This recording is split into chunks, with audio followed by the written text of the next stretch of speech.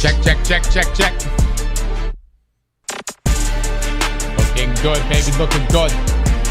Biggest Twab ever being dropped today on us. Bungie, please make it one article. I want all 17,000 words invading my eye holes. Jesus, 71 pages? Is that really how many pages? That can't be real, right? That's not possible, right?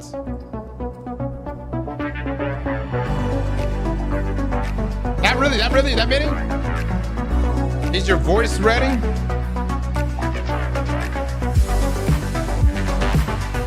I think.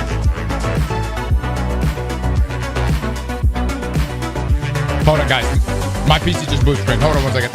Hold on, I'm coming. With the time attack.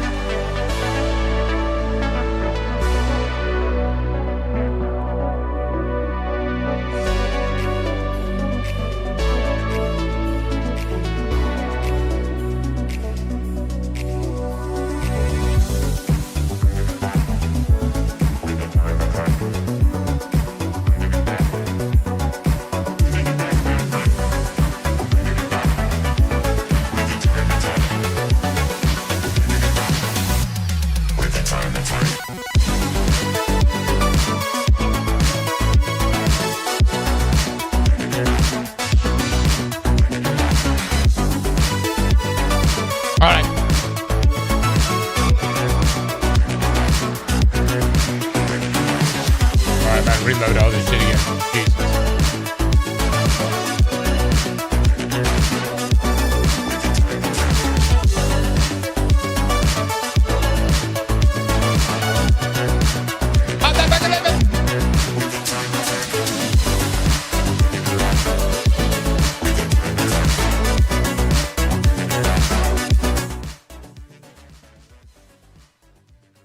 All right. Better calm down. We've got some Witch Queen to play today. We've got some Twabs to read. White Gaps with the Prime. Thank you so much. Ash, Whiskey, Data, Fading, Partially Black, the CCW, Camel Fondler.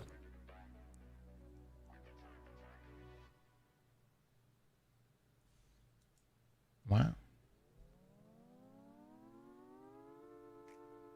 Like Cam will do to you, man.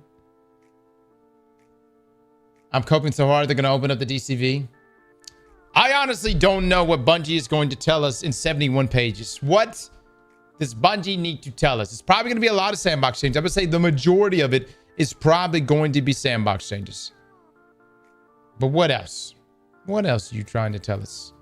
You know what I mean? D3 or we walk.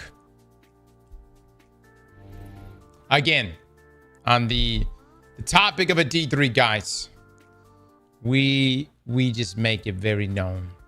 We make it very known. And right now, y'all have already made your presence known. I just want y'all to know that. This is a collective effort on everyone's part. And y'all have already made your presence known. Now, the 9th, which is next Tuesday, is when it's really going to really show itself. You know what I mean? Holotide made a video about you. I saw. We might watch it today if we have time. Toss with a sub. It's a 0. Lord, Prior Ocho, Broken with a sub, Diesel with the tier 3. Another week, boys, another Twab. This week at Bungie, we are here to remind you all that Cross is throwing by not being here for Summer's Game Fest. But on a real note, 2 years ago today, Final Shape dropped. Oh my God, no way. Is that today? There ain't no way. What?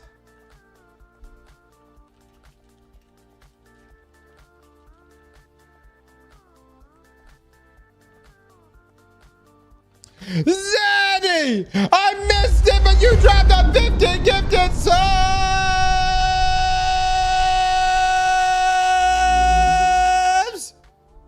I'm sorry, Zanny. I'm sorry. Our system is not advanced enough to know that it should prioritize the guy who dropped 50 gifted subs. Look, can we get that looked at? Can we get that looked at right now? We got to get that looked at. Talk to the guys. Hyper. Talk to them. Let them know. We need to prioritize the big gifters right now. Zanny, you coming here. You dropped the 50 gifted subs before we are even out here on the screen. Thank you so much for that, Zanny Super Chat. Please drop this man some love.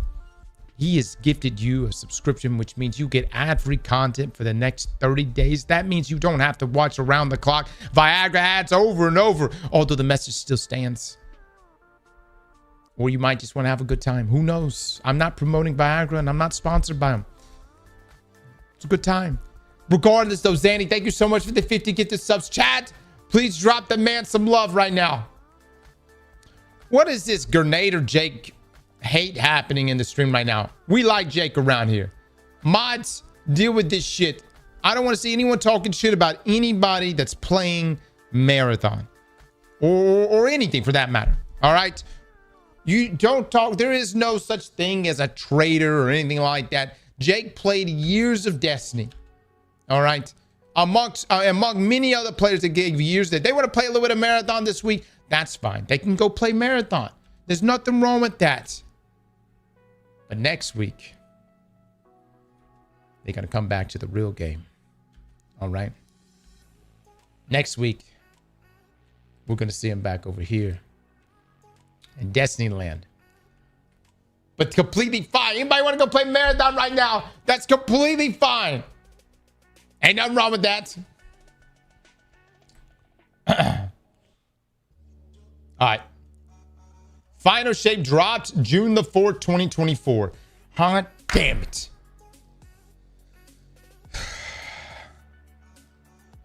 It's the anniversary of the Final Shape. What a time, man. What a time. I wish we can go back, boys. It was so good. I'm Uncle Rico from Napoleon. I wish we could go back, dude. I didn't know what we had.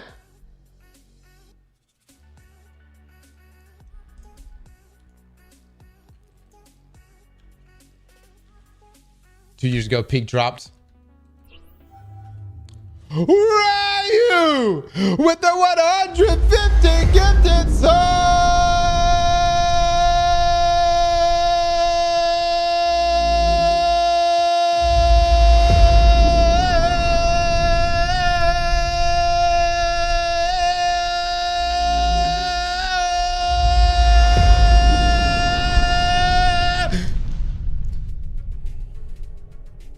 That's all I got.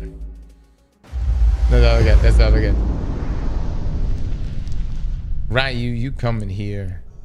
You throw down the 150 gifted subs on a Thursday morning. This man right now. Chat, for the love of God, I need y'all to put it down in this stream. Drop some eggplants for this man. Ryu, you are too kind. You've continued to give subs month after month, year after year. Thank you so much for that, brother. Too kind to everyone in here that's come by and shown love. Thank you so much. But your presence is more than enough. Thank you for being here. Thank you for playing Destiny. I very much look forward to playing Destiny with some of you coming into the next week. And this has been an honor. Ace with the 50 gifted subs!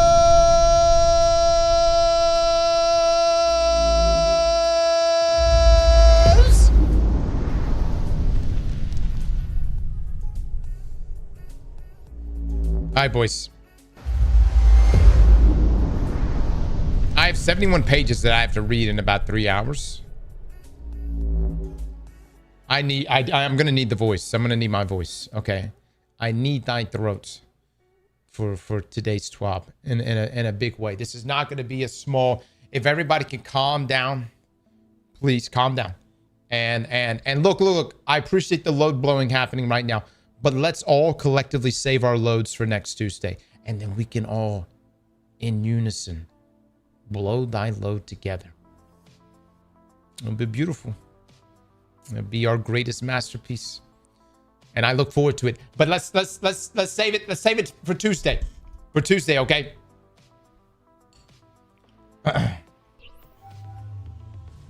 Put AI cross on it. Cold Black with the sub. Thank you so much, man. Dude, speaking of AI, are y'all seeing the videos coming out? AI videos are getting good enough where it really is starting to become kind of a problem. Discerning if it's fake or if it's real. It's starting to become, little man. I'm starting to get scared. Oh man, don't start. I know. I get on this topic and then we talk about this forever. Andrew with the 10 gifted subs. Andrew, thank you so much for that, my man. I've got to save the voice, fellas. I got to save the voice.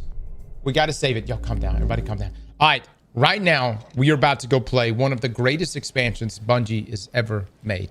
Now, I know Final Shape. We love Final Shape. We love Forsaken. We love Taken King. But in my opinion, when I compare years, that's kind of like year blocks of content.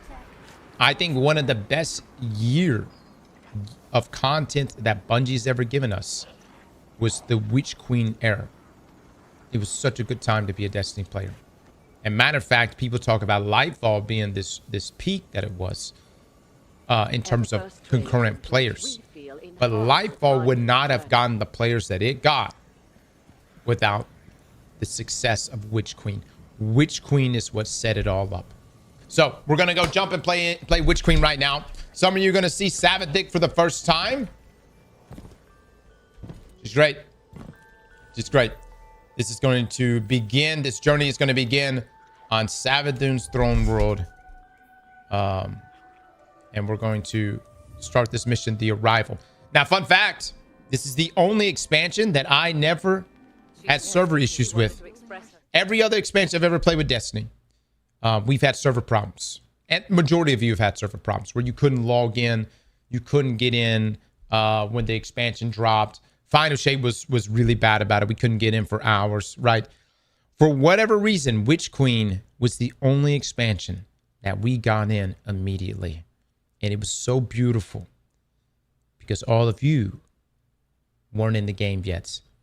Primarily Les. Les wasn't in the game yet. And I had this immediate satisfaction from the first mission as I was playing it. And Les was sitting there crying that he couldn't play Destiny while I was playing Destiny. It was a beautiful moment. It was a wonderful moment. A moment I'll never forget. All right. So I do this mission. Chat, am I able to pick the legendary version of this campaign? Or is that after I do the Arrival? Is that right? We're going to do legendary for this.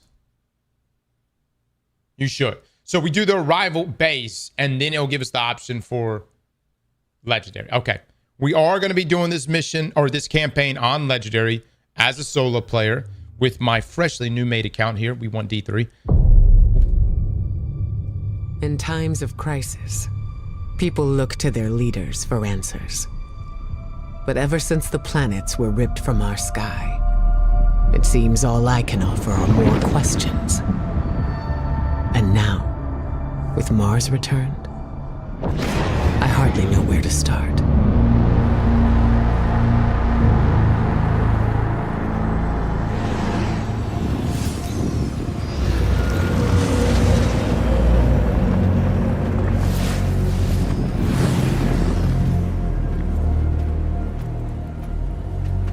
Where is she?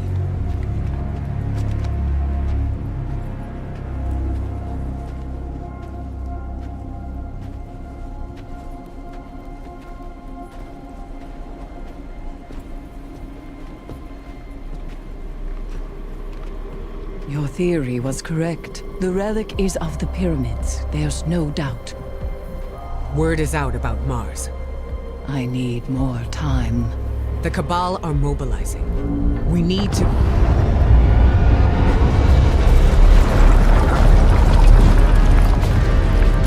Secure the camp!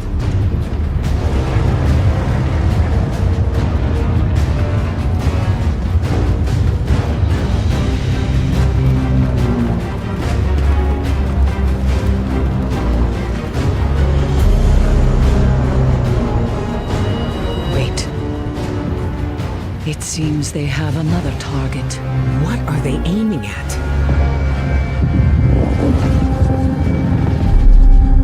Savathun.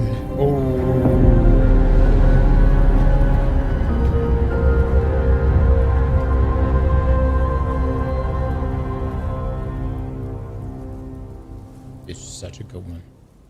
There's some Prometheus shit right there. Yeah, yeah. Yeah, I'll tell you the lead up to this in just a moment. I'll let you know. Okay, now we get to pick it. So a little backstory here. Savathun pretended to be Osiris the entire time, or she like took over his body. Now, she had to fully sell it. And that meant having to do some raunchy things with Saint.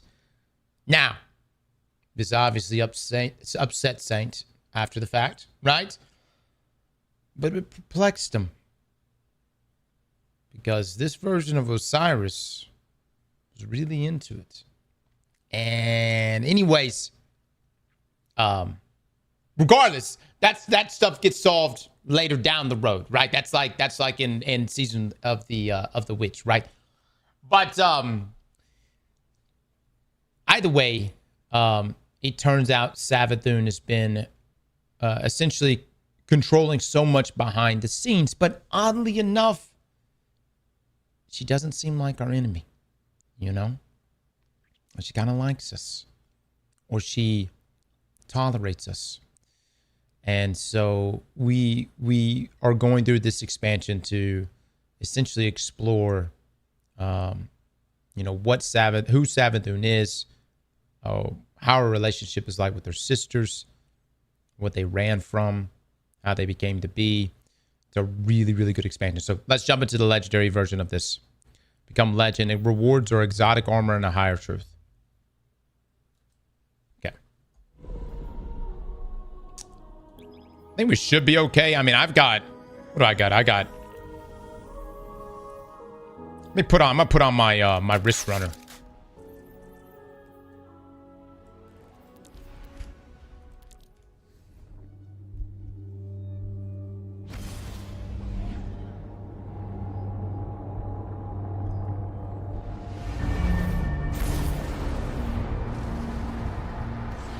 Void 3.0. Oh my god, yeah. Oh, okay. Guardian, Eris and I are establishing hidden operations near the cradle. What's your location? We're in some kind of crop field. What you see is a window into the Golden Age. Mars has returned with temporal instabilities, and Savathun's presence here is no coincidence. We believe the reappearance of Mars drove her out of hiding, and our intel says she may be in a weakened state. The Cabal fleet is blocking the flight path onto her ship. We need you to find a way to get up there and track Savathun down. This may be our only chance to strike. All right. It's corn. Yeah.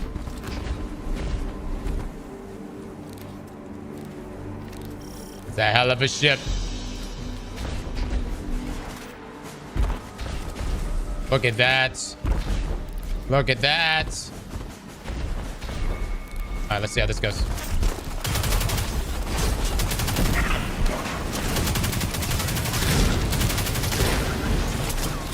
Energy weapons do bonus damage to shields. Oh, thank you so much. Thank you so much for that guidance.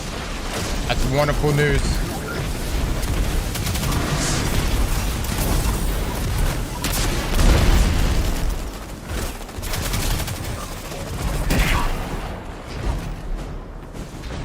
Cabal doesn't use Arc. I know, but we're gonna be dealing with Hive soon. And there are. Alright, I'm putting it in. I'm doing it. I'm doing it. Oh, excuse me.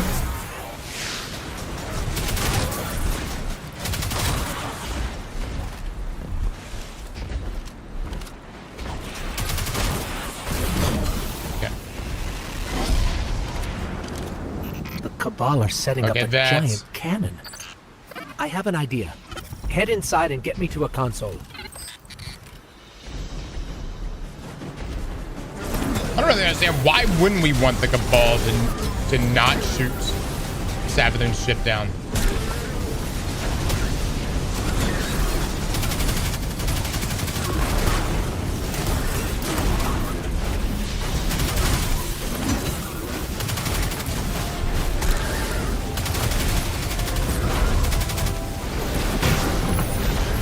Bring me to the console. Let's see how this cannon works. I heard Savathun went into hiding thanks to the Awoken Queen, Marasav. So why is she showing herself again so soon? Seems too reckless for a god of cunning. Gambling, dude. She's gambling. The ultimate gamble.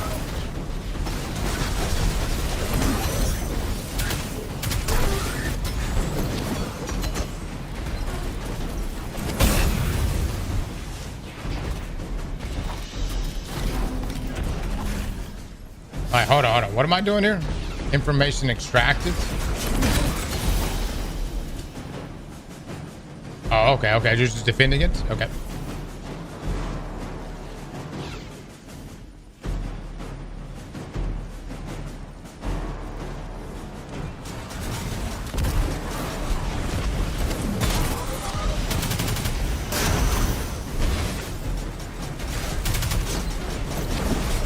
Oh, shit.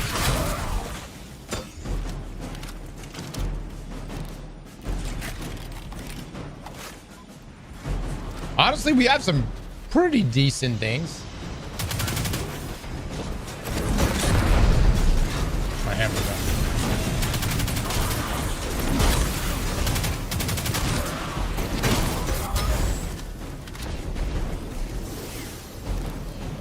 I remember Savathun on Legendary absolutely shitting on us, though.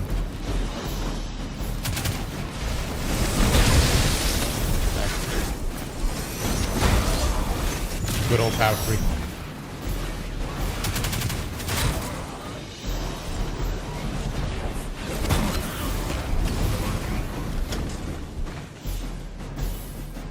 So the blind shit was tough. Yeah, she shit on our power team multiple times. We need fuel, power, and projectile control. You'll be the projectile, of course. I know what you're thinking, but trust me, this will work. My plans always work. Let's start with opening the fuel lines.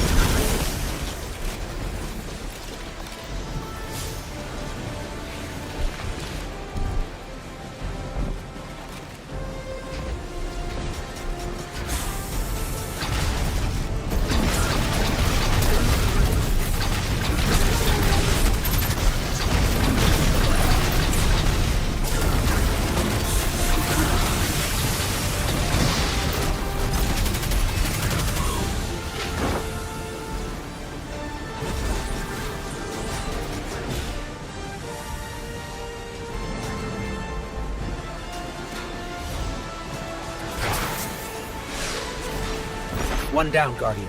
One more to go.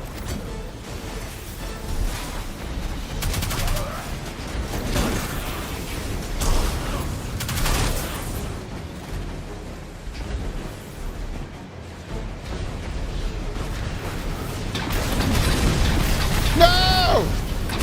Shit!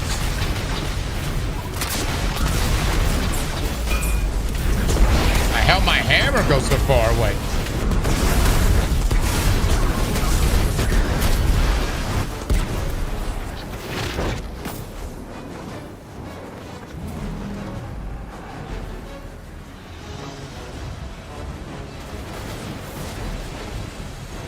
Tony, better let this game live. Fine, man. 2 lines open. I lost a fuck up, to be honest with you, dude. Who's making these decisions? Who?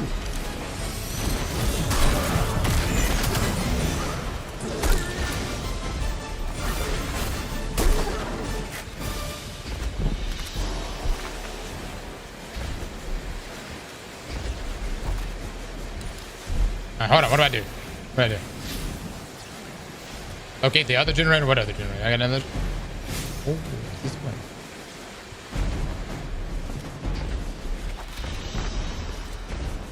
Jack Sparrow with the sub. Mr. Steve with the sub. Thank you, thank you. Wee Man, thank you for the 5 gifted subs, brother.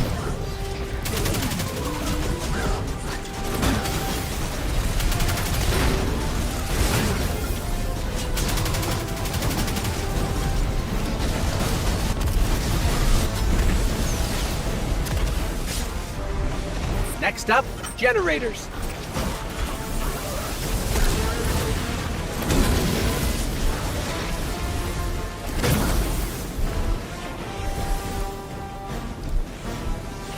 Chad, is this is before? Oh no. We had already established an alliance with Kaido, right?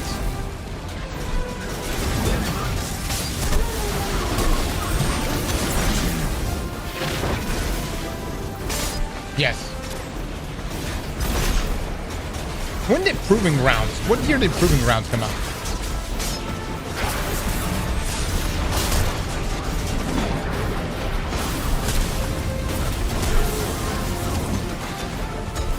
$2021? God. Oh my god, everything's living together right now. Oh fuck. Oh.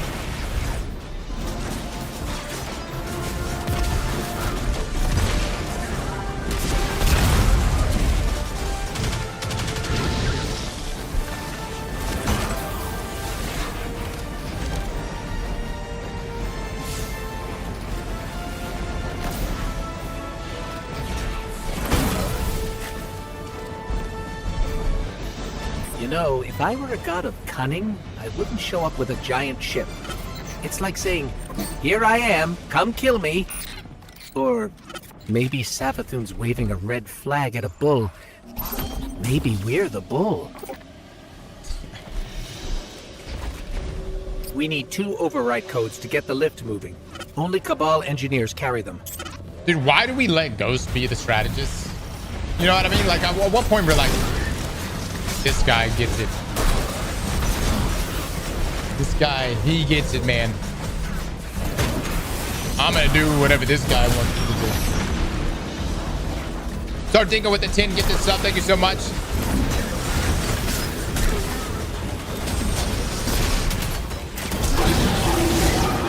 Let's get it, baby. Let's get it. Oh, where'd my hammer go? Where'd my hammer go? Oh, it's right here. No.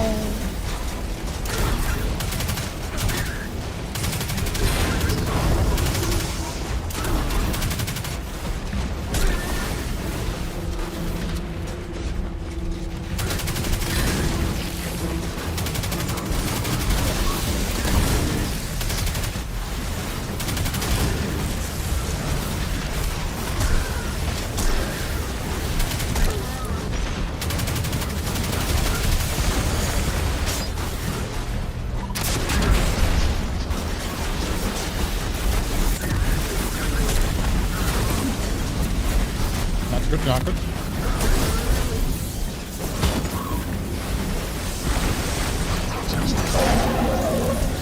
Huge. Get me to that console. I'll activate the lift.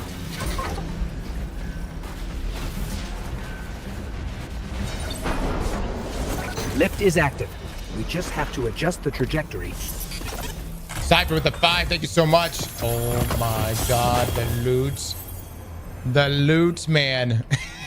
So shitty.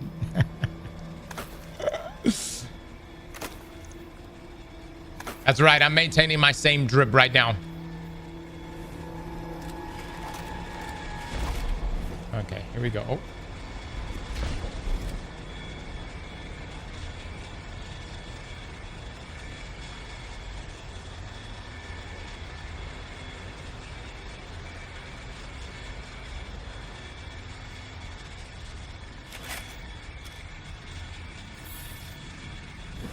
When I was searching for the cannon schematics, I saw marching orders from Keitel.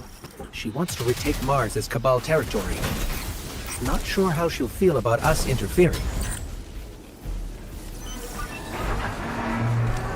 All right, the cannon is aligning. Time to reload, Guardian. Don't worry, you'll be fine. But I'll stand by to revive, just in case. So this is hilarious to me. We couldn't just be like, hey, Cabal, you look To my like... knowledge, no Guardian has ever been on Savathun's ship before. Wait, I are guess we she's not inviting shooting us it? aboard, or she's so weak after that encounter with Queen Mara that I'm she's confused getting now. clumsy. I'm hoping for the latter, but Oh, we do I shoot it. That's right. wouldn't bet on it. That's right. Oh, shit. Let's ride, baby. Physics. You know what's hilarious to me?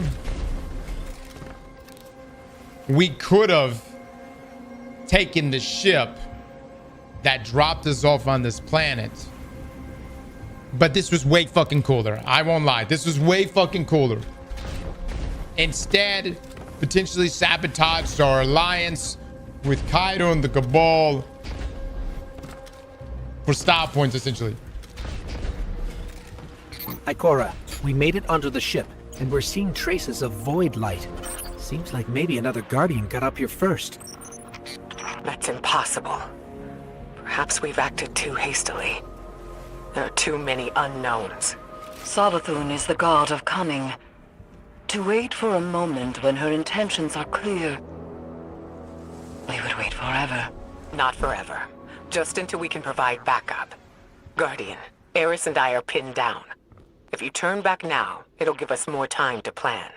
I don't think Savathun will give us free time, Ikora. This might be our only shot. Don't worry, we'll handle it. Be careful. Damn, brother, damn. Savathun's got style.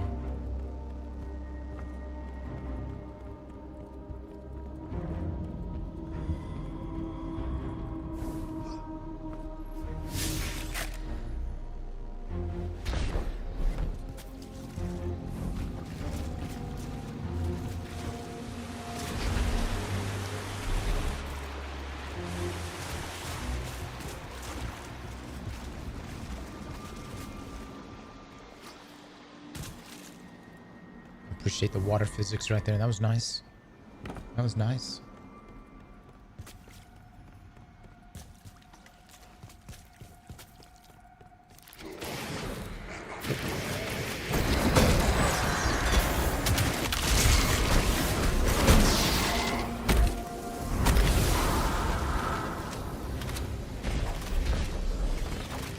Did you see that moth just now? It was glowing with light. Not corrupted light, Guardian, but light like ours.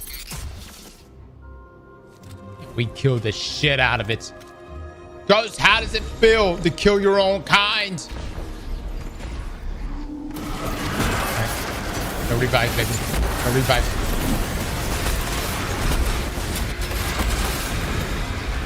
Where'd my hammer go?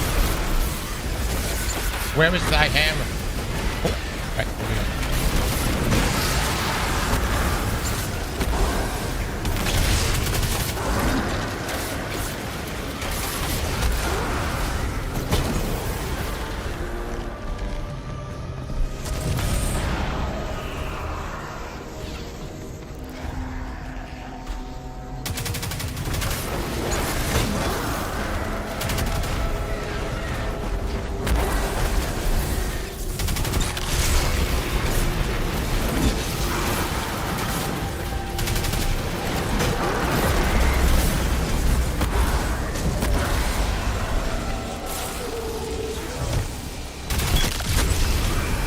How did my hammer go? Oh my god, I dropped that shit.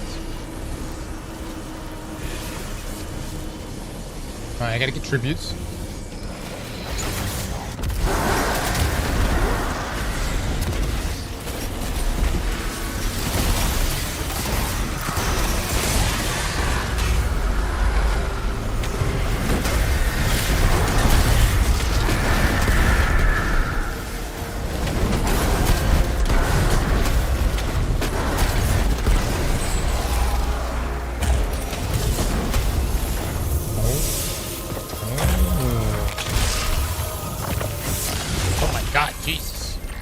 The Hive shouldn't be able to use the light against us. They shouldn't be able to use it at all. The Traveler would never grant them that power. Not willingly, anyway. This just isn't adding up. We need to find Savathun. Yeah, we'll keep it. We'll keep it.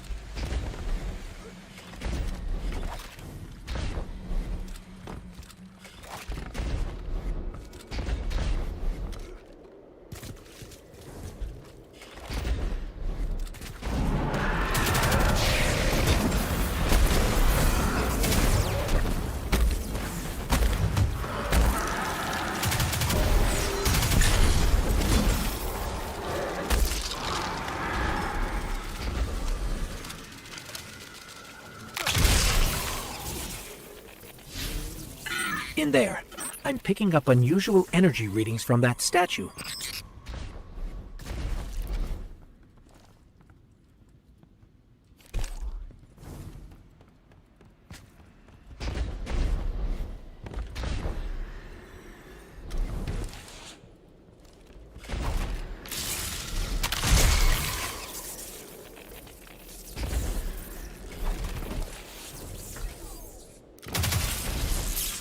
Those moths will attack if you don't shoot them, Guardian.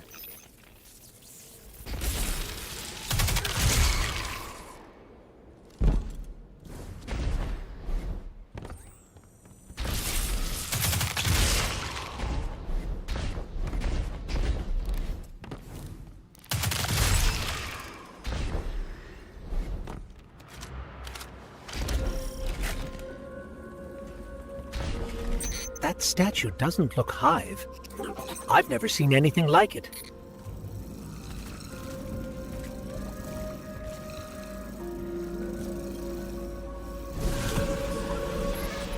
Looks like pyramid technology. What's it doing on Savathun's ship? We should bring it back to Ikora. Artifact of the Black Fleet.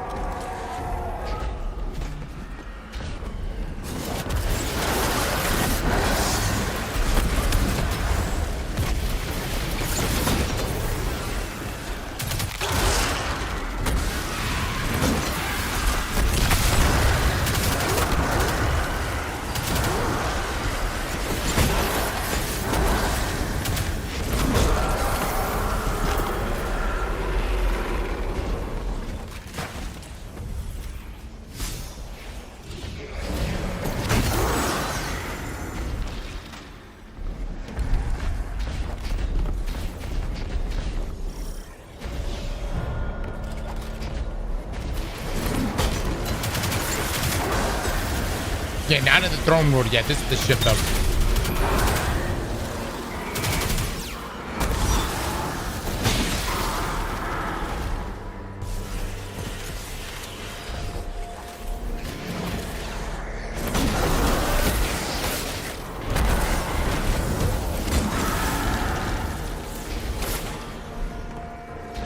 Twab should be out. Take a couple of hours probably.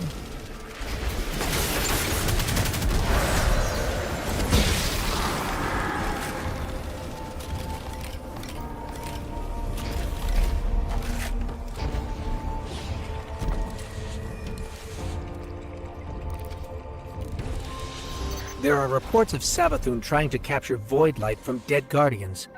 Maybe this is related. Maybe she's been studying the void all this time. Could that be how she did this?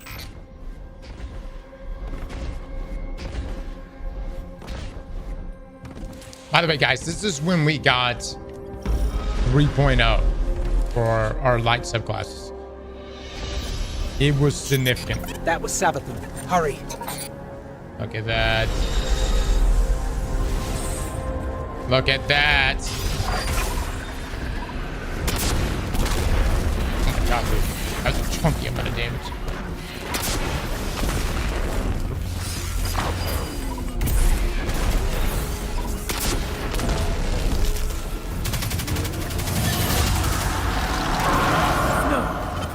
No, that's impossible. Is that a ghost? It can't be. Get me closer, Guardian. I have to see. Oh, we're just gonna literally let him come back?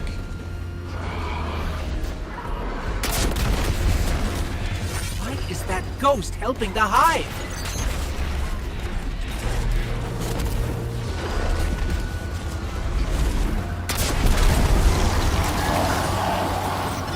That thing is not like me. You see that, right?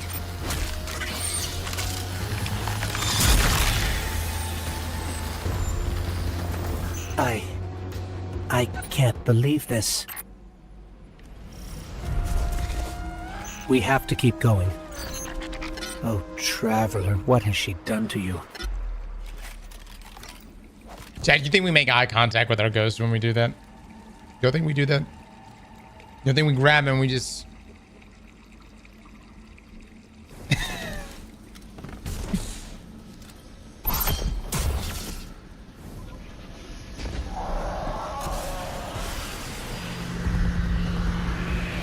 Oh, here's the real test. Here's the real test.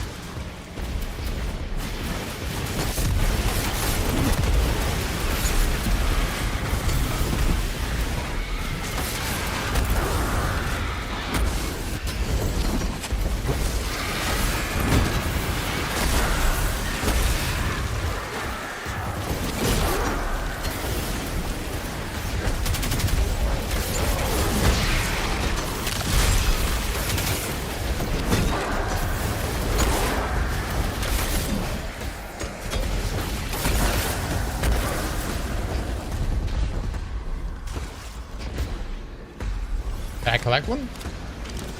I did. Okay.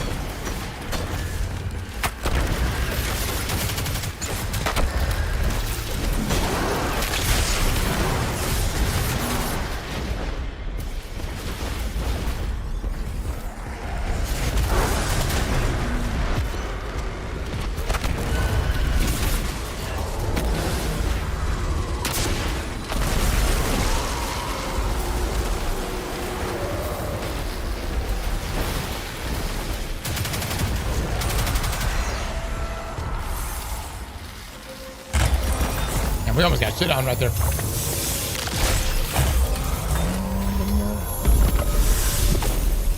Dude, this game is so much loot. It's all outdated loot at this point, but if you're a new player, maybe it's good. I'm gonna keep this on. Ooh, quite task.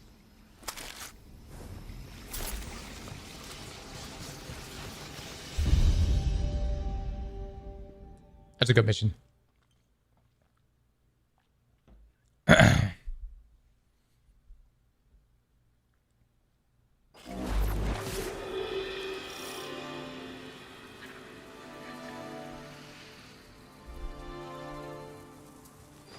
What is this place? This doesn't look like a hive throne world.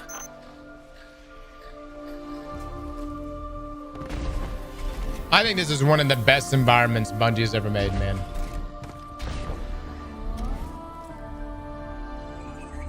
I really do. I like Dreaming City. I know is talked about, and Dreaming City is beautiful, but I think this is one of the best destinations Bungie has ever made.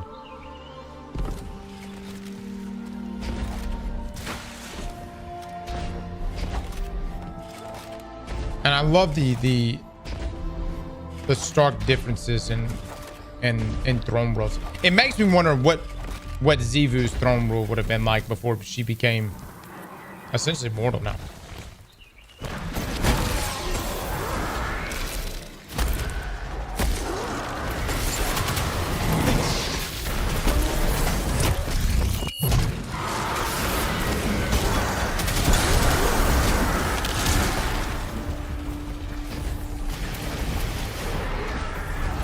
What would ours be if we ever actually could create our own throne world? When we talked about like player-owned housing, I thought such a cool way to introduce that lore-wise would just be like you're able to create your own throne world. It doesn't have to be a physical location anywhere. Boom, your own throne world allows for infinite customization.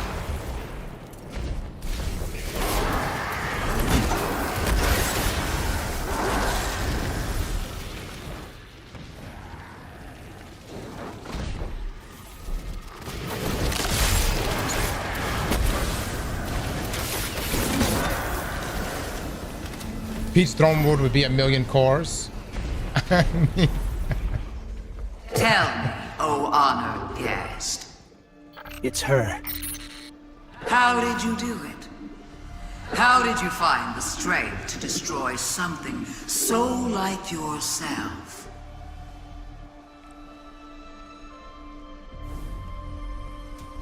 Damn, she saw that. I have to piss. Give me a second, guys. Let me piss.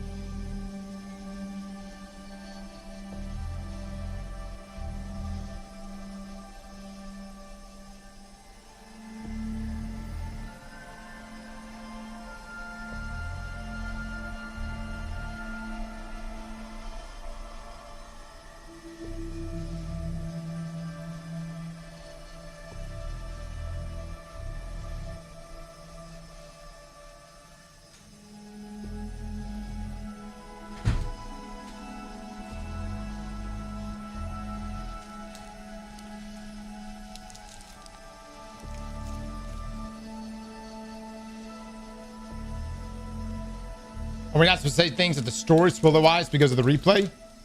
No, I mean, y'all can talk about lore. I like the depth.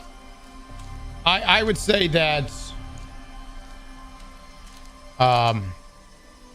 we'll do it in chronological order, if you will.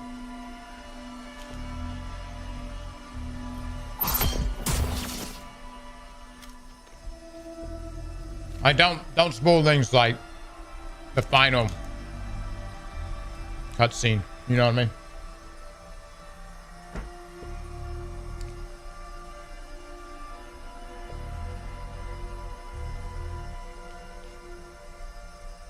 I did, host.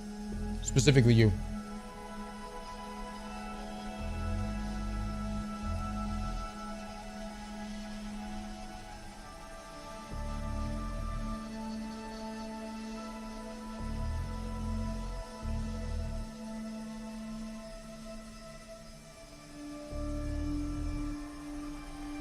So in Witch Queen, there's this queen. And she's a witch. Exactly. You're on. You nailed it.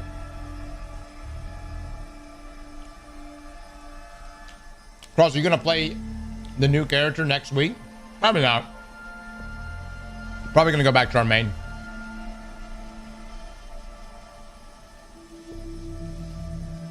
I won't be live tomorrow, guys, for Summer Game Fest. I unfortunately have to go to my brother's wedding. But Luke will be live in my place here on the channel, and he'll be watching Summer Game Fest.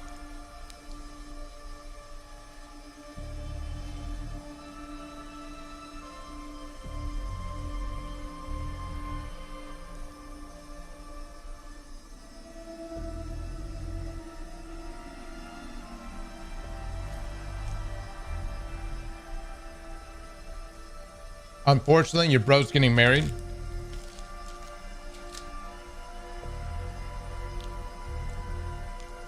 Should have talked to me a bit more. I'm just saying. If we could have moved this thing by a day, would have been perfect. Perfect.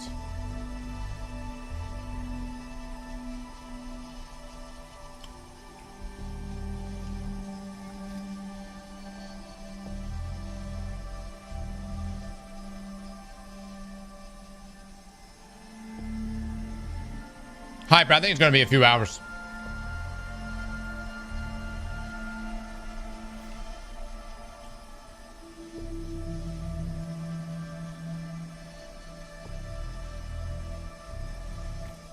Oh, shit.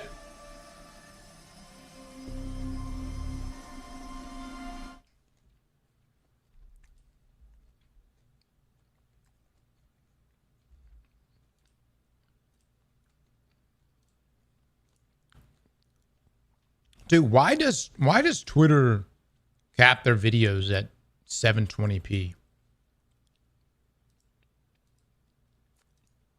Is this video on YouTube, chat?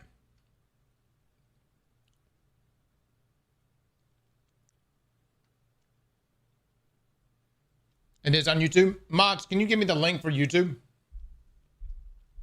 By the way, will I be able to start this mission from here, or is it going to fuck me up?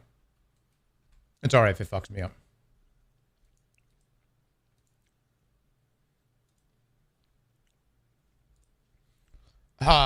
Hyper, hold on any uploads right now. I guess. I don't know. We'll see what we do here. Build your monument of triumph. Play new and updated content, including Pantheon, Sparrow Racing League, Distortions, and new Triumph pursuits celebrating your Guardian's journey across Destiny 2. New challenges, abilities, and rewards arrive for all Guardians on June the 9th, 2026.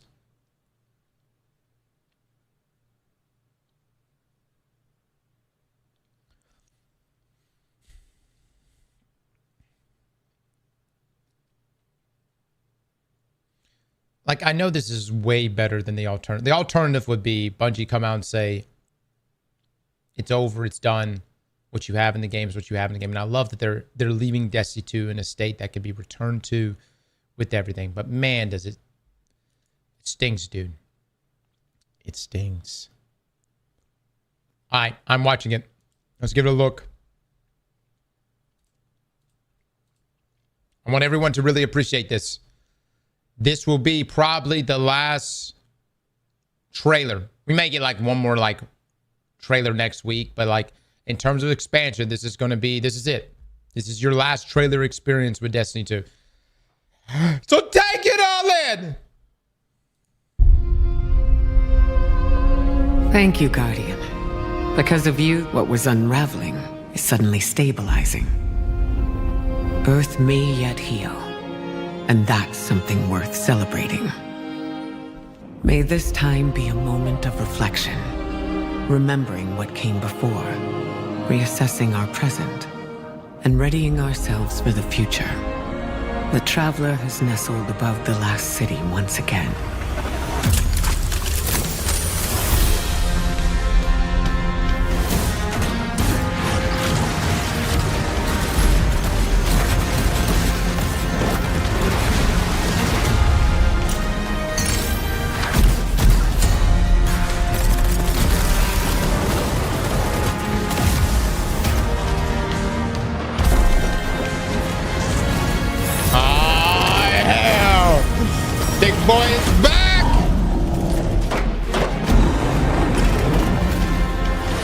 Classics in here. What in the world? Oh, that's a new melee. Suck him. Suck him.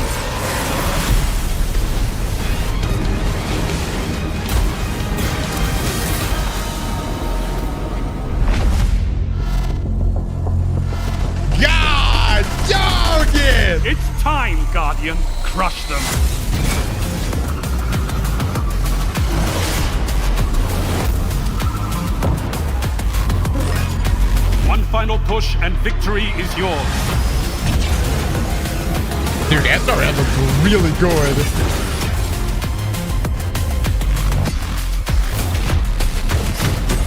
Know that you decide what your future holds.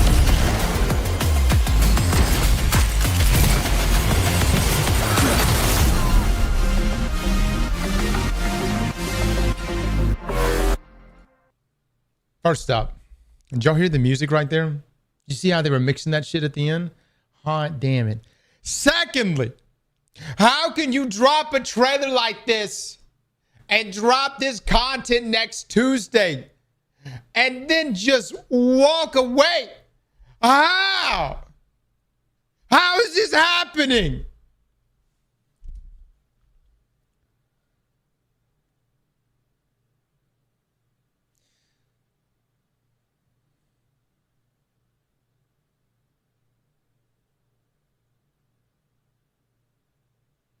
This is like the equivalent of your girl coming to you and going, hey, remember that wish list of things you've always wanted to do?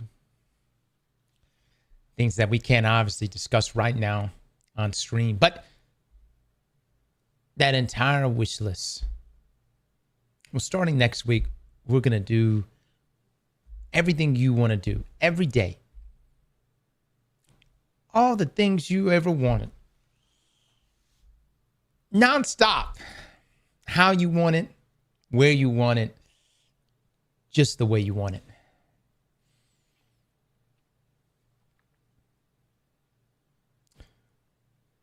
And then I'm going to leave. And you'll never see me again. That's the equivalent here.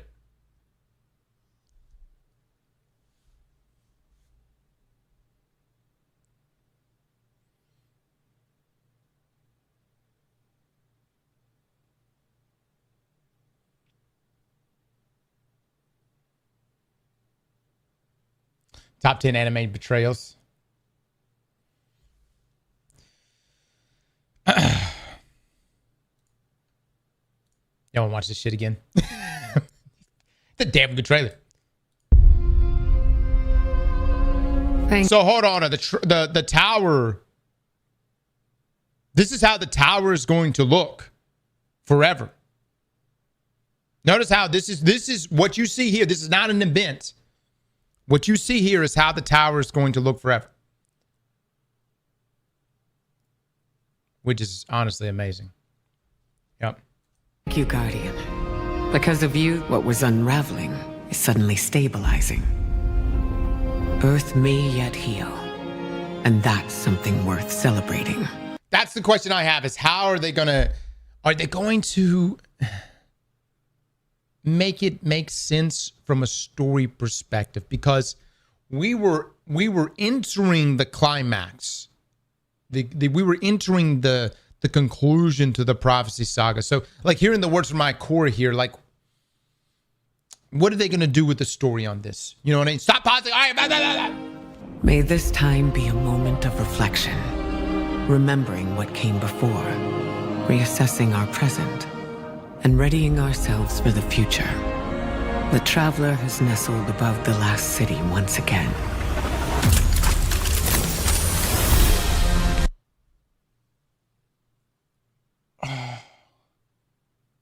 Wait, the traveler is back?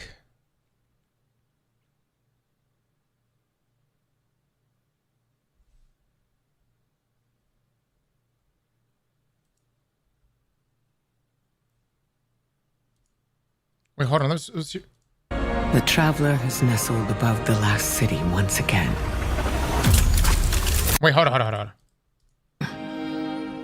May this time be a moment of reflection, remembering what came before, reassessing our present, and readying ourselves for the future. She's got the future. The traveler has nestled above the last city once again. Traveler's back.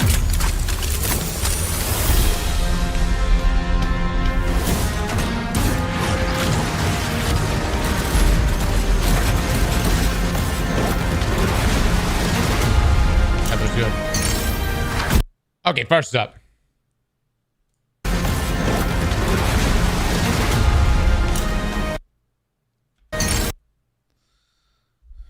Is that it? Is that the new exotic hand cannon, chat?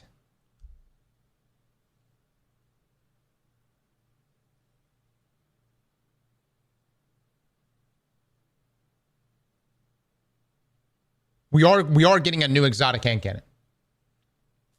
Damn, that thing looks clean. What do the runes mean? What do they mean? Somebody here that speaks rune. Hive rune. What does that say? What does that say? Savathun likes it thick. You sure? Are you sure? Is it? Which part?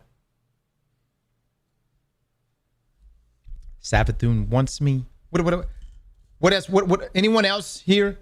D3 is real. Oh shit! All right. Actually, for real though, it may actually say that. Somebody here that can speak Hive rune. Look into this right now. It's not first curse though. No, I don't think so.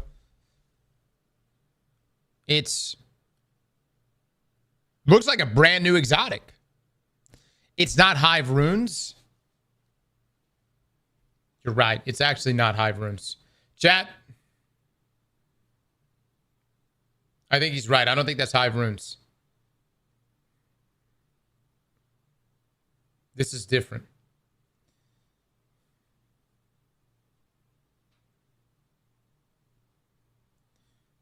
Looks like a Woken.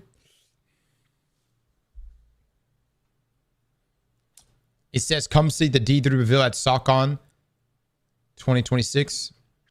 Of course, SOCON these nuts. Look, can y'all chill with that? You're never going to get me with that one. You're never going to get me with that one. It's Vex language.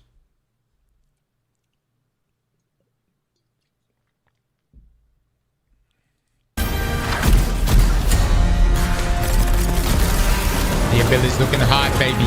They looking hot. Okay. Looks like they're just going straight for the bosses, too. I love Brown Man.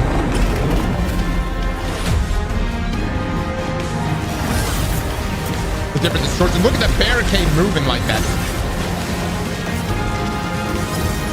The melee looks good. Look at that, baby. Look at that. You notice there's like a red flare, by the way. Have y'all noticed that? Hold on. Notice there's like a hint of like, I guess like distortion red with, so correct me if I'm wrong, but I feel like there's a little bit of red in there. Okay, maybe not. Maybe it is maybe it's just void. Maybe it is just void. Maybe I'm looking too deeply into this. That's just the distorted enemies. That's right. I think the enemies are just distorted. Those are the amped up enemies. That's the lighting. Yeah. I'm looking too deeply into that. No red subclass. I don't think so. Yeah. I mean, look. Bungie's not going to give us a red subclass right now. Or I guess ever. Fuck.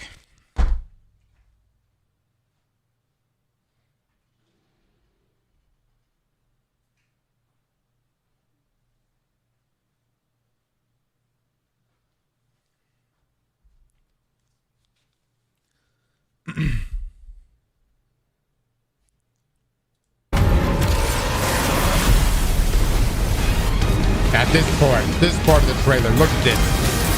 Look at that.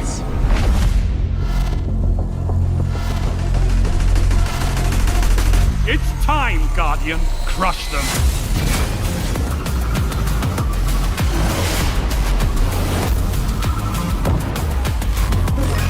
Dude, SRL One final push actually and looks victory really is cool. yours.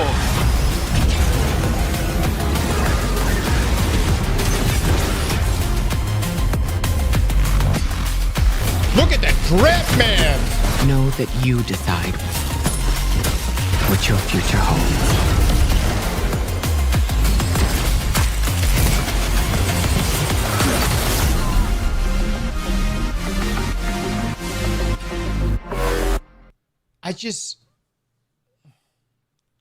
I need to understand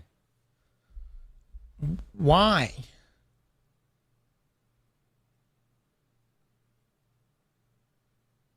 I love it. But why?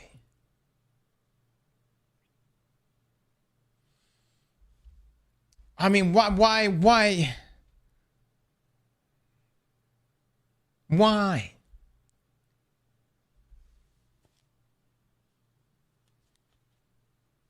It doesn't feel right that this is it.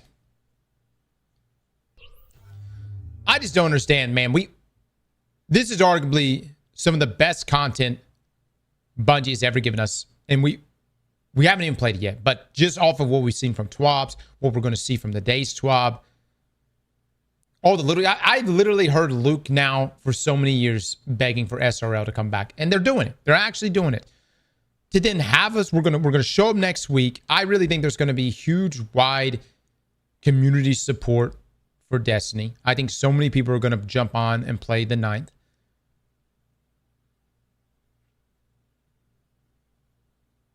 How does Sony look at this and go, yeah, fuck that?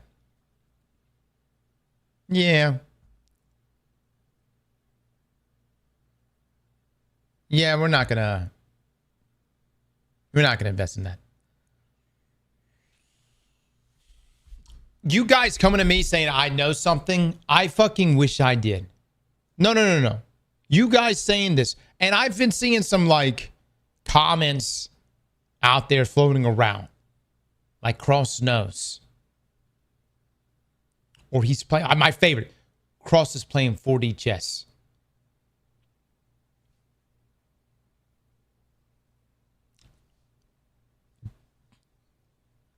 I'm truly honored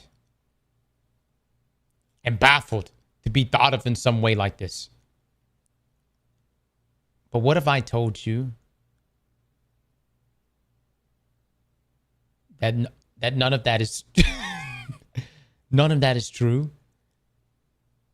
And 9 times out of 10, we just have diarrhea of the mouth and say the first thing that comes to our mind. That's it. It's been that way for damn near 10 years.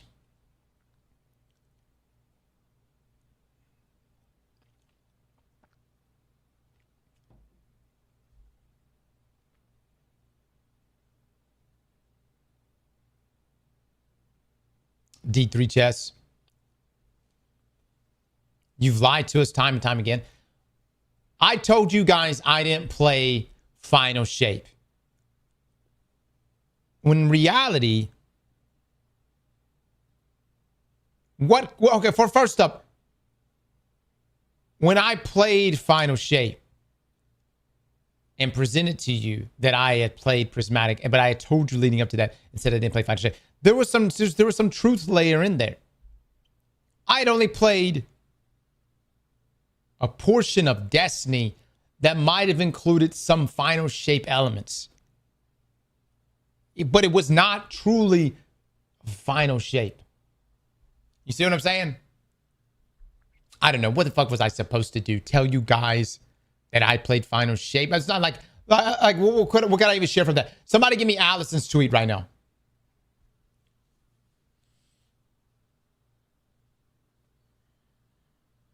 Give me Allison's tweet. God, this is such a good trailer. We're watching it again. I don't give a fuck. Thank you, Guardian. Because of you, what was unraveling is suddenly stabilizing. Earth may yet heal, and that's something worth celebrating. May this time be a moment of reflection, remembering what came before, reassessing our present, and readying ourselves for the future. The Traveler has nestled above the last city. Look, the Traveler looks normal. No glory hole, just as pretty as ever. I don't understand what happened. Bungie, what happened to the Traveler? What happened? How are they going to explain? Is it on the other side? It's on the other side, isn't it? It's on the other side. Okay. The Traveler has returned. The Earth may yet begin to heal, and we take one moment to look where we are, where we've been, and what could be. Monument Triumph will deliver small character beats to lead the story and characters in interesting places, touching on themes across Destiny. We encourage reading and exploring to find all the Easter eggs, callbacks, reveals, and love for the lore hounds. Listen. Somewhere in the lore,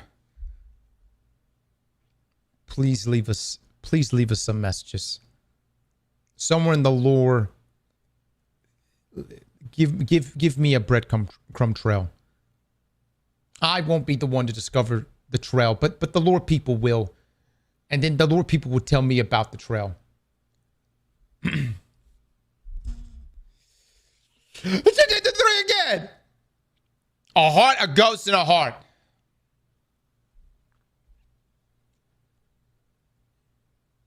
I tell you what, let me just say this. If it turns out Bungie is in fact somehow making a D3 behind the scenes, my God, you have duped everyone. We may have accidentally killed Marathon in the process.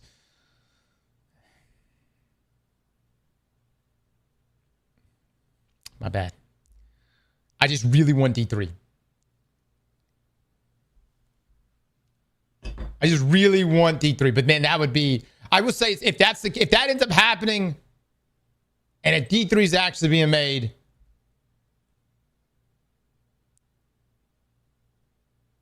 but y'all got to communicate with us a little bit better. That's all I'm saying. Send me a DM.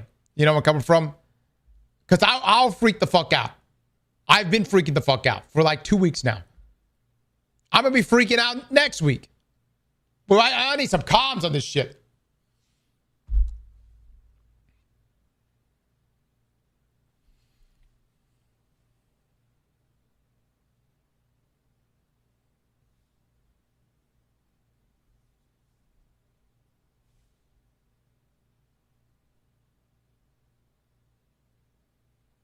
You're up to something, Cross. You didn't even react when you saw that the Traveler came back? Man, dude. Because I didn't notice. I'm fucking... Look, I may have been the first one on my squad to solve Verity, but it took me 12 hours, all right? I didn't fucking notice. I didn't notice it. I was like, oh. I'm not, you know what I'm coming from? I think there's like a... Man, y'all got to stop this flat earth bullshit.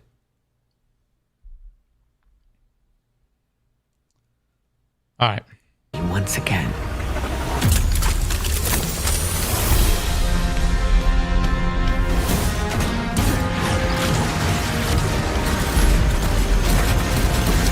All the patrol zones. I like the grapple ability. New hand cannon looks sexy. Okay, you're right. Somebody using Juggernaut in PvE. Gonna whoop on my gathering. Oh, it's gonna be so good doing those again. It really is. I hope the distortions are high. Bungie, turn it up to 11, man.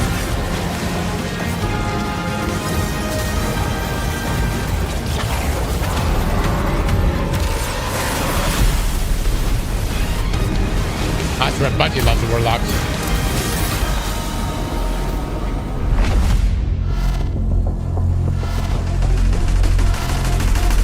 It's time, Guardian. Crush them.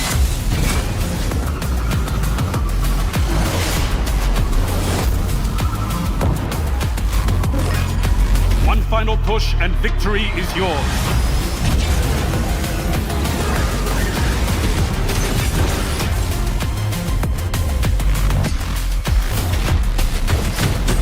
Know that you decide what your future holds.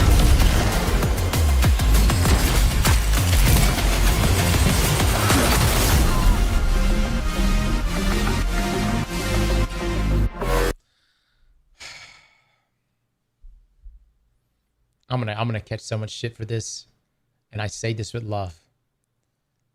How do you watch this trailer?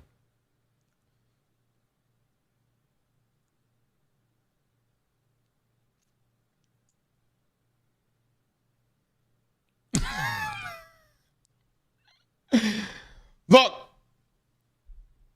how do you watch this trailer, man?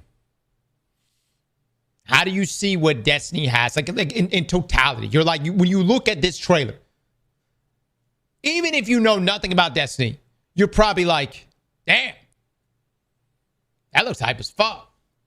That looks like a game that has a lot of shit to do in it. How do you look at that and go, yeah, we need to kill that. We need to send it out to the bathroom. We need to heist that IP. How in the fuck?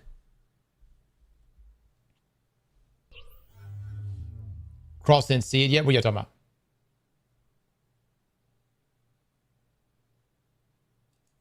You know what this reminds me of? This is like, it's actually more so than what we got in Into the Light.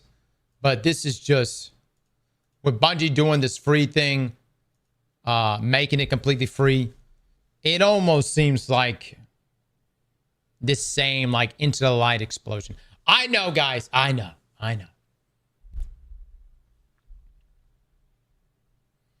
Sony is stupid. Look, there's stupid and then there's just stupid.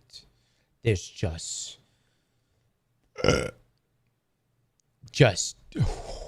my God. There's just words.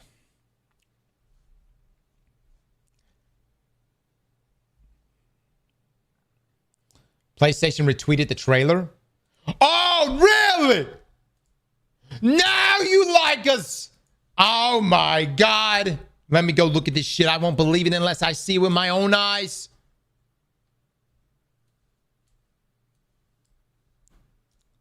Wow, PlayStation. It's good you finally notice that Destiny 2 exists. I swear, every time Bungie shits out a Marathon trailer, PlayStation's like, hey, Marathon. Here's Marathon.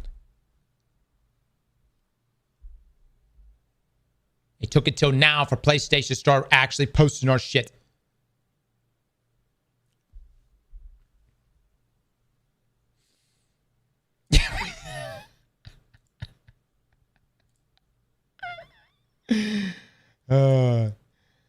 Good stuff. Good stuff. All right.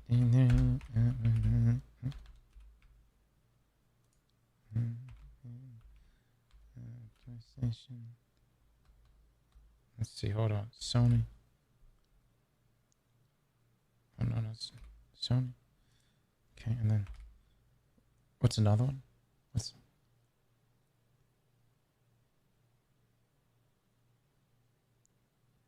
What's the other ones?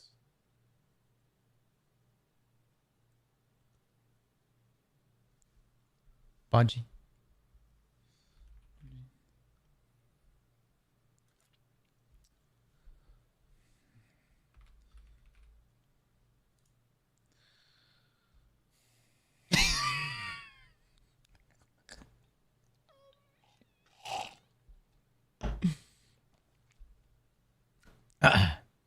Herman Holst.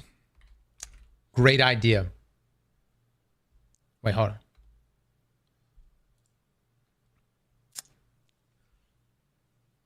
Honestly, let me get rid of Pete real quick. Don't want this to taint the message. If there is one individual who we must ally ourselves with, Herman is that guy. Chat, Herman is that guy. No. I'm telling you. Herman is a gamer. Herman is a gamer. But we need him on our side. Herman, if you're out there and you want to play some Destiny 2, we would love to play with you. We'd love to show you this world.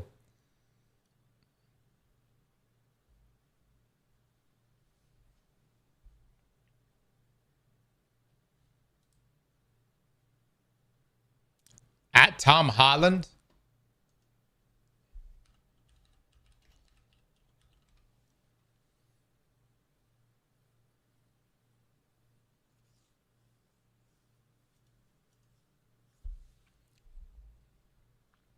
Maybe Tom can save us. Anyways.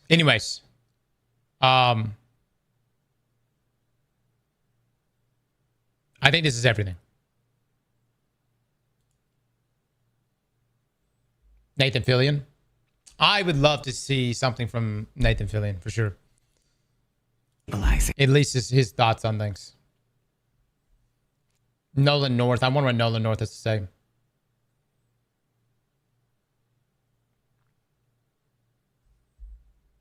Tom Holland belongs to Final Fantasy. Don't you steal him from us. Taz. Let me tell you something. There's a Final Fantasy 14 community. We would love your support. And I love Final Fantasy 14. Matter of fact, just every time I ever talk about different MMO aspects to add to Destiny, honestly, I reference Final Fantasy 14 a ton. And I actually think Final Fantasy 14's got some stuff coming soon, right? Tag Obama. Yeah. We'll just leave our tags what it is.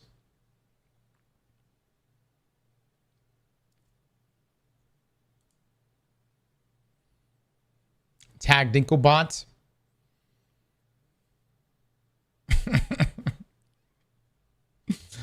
You guys are nuts, dude. You guys are nuts.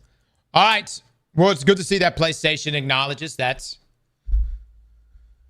we exist. Kind of hard not to, considering the Sony State of Play the other day. Herman, if you're out there, we would love a Destiny 3 or a Destiny Infinity. We want more Destiny.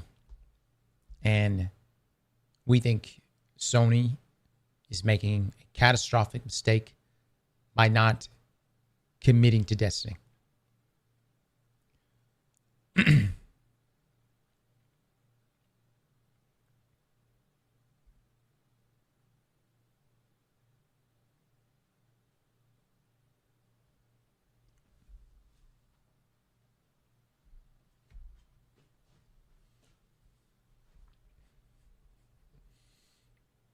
At the Roach King. Oh my God.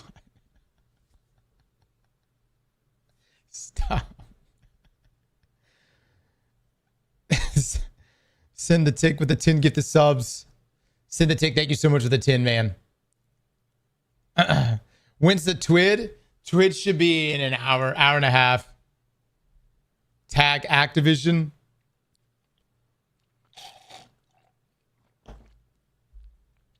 Cross, have you seen the memes of you? Yeah, I have. I've seen some of them. There's a Game of Thrones. I saw like I've seen different memes, but the Game of Thrones meme is my favorite. Can someone find this one? You guys are look, man, y'all fucking getting carried away with the AI Photoshop tools.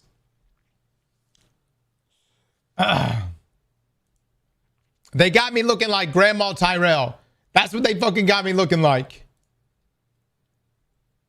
Tell them it was me.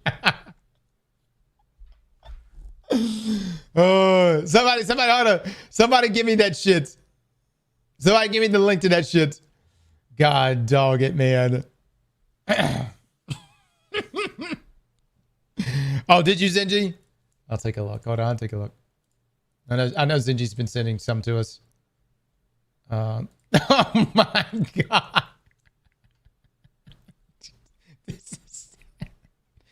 This is fucking awful, dude. That was Sony. I want them to know it was me.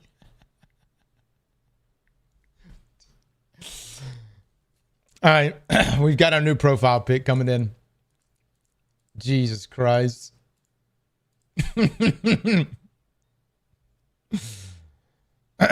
Who did that? I have no idea. Lucky posted. I'm not sure who actually made that.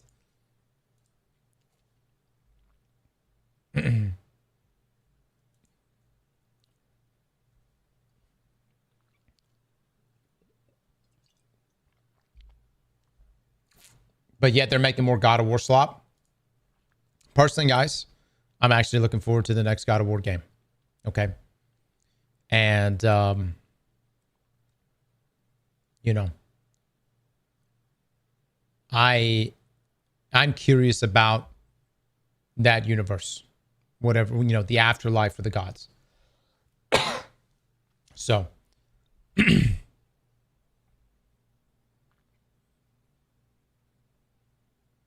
there are genuinely games out there that you can say is slop, but I don't think I've ever looked at God of War, and I mean it's always been some of the best, highest quality games out there.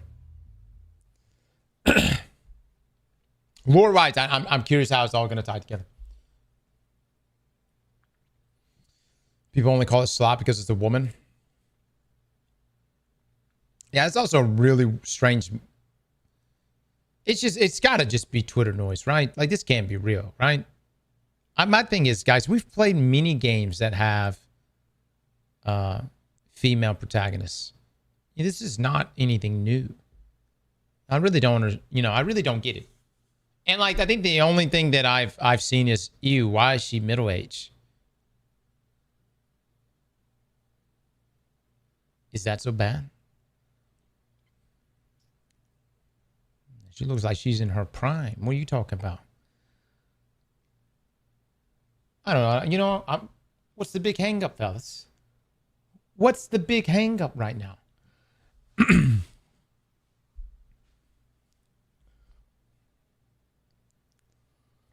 MILF of War.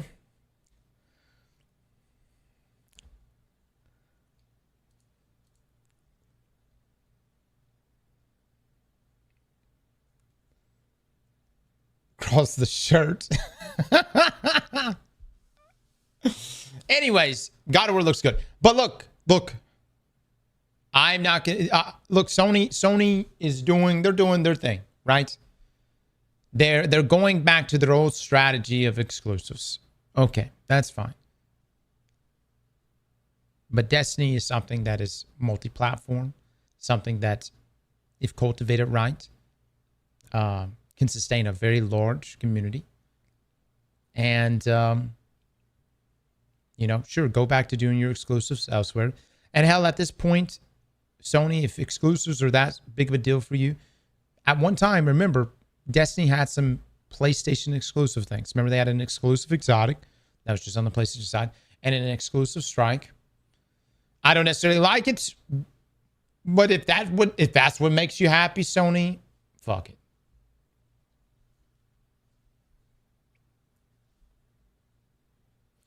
Sony cares about exclusives and selling consoles. Yep.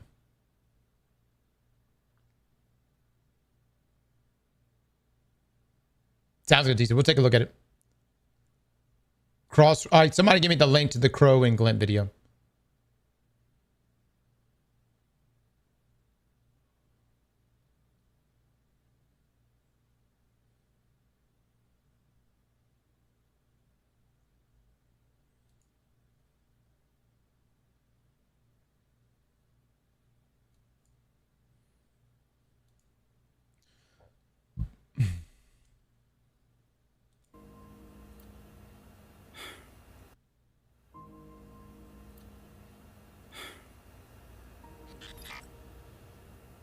Guardian. It might be a while before I start another briefing this way. Things are changing, and we both got our assignments. Work here in the Vanguard never really ends, and you know what your life is like. I just wanted to take a minute before you go, just in case it's longer than we'd like before we get to talk again. Goodbyes are hard. Us ghosts aren't particularly fond of them because they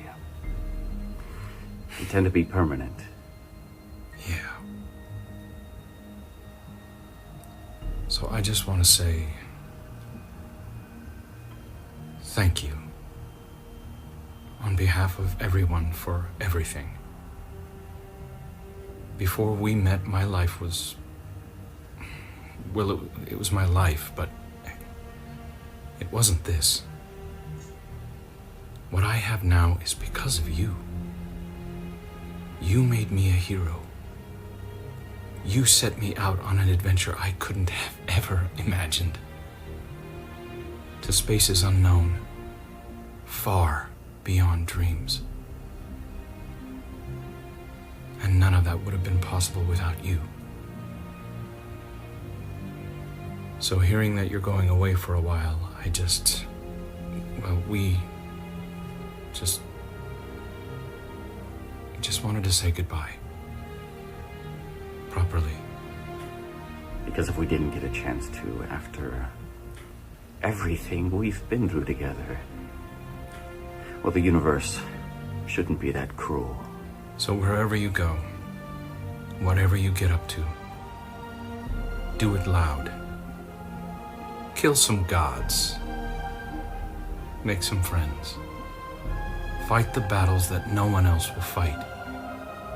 Do what it is you do. And maybe, if we're lucky,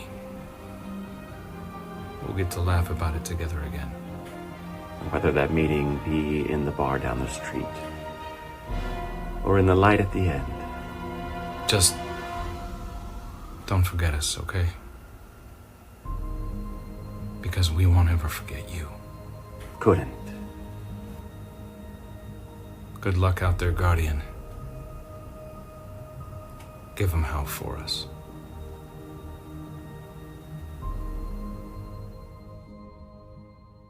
Well, hot damn, dude.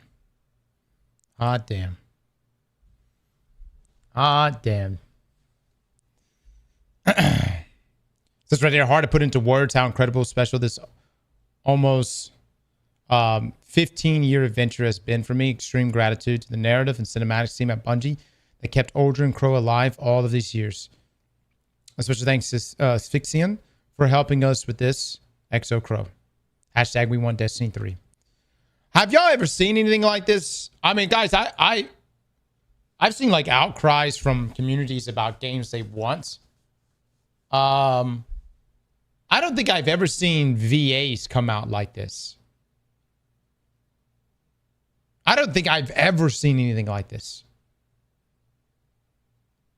9 times out of 10, like it stays within the bubble. VAs are shuffled out anyways. They've got other things going, and they're already jumping from project to project as is. This tells you how impactful Destiny was for them.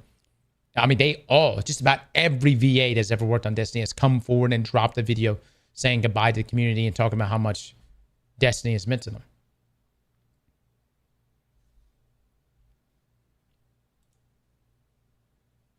Mass Effect was very much like this. Really.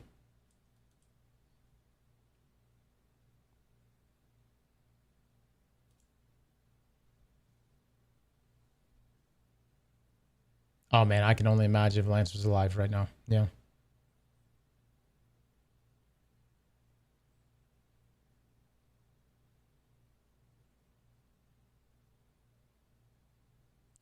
The Mass Effect 3 drama was nowhere near this level.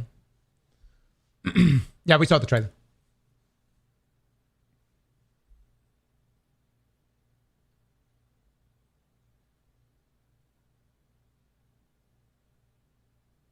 Cross, you need to come out and do a thank you video, Shaw Han. Oh my God.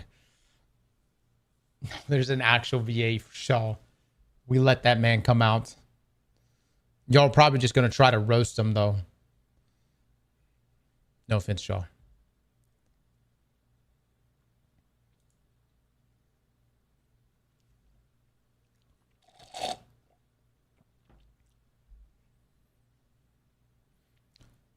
If Nathan Fillion makes a video, that'll do me in.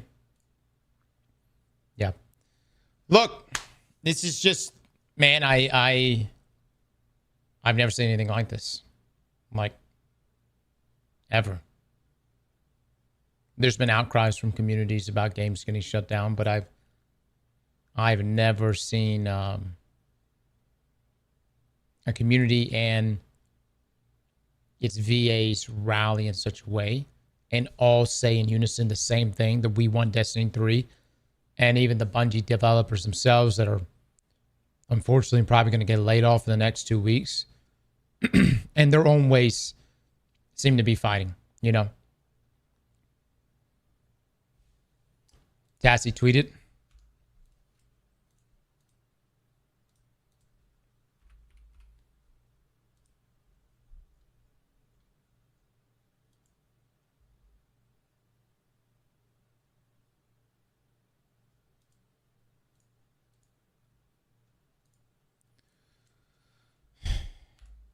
I've been holding my tongue, but there is no way to spin how ridiculous this is. 6 months of content drought versus day 3 of the second season. All right, so we have Destiny 2.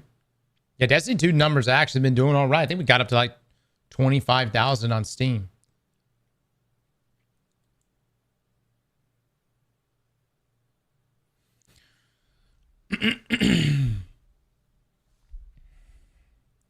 Oh, and this is with Marathon at 2-1 Steam, with Destiny closer to 3-1 console population. Yeah, so majority of players are on console.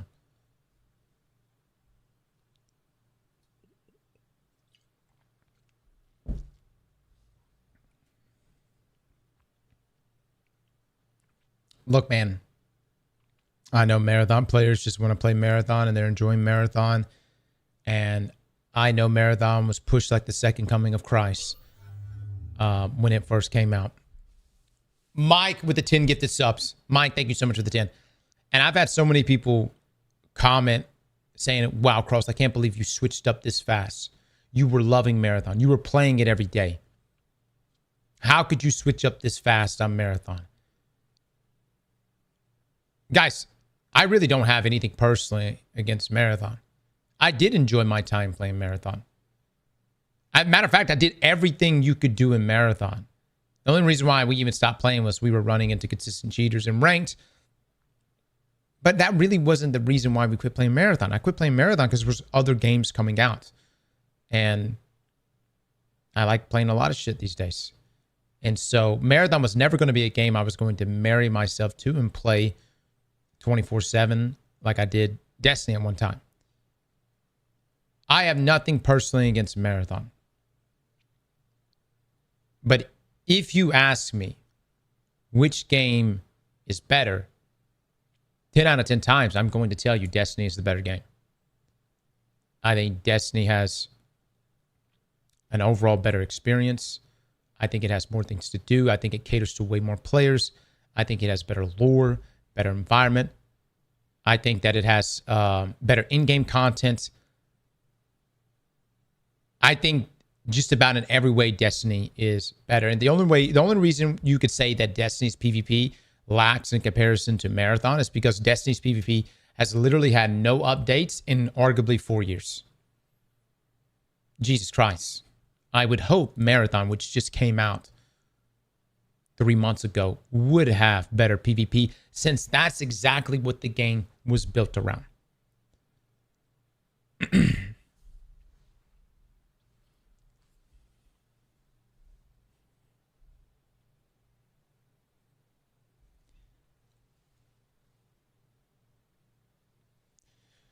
There is a, you know, I in a perfect world, Marathon is doing well enough to support itself.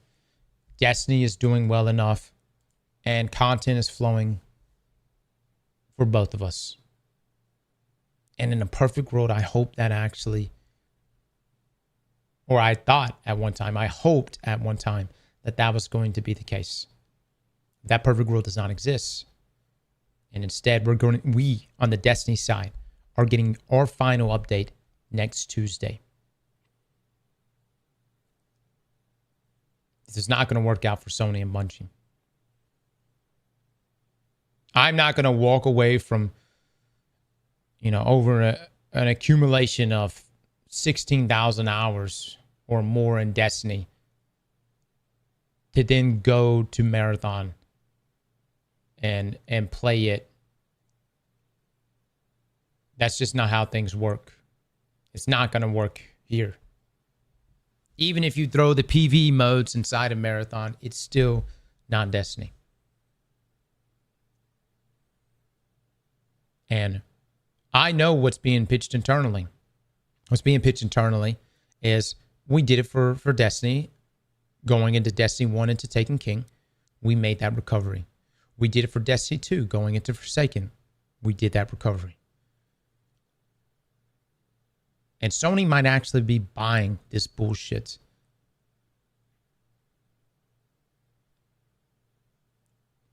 The community for Destiny at launch of both Destiny 1 and Destiny 2 was already so fucking large. There were so many people that were already playing Destiny that the reason why Taken King, and we've talked about this all fucking week, but the reason why Taken King and Forsaken were so successful was because it recalled those players back, players that already existed.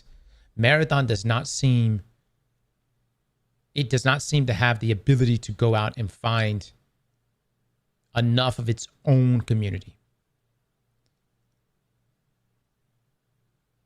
Now, listen, I got no problems with Marathon. And matter of fact, if you said right now, Sony and Bungie, we're making a D3, hot damn it, I might go play a little bit of Marathon. I'll give season 2 a go. You know what I mean? We'll fuck around. We'll have a good time. But if you kill my favorite game, there's a good chance that Mini will never touch another Bungie game again. And I'm just being real with you. It's not a threat. It's just a reality. This community, if it feels like it just lost their favorite fucking game for literally no reason, they're not going to just roll over and take whatever you make in the future.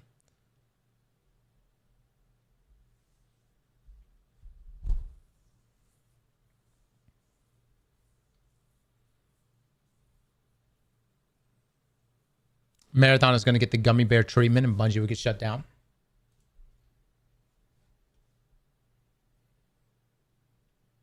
Joe commented a tweet out.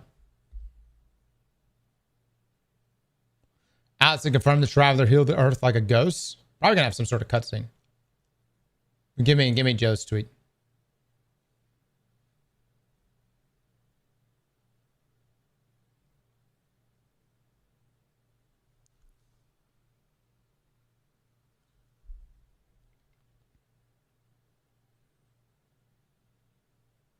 I really believe, guys, if Destiny really does die and that's it, post-June, there is going to be a mass exodus of players. And I don't know. I don't know what the game is going to be that we go to. I know in the looter-shooter space, you know, we'll be probably be looking at Division, Warframe. Warframe's always been there with open arms. Division 3 is actually being worked on, which is mind-blowing. I'm happy for them, but mind-blowing.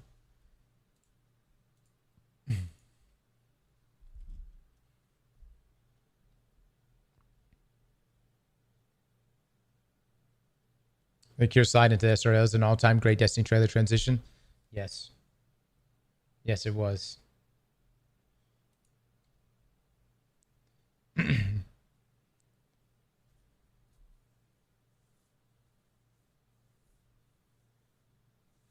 Can we stop comparing the two? They're not the same game. You're talking about Marathon and Destiny? No, they're not the same game, but one game is clearly being chosen as the game to sink resources and time and effort into. And I think that's the rub. That's the rub. You know.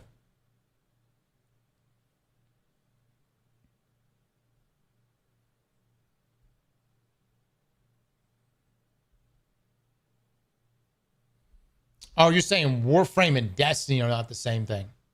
No, but there's a lot of cross pollination between the two. I know a ton of Destiny players that also play Warframe. Matter of fact, y'all want to know what happened to Bombad? Bombad left Destiny and went to Warframe, and we never saw Bombad again. Now, Bombat's actually coming back. He's coming back next week. He's going to be playing some Destiny. But, yeah, there's just a lot. There's a lot of cross-pollination between the two.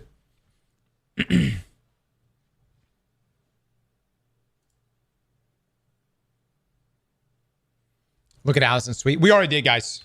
We already did. Yep.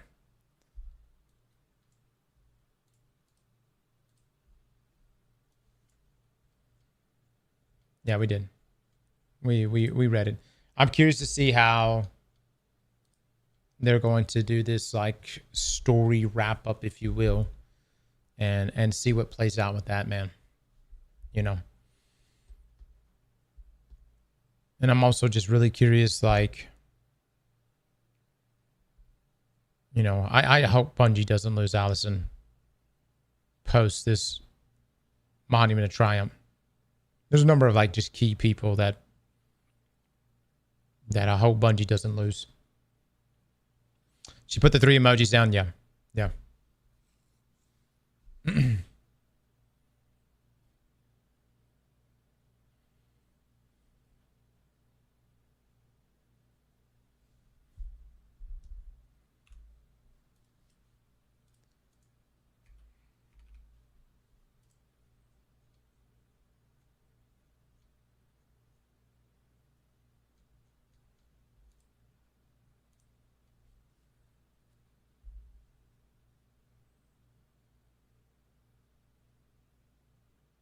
I hope they turn Marathon into a looter shooter and just make the extraction a mode. It's going to be peak.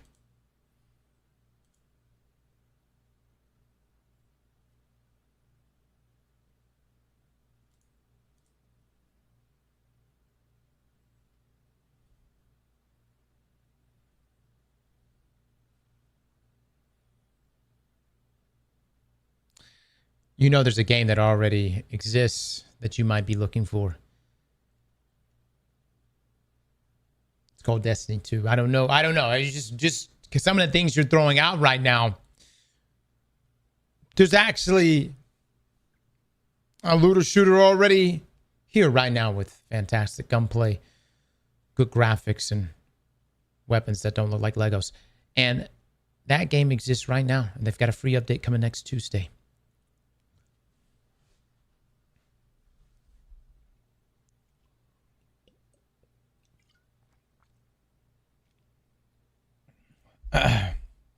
Do we believe that Sony now is having at least an internal conversation about Destiny? Oh yeah, yeah. 1,000%. I can tell you that conversation is probably happening last week. State of the play, 1,000%. But I'm sure the clearer message will be next week and players actually playing Destiny.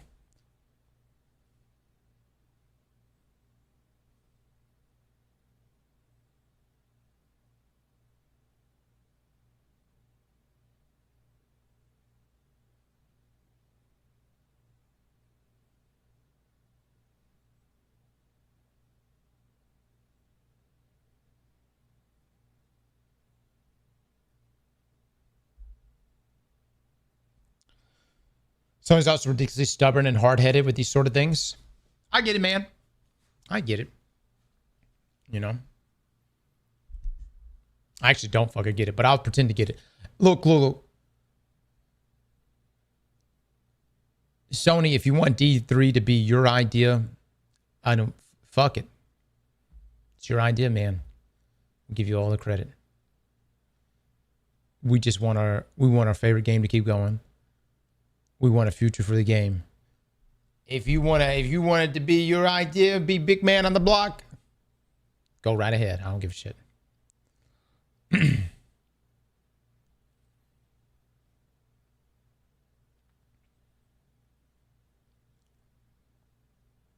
May you please play Witch Queen now? Yeah, we saw the trailer.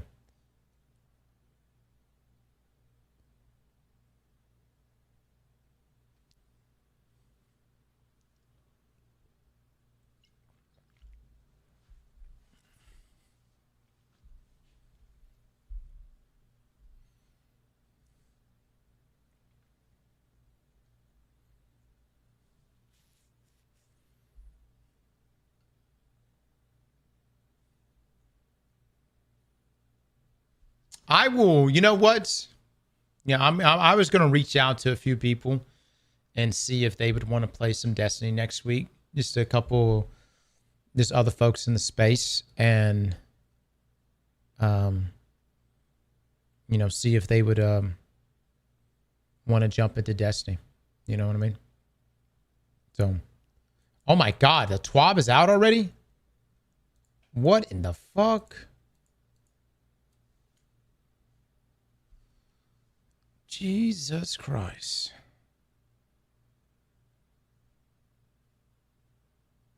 Okay. I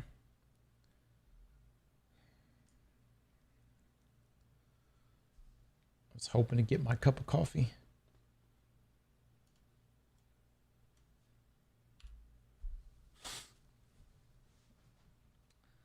All right, let's do this shit. Another week, boys, and another Twab. Dev Insights, Abilities, and Armor Preview. Welcome back for a third and final Dev Insight article before Monument of Triumph launches on June the 9th. Last Thursday was all about our weapon sandbox, and today we'll be focusing on Guardian abilities, armor, and exotic updates. Ability Sandbox update. New subclass abilities. Ability reworks. Ability balance changes. Armor 3.0 updates. Armor archetypes. Armor set bonuses. Exotic armor stats. Exotic armor balance preview. If you missed our previous articles on the return of the director, weapons and artifact changes, and all the other news, be sure to check out the articles before next Tuesday. Yeah, it's a lot. It's a lot they dropped last week, and this week is supposed to be even more than everything that was dropped last week combined. Now, Ability Sandbox updates. Hey there, Guardians. Gameplay team here with an update on the Ability Sandbox for the upcoming Monument of Triumph release. We've been heads down, dreaming up new abilities and refining existing ones, and we've got some juicy changes to talk about today. Let's get right into it. New subclass abilities. New solar and void aspects. For too long, certain subclasses have lagged behind others in the number of aspects available to them. Monument of Triumph will remedy that imbalance with 3 new aspects, bringing every non-prismatic subclass up to 4. First up, we have Titans. So for the Titan Sunbreaker, Shield Bursts.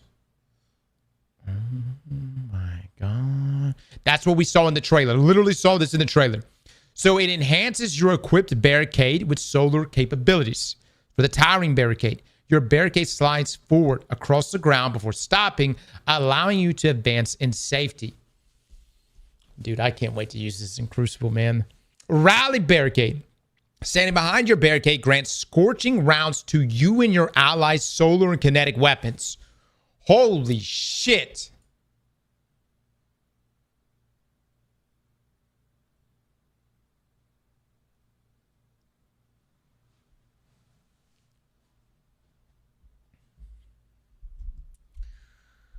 Well, Titans just got a permanent spot on every fire team now.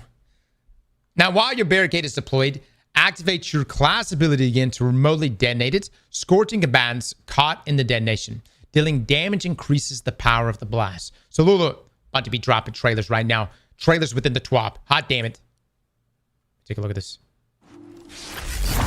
So, there's the barricade. Look at it moving. God, dog it. God, dog it. God, dog it. You making it explode. And here we go. It's going to proc an ignition, isn't it? There it is. The question is, will it stack with a weapon that already applies Scorch? Makes you wonder. Makes you wonder. And you can still make it. Oh my God, it does like a wave. Hold on, it does like a wave explosion. So he backs up. He does the... Jesus, dude. It's straight up like Dead Messenger when you explode the barricade. And this works the way we hope it's going to work. You might be able to double stack it with things like Polaris Lance, Tommy's Matchbook, Prometheus maybe. But Tommy may actually be one of the better options. Literally sit behind it, up the Scorch.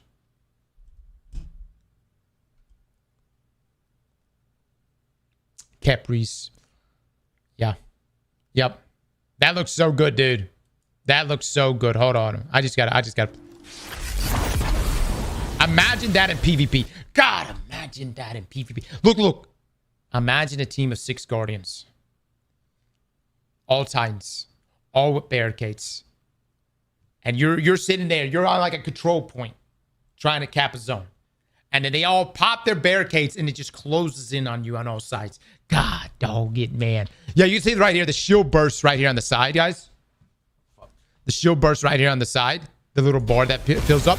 And it says shield burst charge. And then that's when you explode it. The shield burst right here is filling up as he's doing damage. It's ready now.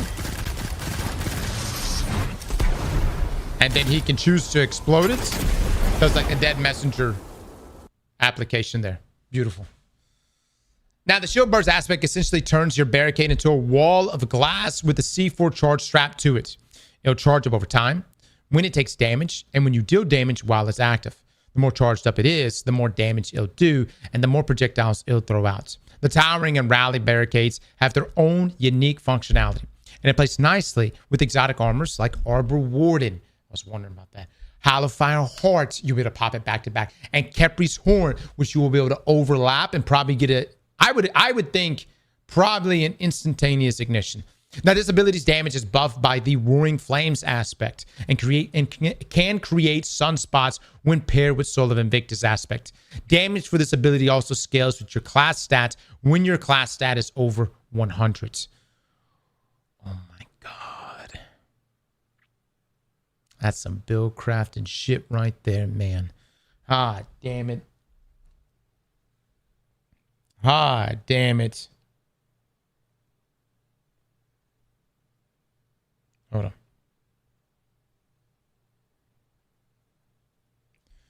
on. 200 resilience Titans everywhere.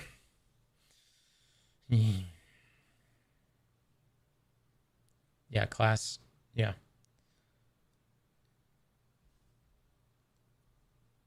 I'm actually like, look, I know we're talking about from a PvE perspective, but I think it's going to be nutty in PvP. 200 resilience. You know what he's saying. You know what he's saying.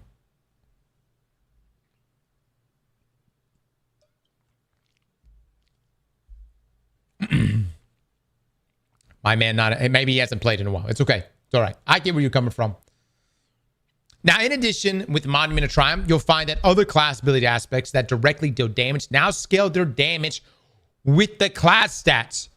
Note that while Warlock Construct damage continues to scale with the grenade stat instead. Okay. Next, let's take a look at the new Hunter aspect. Before we move on, that's a huge addition right here. That is a huge addition right here.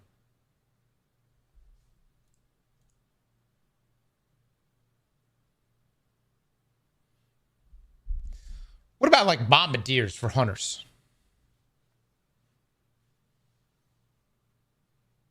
Does that apply? Is that going to increase with the class stats? Vesper's another one.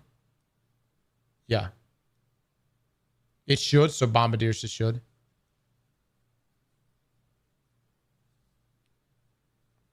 But Bombardiers are technically coming from the exotic, not the ability.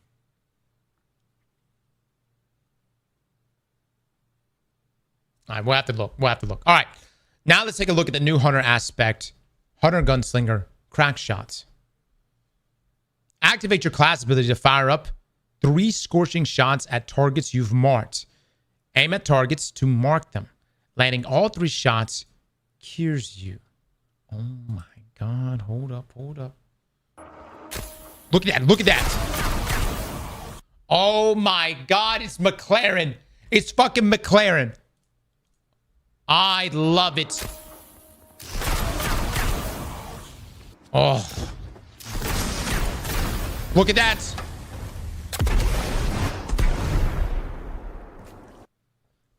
Really, the little squares there probably going to help people too just get the targets.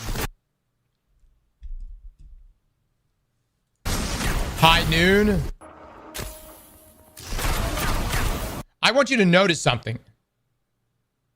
He's not aiming at the targets. Y'all see that, right? There is no... You get the targets marked. And then it's just pow pow. Pew pew pew. It's Jaren McLaren. I don't care. It's from Destiny Rising, actually. One of the best things in Destiny Rising is playing that fucking character. And this is coming from a Titan main. Playing that hunter, Jaren, in Destiny Rising, no lie, the best thing in D Rising.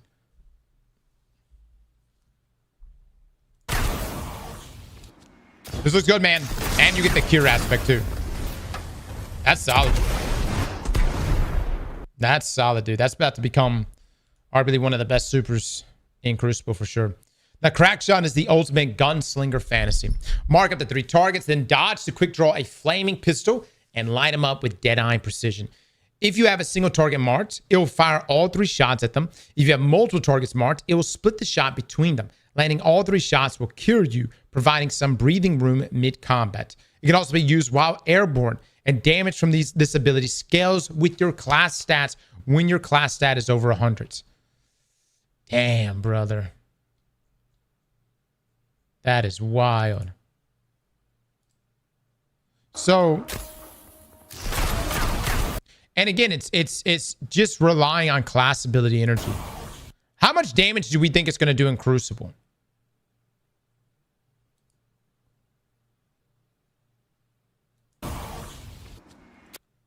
Oh my god. Oh my god. You could do radiant dance machines with this and just keep popping it over and over.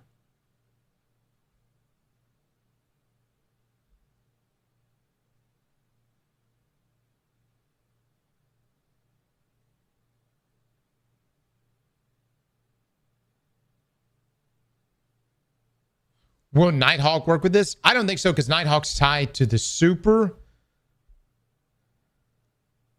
I don't know. I don't think it will. I didn't think Nighthawk was going to work with Celestial.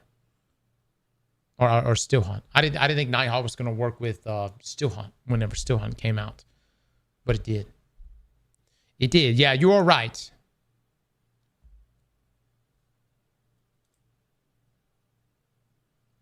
All right. That looks cool, man. Now, there are some strong exotic combos with this one, including, oh my god, there's that Radiant Dance Machines. It's 6 Coyote. And you can combo the Scorch stacks with other Scorch sources to cause ignitions. It also pairs well with the On Your Mark and Gunpowder Gamble aspects, as crackshot damage counts toward their progress. Now, last but not least, the new Warlock aspect. Warlock Voidwalker Soul Siphon. Or good old sucky suck. Ready this aspect by striking a foe with your powered melee ability. Once ready, you press your melee ability to begin siphoning energy from all enemies in front of you, dealing damage and gathering overshield and class ability energy from each target. Let's take a look at this.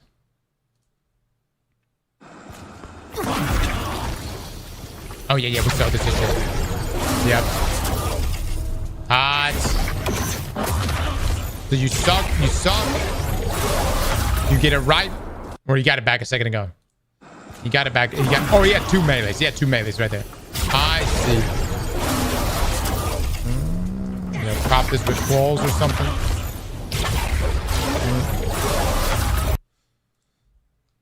Now, Soul Siphon turns you into the life-draining vampire mage you were always meant to be. The Voidwalker's pocket singularity melee has 2 charges by default, making the baseline uptime for this aspect high. But building into melee regeneration will make it pay off even more. Building into the melee stack can increase both the uptime and damage of Soul Siphon. And it pairs well with exotic armors like Felwinter's Helm, Claws of Ahamkara, and Karnstein's Armlets. The overshield this ability provides allows you to stay in the fight longer, and it pairs well with the Feed the Void aspect to give you high Devour uptime. The class energy that you gain from draining enemies also pairs well with Child of the Old Gods. So you literally have your own loop here, guys. It's like straight up your own loop. But yeah, it will be good with Felwinter. And then for PvP, honestly, Karnstein may be the way to go for PvP. you'll have some guy rushing you with a shotgun, and you might just be able to suck him off before he can kill you.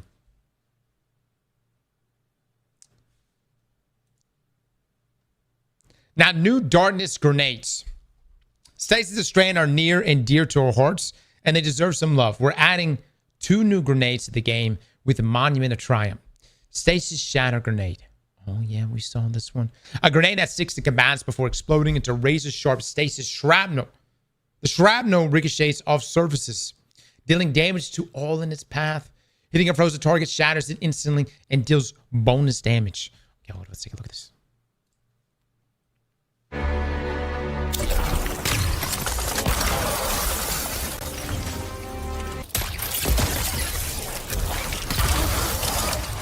God, dog it. God, dog it. I'm never using any other stasis grenade ever again. Holy shit. Oh my god.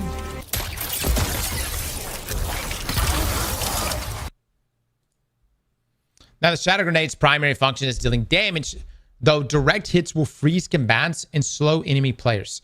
It's more effective in enclosed spaces where the shrapnel can bounce around multiple times to shred targets. But it's also effective against loosely grouped enemies. If you throw it at an enemy who's already frozen, it'll explode immediately and deal extra damage. Hunter Revenant enjoyers will be happy to hear that the Touch of Winter aspect also has a unique interaction with this grenade. Oh. Now, on related notes, a while back we changed Stasis Shatter damage to stun Overload champions instead of Unstoppable champions. We're reverting that change in Monument of Triumph. So Stasis Shatter will again stun Unstoppables instead of Overloads. As the Shatter Grenade name applies, it'll stun Unstoppable champions immediately on detonation. Oh my god. Wow. I just gotta say that just feels right. You know what I mean? That like the aspect of shattering, stunning Unstoppables, just made too much logical sense.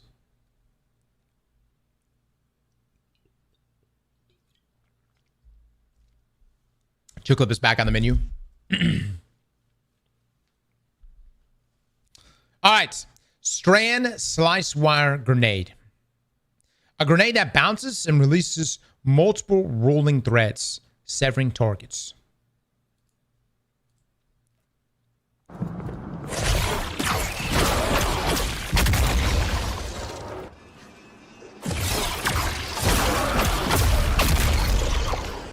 Damn. Okay, hold up.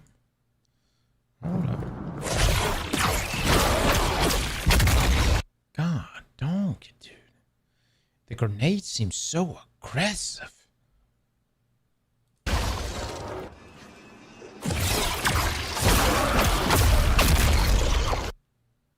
My God, I'll never use anything else. Maybe grapple. Might use grapple here and there. Spicy grenade. I'm seeing a lot of red bar killers. Hoax, you be talking that shit. All I'm going to tell you, Hoax, I better get the best carry next week. You got to be the best Destiny player ever to exist. Hoax, when you join Crota's in next week with Burning Vikings and I mean, it better be the comfiest of motherfucking backpacks.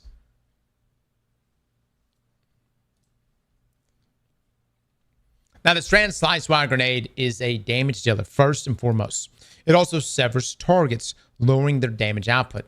After being thrown, the grenade bounces along the ground, unleashing cold strands that whip around, striking enemies up to 4 times. The damage can really pile up if you're able to land all 4 lashes on a group of enemies. This grenade also has a unique functionality when paired with the Warlock Broodweaver's Mindspun Invocation aspect, which will let you discover on your own.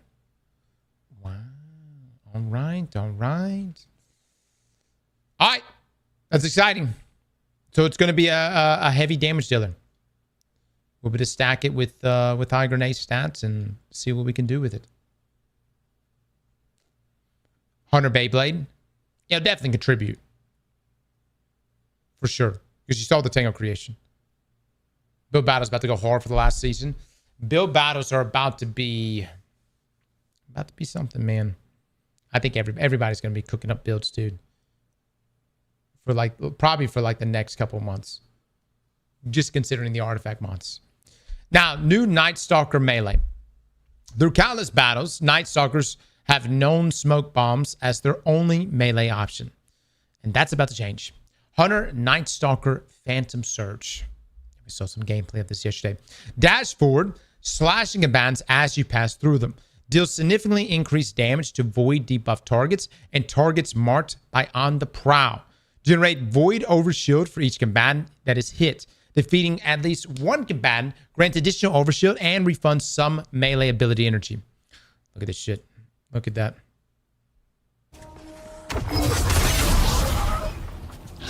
Clean. Clean, dude. So clean. And yet some of you are still going to throw smoke.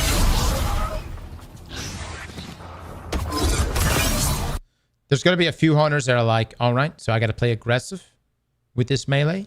Done. I'll do it. And then the rest of you are going to be like, oh my God. I have to actually engage with my enemy. I got to look at with my eyes. I got to aim at them with my gun. You telling me I can't just smoke them from behind cover over and over? Phantom Surge ushers in a new age of Night Stalker aggression. Whereas tossing a smoke bomb is a relatively passive action. But you say it how it is. That's some bitch play right there. That's bitch play! And it's been that way for way too long. Phantom Surge asks a Night Stalker to cut straight through their enemies. Emerges stronger on the other side. The overshield you gain from hitting enemies is substantial. And our brilliant engineering team created new tech for this ability that enables you to phase straight through enemy units. The damage is increased versus void debuff targets, giving it strong combo potential with other abilities and weapons. Ooh. Y'all think there's going to be a way to break through walls with this ability, chat? Surely that you're not going to be able to do that. You phase through enemies. You think you're going to be able to... Yeah, probably so. Probably so. Corners, maybe. Only enemies. Now, while it's easy to dote on the new abilities, let's not forget the classics. Smoke Bomb is getting some love too. It now makes you and other allies invisible by default on deployment. No vanishing step required. Other elements of the Night Stalker kit are also being reworked, some of which we'll talk about in the next section. Wow. All right. Ability reworks. We reworked a few abilities to make them fit better in their kits or enhance them in general. Let's talk about the Hunter's Trapper's Ambush aspect first. So Hunter Night Stalker Trapper's Ambush activates your air move to consume your class ability energy and dive to the ground, damaging targets on impact. Damage is greatly increased if striking while you have any positive void status effect.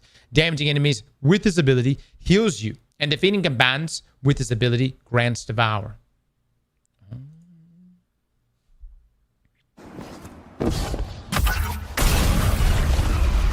There's the Devour right there. Wow. Now, Night Stalker previously had several ways to go invisible, but not many ways to capitalize on invisibility. Trapper's Ambush is now a substantial damage dealer, and that damage is increased if you cast it while invisible or under the effects of another void buff.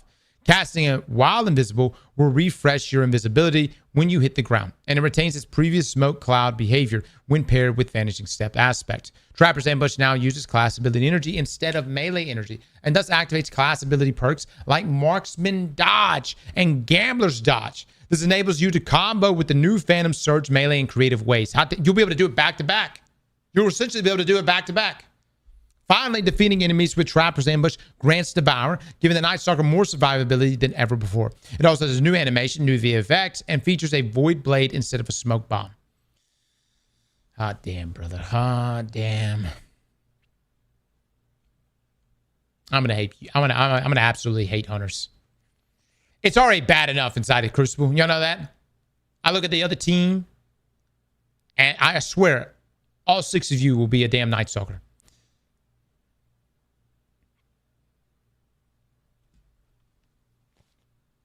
You already hate us. That's all right. We just need some good stuff on our end. All right. A big change for Titans coming up next. Oh, yeah, this one right here. Titan Sentinel, Ward of Dawn. Creates a large protective dome for you and your allies. While inside Ward of Dawn, allies gain Void Overshield and increased weapon damage, while targets inside the ward are weakened. The ward's owners also gain increased melee damage while inside and can pick up and throw the ward's core to reposition the ward up to 2 times. So up to 2 times you can throw it. Okay, so you gotta be crazy about it. But this is hot. This is hot. Hot bubble. Weaken them. Yeah. Hey, just some enemies over there.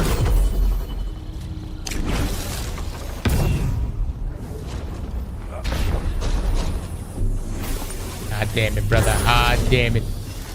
Ah, damn it. And you can pick it up another time. Ah, damn it. Do you imagine like at a control game? You're gonna be like, all right, I'm gonna cap A now. I'm gonna pick the bubble up. I'm gonna move it to B. I'm gonna pick it up one more time. Move it to C. Oh my God, dude. Yeah, Helmet Save 14. Throw that at a group of enemies. Immediately blind them. Go in, go for the easy cleanup. It's gonna be wild, man. It's gonna be wild. Now, Ward of Dawn is now a giant Thunderdome that you fight inside. At more than twice its previous size. Oh my God. This new bubble is the Sentinel's domain, expanding the sphere of influence on the battlefield. You and your allies are buffed both offensively and defensively inside, while your enemies are debuffed, giving you a huge advantage in a wide range of combat scenarios. Once you've bested your enemies inside the bubble, simply picking up the core and throw it somewhere else to reposition the Thunderdome. On deployment, nearby enemies are pulled into the dome, and base commands are taunted by the players inside.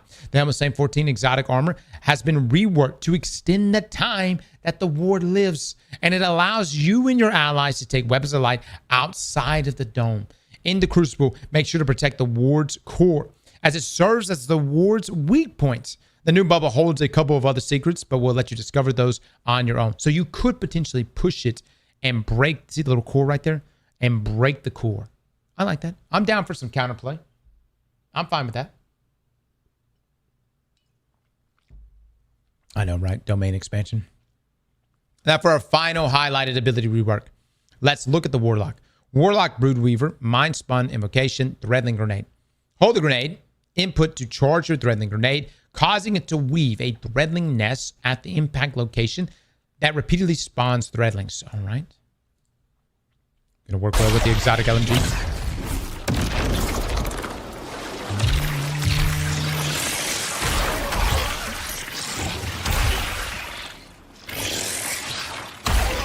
Okay, okay. Just by default, man.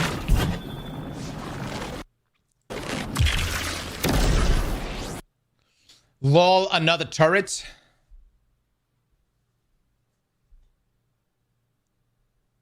Yep. Yep. Love another Warlock turret. Another turret, fuck off. Oh my God. I mean, Warlocks, you just stand there. Think about what you've been doing since 2014. You stand there. You're just there. You're just fucking there. Okay? You know what I'm coming from? This play style is your play style. That's just what it is. Think, oh, you've been carrying in raids? Yes, you drop a well. And then what do you do when you drop the well? You stand there. That's what I'm just saying. Just think about it. What do? Drop a well, stand.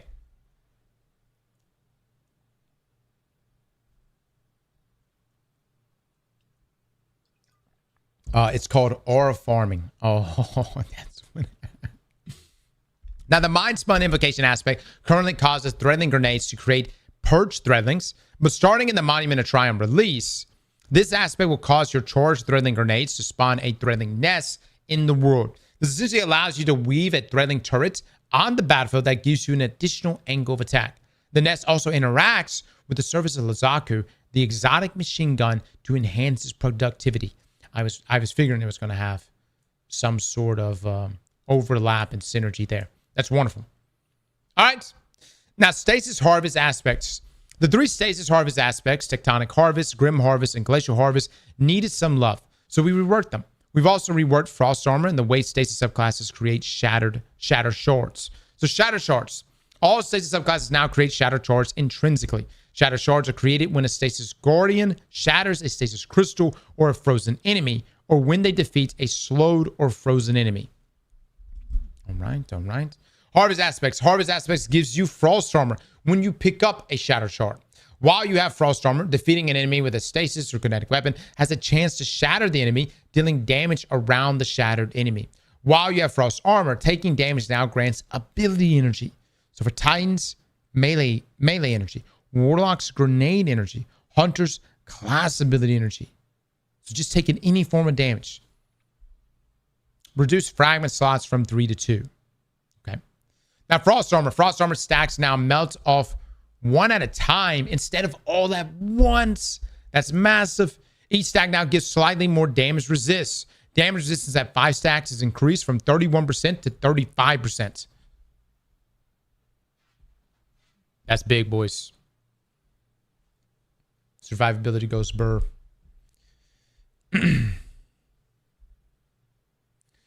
Now, when using a stasis subclass, you can now create shatter shards without equipping the Harvest Aspects. The Harvest Aspects will continue to give Frost Armor when you pick up a stasis shard and grant a powerful benefit while you have Frost Armor. Meanwhile, Frost Armor stacks now fall off one at a time. One stack falls off every 5 seconds by default, or every 6 seconds when you use Whisper of Rhyme, allowing for much higher Frost Armor uptime. Very nice. Now, ability balance changes. Alongside the above new abilities and reworks, we've packed a ton of other ability balance changes into this release. If we talked in depth about all of them, we'll be here all day. Not to mention we have a twid coming after this. Jesus Christ. I thought this was it. We've got more today. Okay. So we'll just list them below. We're going to omit some of the more minor changes to avoid bogging down the blog, instead listing only the substantial changes. It's mostly buffs, but there are some nerfs sprinkled in as well to keep things balanced. Look for the full list of patch notes when Monument of Triumph launches on June the 9th. So Warlock, Dawnblade, Heat Rises aspects. While Heat Rises is active, it now reduces the accuracy of combatant attacks versus the Warlock. It's almost like Mana Core, okay. Heat Rises no longer decreases the initial burst of speed provided by activating Burst Glide. Oh, wow. Wow, okay. Damn. That's going to be wild in PvP. Icarus Dash aspect. Increase fragment slots from 2 to 3. Bungie, them fuckers didn't need that. You know what I'm saying? Like, they didn't need that.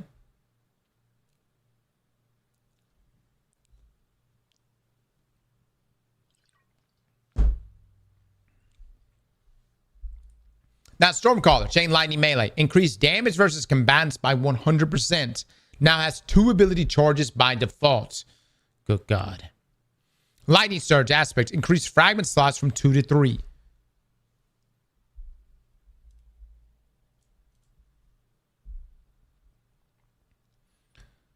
Void Walker. Child of the Old Gods. Now suppresses combatants for a short time after initial attach. Increases the child's max speed and acceleration by 100%. Increase fragment slots from 2 to 3. What in the fuck? That's going to be so annoying.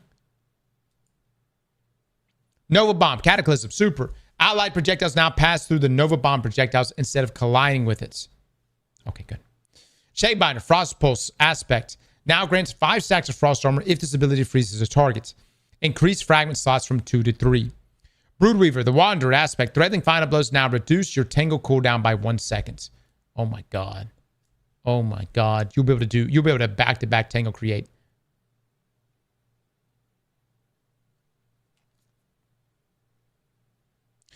Child is already super annoying in PvP. What the fuck? Imagine this. Imagine you're fighting a Warlock, okay?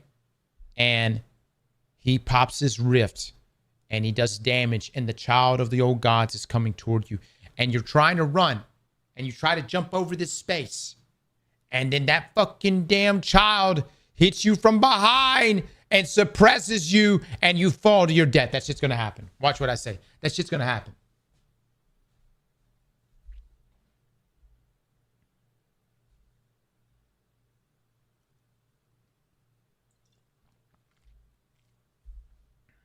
Not Titan, Sentinel. Offensive bulwark, aspect. While the player has a void overshield, final blows now grant melee ability and energy. Okay. Unbreakable. Final blows with unbreakable blast now grants devour. Slightly increase the size of unbreakable's blast. You know what? This thing might not be shite anymore.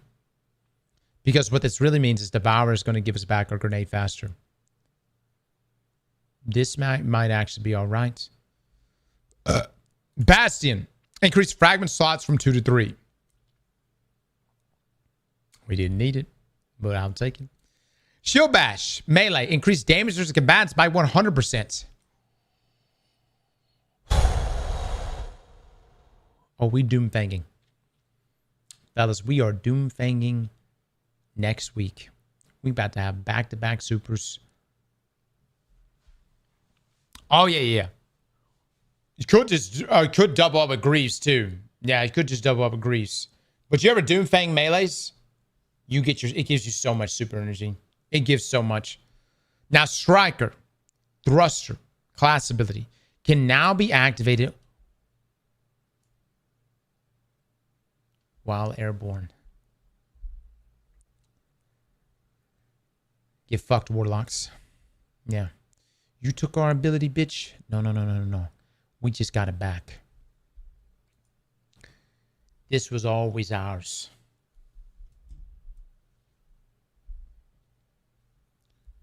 And it's not tied to an exotic either. It is tied to our class ability. That's all right. We can work with that. Knockout aspect no longer grants a lunge range increase versus enemy players. Note, this change should reduce some awkward rubber banding in Crucible melee battles. Yeah. I mean, let's be real, guys. 8 meter melees is kind of ridiculous. You know. Touch of Thunder aspect. Lightning Grenade now grants 5 stacks of bolt charge per hit. Really? Might actually have to use that shit. Okay. Flashbang Grenade now explodes on initial bounce in addition to its existing detonation. Oh, so you'll be able to apply blind on the initial, and then it'll still do the explosion. So you get double the blind, I'm assuming. Storm Grenade increase storm duration by 0.5 seconds. Increase maximum tracking speed versus combatants by 38%. Increase time to reach max tracking speed by 25%. Do y'all remember when Storm Grenades and Touch of Thunder was meta back in Season the Plunder? You could throw one Storm Grenade out with Heart of Endless Light, and it would kill a champion. I shit you not. It would kill a champion, one grenade. Seismic Strike melee. Increased damage versus combatants by 100%. Hot. Sunbreaker Hammer Strike. Increased damage versus combatants by 100%. So they're just all across the board giving the 100% increase. Now Behemoth. Diamond Lance. Aspect. Reduce size of the freeze detonation from thrown diamond lances versus players. It was fun though, but kind of busted. Cryoclasm. Sliding while you have Frost Armor now launches a stasis wave that shatters stasis crystals and frozen enemies in front of you. Oh my. Okay. So you don't have to physically be touching it. You'll have a range effect. Glacier Quake Super. Heavy attacks now deal additional damage in an area in front of the Titan.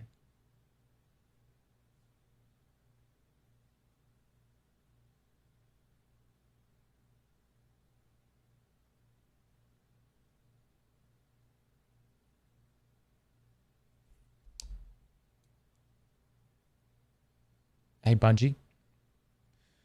You do know this is like one of the highest damage dealing supers in the game, if not consistently the highest.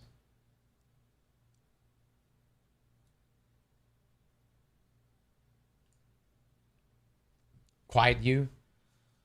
I'm just saying. It is the highest. It's been the highest every fucking year. It's been the highest. With the right boss, this thing fucks. You're giving us more damage. Let it ride.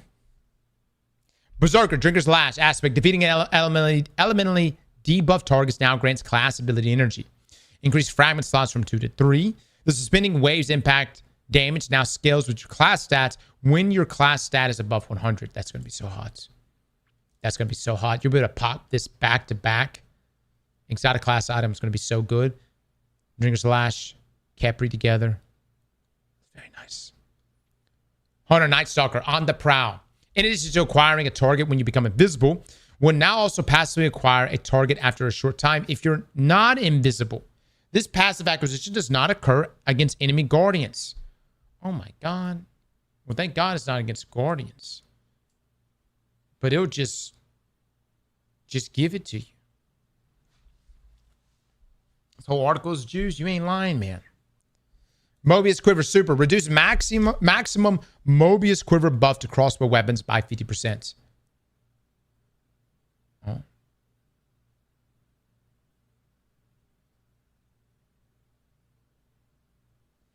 Was that really busted? I can't remember. The first nerf. I don't even know if I used it. We used it with Leviathan. Yeah. Gunslinger, Acrobat's Dodge, class ability can now be activated while airborne. What the fuck? Now that's some bullshit. That's some bullshit right there. Are you fucking with me right now?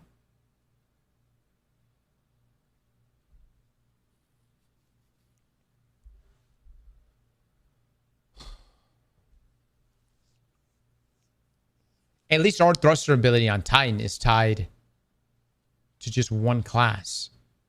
You fuckers are just going to be able to use this for free. So now when a hunter jumps in the air, oh, it's tied to Gunslinger. Or is it, it's Acrobat's Dodge. That's right, it's tied to Gunslinger. Okay, okay. And it's got a longer cooldown. You know what? I'm okay with this. I'm okay with this. Yeah. I still don't feel like you people are going to choose Acrobat's Dodge. I don't think you're going to choose. I think you guys, you can't live with the, hunters can't live without the spam. Y'all have to have the spam. You can't live with an extra 10 seconds. It's too long for you.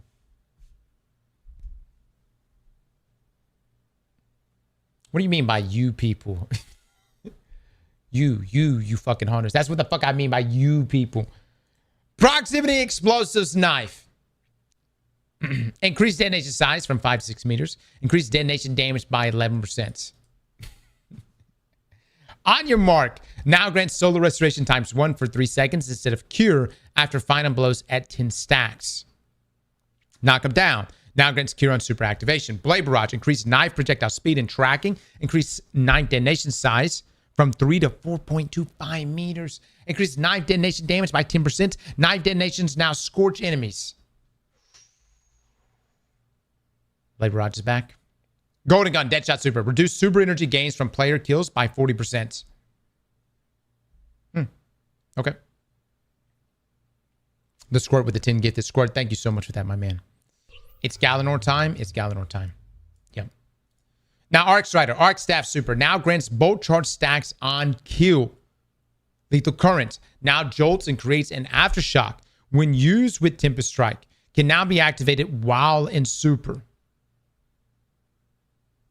And then Ascension. Ascension detonation damage now scales with your class stats when your class stat is above 100. Now counts as class ability for all perks and abilities. Nice. Nice. Looks good, man. Looks good. The bolt chart on stacks is pretty nice too, man. Thread Runner, Rope Dart Melee. Successfully catching the Rope Dart now grants Woven Mail based on the number of targets it defeated. Okay. Widow Silk Aspect. Increased fragment slots from 2 to 3. Threaded Spectre Aspect. The Spectre's detonation damage now scales with your class stat when your class stat is above 100. That's wild. That's very good. Ensnaring Slam now counts as a class ability for all perks and abilities. Okay. Revenant Shadow Dive. Increased fragment slots from 2 to 3. Winter Shroud. Increased fragment slots from 2 to 3. Bungie just handing out buffs, man. Now, general abilities. Grenades. Lightning Grenade. Increased detonation damage by 25%.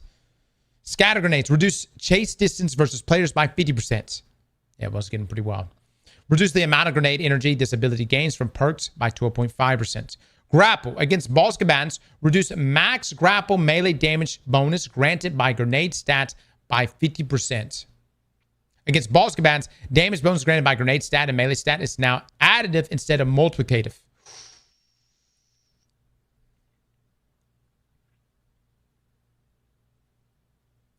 I mean, guys, how many clips of Navigator? I'm actually surprised they let it go for this long. You know what I'm saying? They let it go for a long time.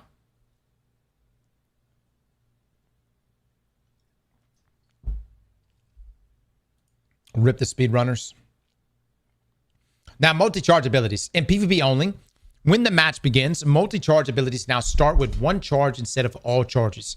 In my opinion, it's not going to completely balance Crucible, but this is arguably the best PvP change right here.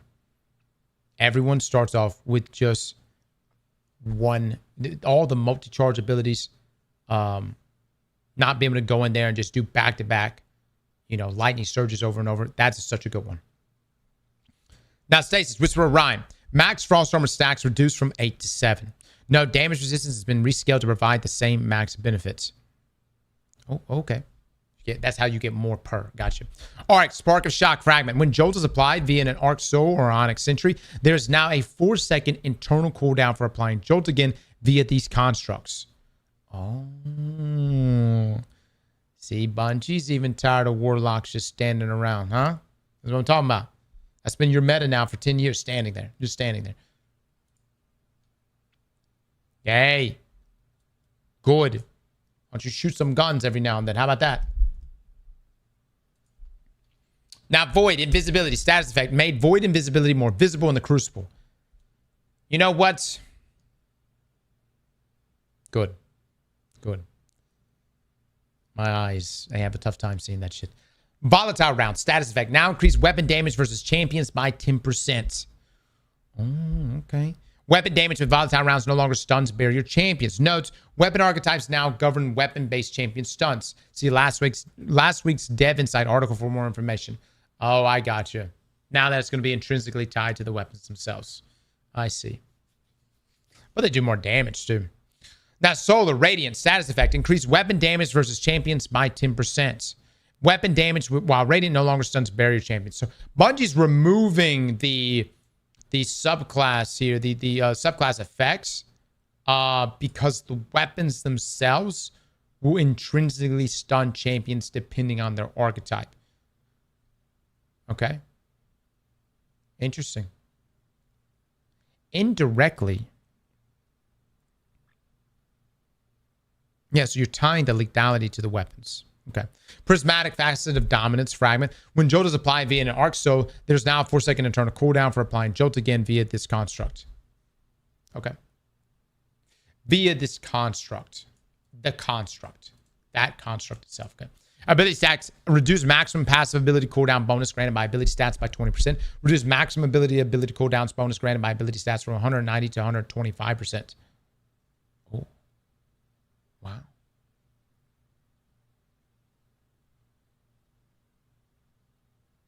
Damn. Regarding this change to ability stats, we feel Destiny Combat is leaning slightly too far in favor of using abilities to resolve encounters. And we like to shift it further in favor of using weapons. This reduction in ability uptime is paired with a general increase to primary and special weapon damage that we detailed in last week's article about weapon changes. The floor for ability uptime remains where it is in the live game, but the ceiling is brought down to avoid highly optimized builds from trivializing combat. Abilities remain incredibly potent and powerful, especially with the new and adjusted abilities details above. It needed to happen. If you were upset about this, I just went back and replayed Destiny 1. And you know what made Destiny 1 special? There was an even split between using one's abilities and your weapons. The sandbox we currently live in right now is a sandbox that you can get away with never shooting a single shot from your gun. And that to me is not Destiny.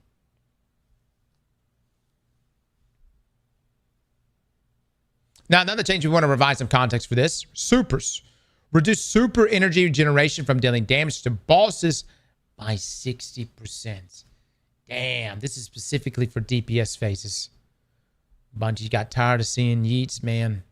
I'm telling you. They got tired of seeing back-to-back yeets. Sitting there on your Thunderlord, blasting and yeeting. That, look, I'm going to be honest, though. If this change had hit last year before Desert Perpetual, there would be no way we could clear DP. I don't think it would have been possible. I really don't know how we would have been able to beat DP without the ability to farm super regeneration mid DPS.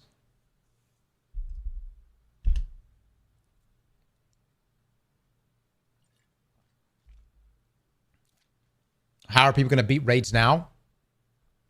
It's a crazy thought. But shooting your guns. I know that's a crazy thing to think about in a first-person shooter. I know. It's wild. Aim and shoot your guns. You know what I'm saying? With the changes to super generation and the super stat and the Edge of Fate, the boss damage meta shifted hard into super spam. It became impossible to cast more than 6 supers in a single boss damage phase, which isn't the place we wanted supers to live. We worked with our internal raid and dungeon test group to refine super generation to a healthier place. Supers remain incredibly effective for boss damage, but Guardians will now need to think more about their weapons and other abilities to make the most of a damage phase. That represents most of the ability changes coming in this release. There's some other minor tuning adjustments and bug fixes that we omitted for the sake of brevity, but you'll find those in the patch notes when Monument of Triumph launches. All right. Good stuff. Good stuff. I like it. Bungie, this is the healthy place. Honestly, I love a 50-50 split. And when I say 50-50 split, I mean 50% weapons, 50% abilities plus super. It needs the super included in that. And I think, to me, that's a healthy enough spot to be in. All right. Armor 3.0 updates. Ever since the release of Armor 3.0 system rework, we've seen increased variety in how players make their builds and leverage stats. However, there were always a couple of things that felt missing from the full picture. It's about time we fit those pieces to get pieces in with Monument of Triumph. So, armor archetypes. Our general goals for armor archetypes are as follows. Armor archetypes should help you understand and communicate your build crafting options with stats. Each of the 6 stats should be equally represented. Armor archetypes should support as many builds as possible. There should be as few armor archetypes as possible. Adding too many bloats the amount of armor you may want to keep in your vault and the size of the random roll pool, on top of making it harder to learn, understand, and communicate the stats for a build. No single armor archetype should dominate the build crafting space across the game. We expect that the nature of stats means that some archetypes will be more popular in specific types of activities. This is more about not making a best armor archetype for all non-Crucible activities or vice versa. So we think the original 6 archetypes have fulfilled these goals admirably. However, certain builds require significantly more tools to get the stats that they need. Since this doesn't usually limit the power of a build and instead primarily limits build variety, we plan on addressing this by adding 6 new armor archetypes. Click on each for a sample armor. Oh, okay. So archetype, primary stats, secondary stats. Okay. We got Siegebreaker, Skirmisher, melee and weapons, health and grenade, Demolitionist grenade class, Colossus, super health, Reaver class and melee, Powerhouse, weapons, and super. Oh.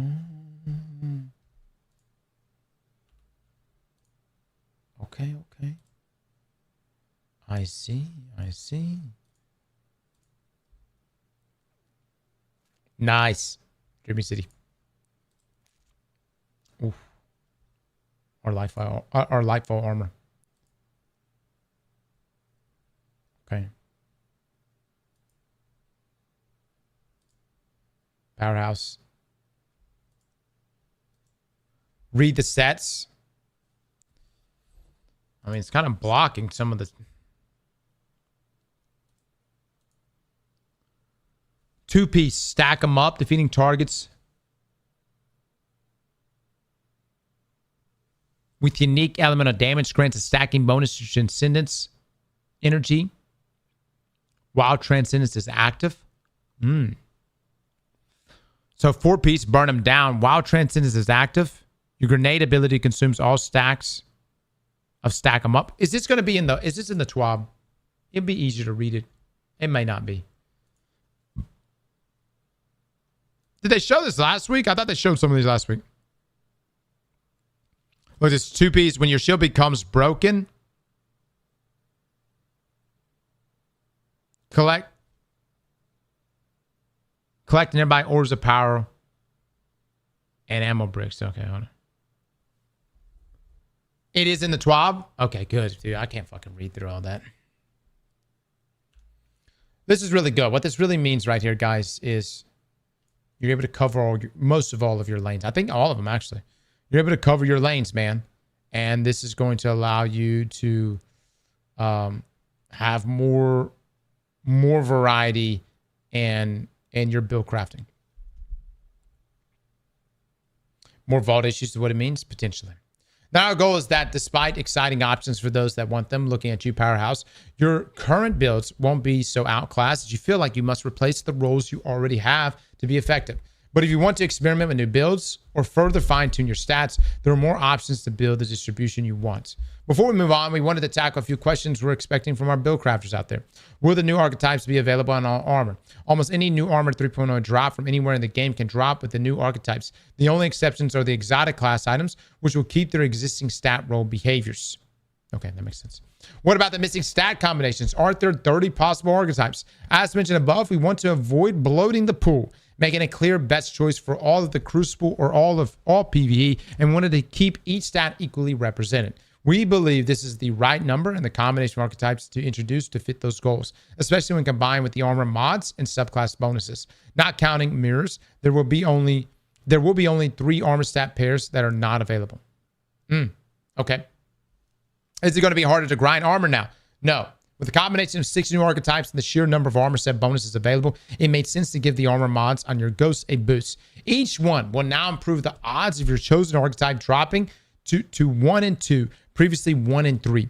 In combination with a large number of ways to get the stat combinations you want, we believe this will make it simply easier to get the stats you need for your build. Damn, brother. Damn. That's hot, dude. I'm about to go delete all my armor right now. Wait. I can't. Class sets. I can't. Yeah, we can't. Yeah, we're gonna keep it. Wait, can I farm old armor, but with the new archetypes? Like, can I go farm Bushido armor, but with the new archetypes and next week's updates?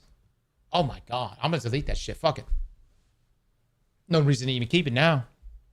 I mean, not saying that it's not good still. You can definitely still use it. But these archetypes just has way more customization. Not sure about some season ones. Don't go and delete your vaults yet, guys. So we probably need to like be very certain on everything we can still farm. Okay. Keep the event armor. I wouldn't get rid of the event armor. Now let's talk exotic armor stats. Exotic armor stats. When we originally released Armor 3.0, we had a longer-term plan to give exotic armor a way to access higher-tier behavior. Eventually, we planned to give them a deterministic route for upgrading. However, we ultimately realized that it was healthier for the game to take the most straightforward approach. Moving forward, all exotic armor will have tier 5 stats that will have access to all tuning mods. This applies retroactively to all Armor 3.0 exotics other than collection roles. So if you don't want to trade your armor out for one of the new archetypes, you won't have to acquire them again. Well, damn.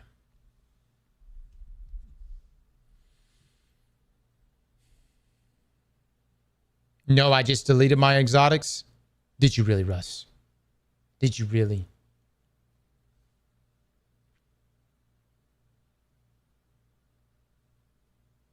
Well,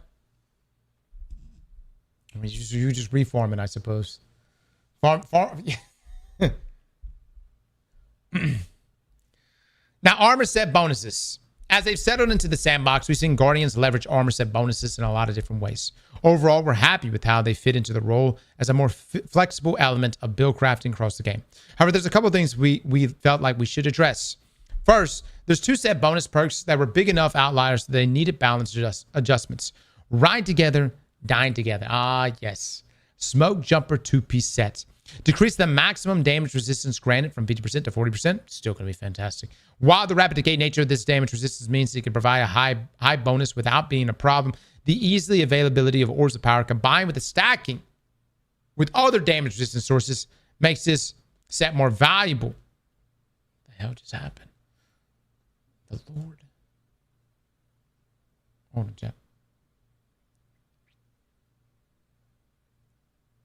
Make sure this is good. Okay. The easy availability of Orbs of Power combined with the stacking with other damage resistant sources makes this set more valuable when mix and match than we'd like. We believe this adjustment hits a sweet spot. We're still potent, but not a must pick for all content. Okay, good. Yeah, I'm fine with that. Super Luminal Motion, the Wayward Psych 4-piece set. Increase the health granted while moving from 15 to 30 health per second outside of the Crucible. The power of the Wayward Psych set bonus fell short of our goals for what a raid armor set bonus should feel like, especially Epic Desert Perpetual. So we double its effective healing. Perk behavior is unchanged in PvP. Okay. Yeah, I'm going to be honest. I never really cared about it before. Now, the second issue is simultaneously more straightforward and harder to solve. The current available list set bonuses, while often fun to build craft with, can sometimes feel like they provide very few options. Many builds, even for Guardians seeking something outside the standard setups, end up not having enough options to pick from, instead defaulting to a small number of 2-piece set bonus combinations. The solution is simple. As we previously noted, we're refreshing a massive amount of gear across the game.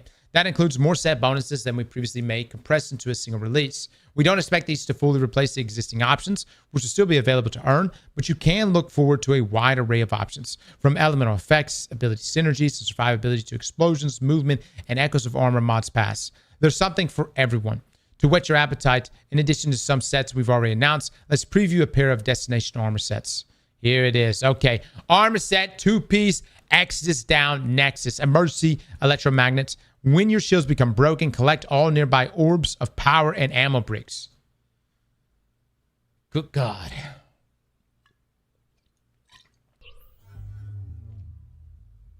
That's fucking crazy.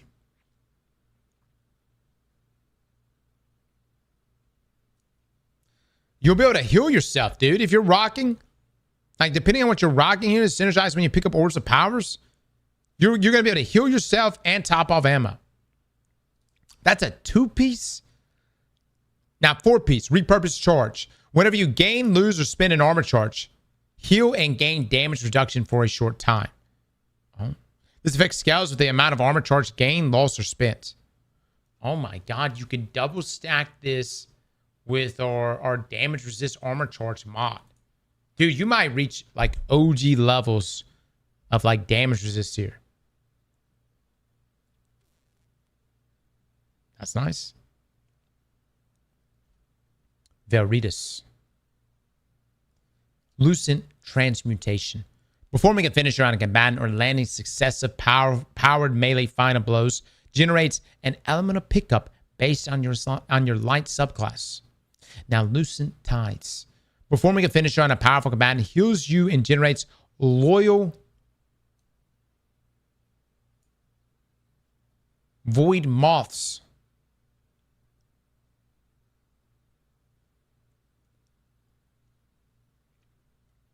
That's fucking crazy. Like moth keepers? Like moth keepers. Yeah. That will heal you. Oh, dude, Felwinter's going to be crazy for this. Moth Builder's also going to be crazy for this, too. Now, before we move on, we've seen one question coming up since our Monument of Triumph reveal that we'd like to address. Will the Armored 3.0 versions of Raid Armor still have access to raid mods? No. Raid mods are a feature exclusive to Armor 2.0 due to technical limitations. However, since we know certain raid mods can sometimes be more valuable than a set bonus in specific situations, Armor 2.0 for all available raids will be focusable at Hawthorne for 10 spoils of conquest each. That's good. All right. We hope that new set bonuses tied to each raid activity provide meaningful benefits that gives you a fun choice in picking between combinations of Armor 2.0 and Armor 3.0. All right. Yeah, that really does. That's such a great solution here. That's a fantastic solution. You better focus exactly what you want.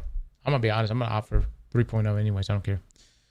Exotic armor balance preview. Alongside the above ability and armor changes, we took some time to update a handful of exotics from each class, spanning multiple years of Destiny 2 releases. Some have straightforward changes that lean into the fantasy, while others are being reworked. Let's dive in. So Hunter Exotics, Wormhusk Crown. At one point, Wormhusk was a genuine scourge upon the PvP, but within the modern sandbox, it has fallen by the wayside, especially in PvE, where it has always struggled. So we are giving it a facelift with some build crafting hooks. This also comes with an update to Spirit of the Wormhusk to match these changes, that being the class item. So reworked effect, solar multi-kills grant burning souls. While active, solar ability damage is increased and dodging greatly cures the player and nearby allies. Jesus Christ. Jesus.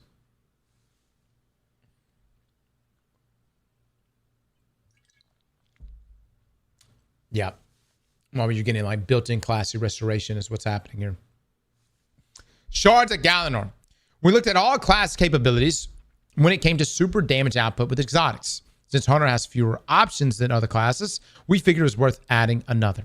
It's no Celestial Nighthawk, but we figured embedding large solar bombs in your foes is a close second. Landing 5 of the 7 knives in a volley during super causes a delayed solar explosion and releases solar shrapnel.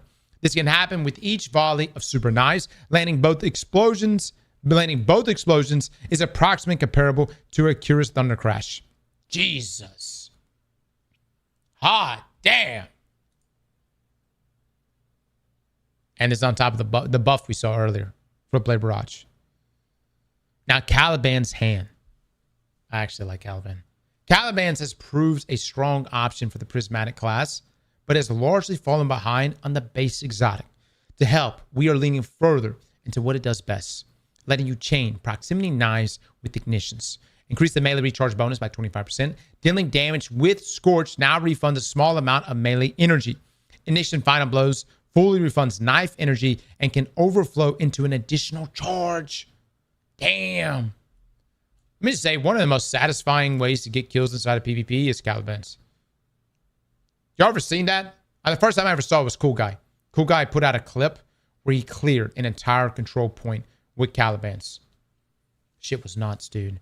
It's definitely fallen off since then, but this might be enough to bring it back. Now, Frosty's. Frosty's been begging for a buff for some time. And what better way to do it than finally looping it into the stasis build crafting? Literally makes sense. Tonight forecast a freeze is coming. Gain stacks of Frost Armor while sprinting. When you have Frost Armor, stasis weapons still increase damage. Oh, that's nice. Oh, shit. Okay. Shinobu's Vow. Shinobu's Vow has not seen much PvE play over the years. With the introduction of Bolt Charge to the game and its popularity in other builds, this particular exotic seems a good candidate for opening up some new gameplay for hunters. The changes we made here are similar to those made recently to Lucky Raspberry, hooking in its existing loop to more recent gameplay items, plus a bit of extra support play.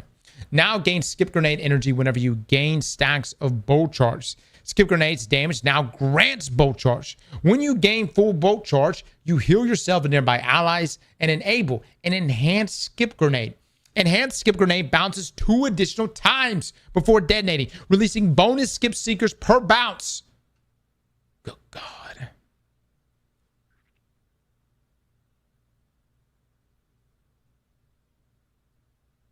This is going to synergize so well with anything arc related, Bolt Charge related.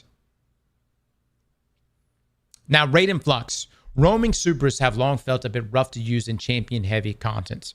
These changes to Raid and Flux allows you to use it as a potent anti-overload option and rewards opting into the combo finisher. Arc Staff hits now jolts targets. Combo finisher Palm Blast now gets a 1.5 time the base exotics damage bonus and reports as critical damage. That being yellow numbers. Yes! So you do the 2 lights, and then you palm. And that does chunk. That does big chunk. But more so than that, you're actually going to be able to see the chunk damage. Moth Keeper's Wraps.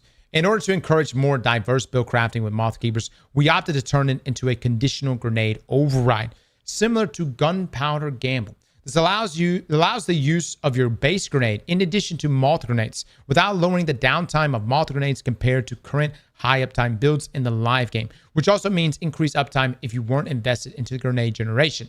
So Moth Keeper's Wrap now provides moth grenades as a conditional override instead of a complete override. I like that. Getting kills from any source increments a counter. The amount added to the counter per kill depends on the rank of the enemy killed. Once the counter reaches 6, you gain 2 moth grenade charges until they are used. All current functionality and synergies with moth grenades remains the same. For example, arc moths still blind. Having your grenade stat over 100 still increases their damage. They still synergize with subclass fragments, etc. Increase the movement speed of arc moths by 43% and void moths by roughly 25%. Sometimes it just gets stuck or detonate when it shouldn't because it didn't reach its target. Both moths from the same grenade will now attempt to target separate enemy allies if possible. Good. Good. Oh boy. Lucky Pants. Oh, Lucky Pants. You've always been pretty good with so many powerful hand cannons. It's become hard to justify the incredible magnitude of the damage bonus versus bosses. We are making some targeted adjustments to hand cannons that we consider outliers, as well as pushing Lucky Pants into a more non-bossing combat role for it to live on sustainably in perpetuity. This is a fancy way of saying we don't want to live in a Lucky Pants meta forever. Increase Ariana's Vow maximum damage bonus to 4.5 times. Oh, pretty nice. Decrease Uncivil Discourse maximum damage bonus to 2.5 times. Reduce Lucky Pants bonus damage versus bosses by 33%. Bungie got tired of seeing them clips, man. Everybody was posting up their Uncivil Discourse going ham. That shit did. It did cook. It did. It went burr. All right. I have to piss.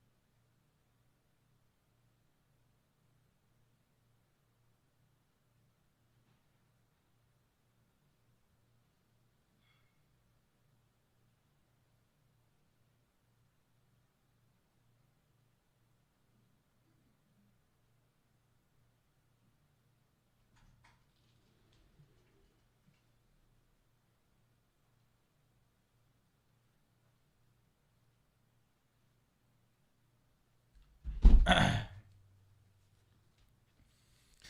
right. Oh, man. Bungie, don't drop the Twab yet. I'd like to grab lunch and coffee first. Tide Exotics. Halifire Hordes. Halifard has been a very simple exotic for a long time, offering clear-cut benefits. However, its effects are largely vestigial of Destiny 2's first year. To bring it into the modern sandbox, and now leans deep into I am a mobile sunspot, offering the effects of Sol Invictus sunspot, and then some while roaming and defeating enemies with your abilities. So reworked effect. While your solar super is charged, ability Final Blows cures you and gives stacks of Sunfire Furnace. While Sunfire Furnace is active, grenades and shield burst Final Blows triggers an ignition. Each stack increases grenade generation, class ability regeneration, and super damage. Upon exiting your super, all stacks are converted into super energy. Decrease ability regeneration from 3.5 to 2.5.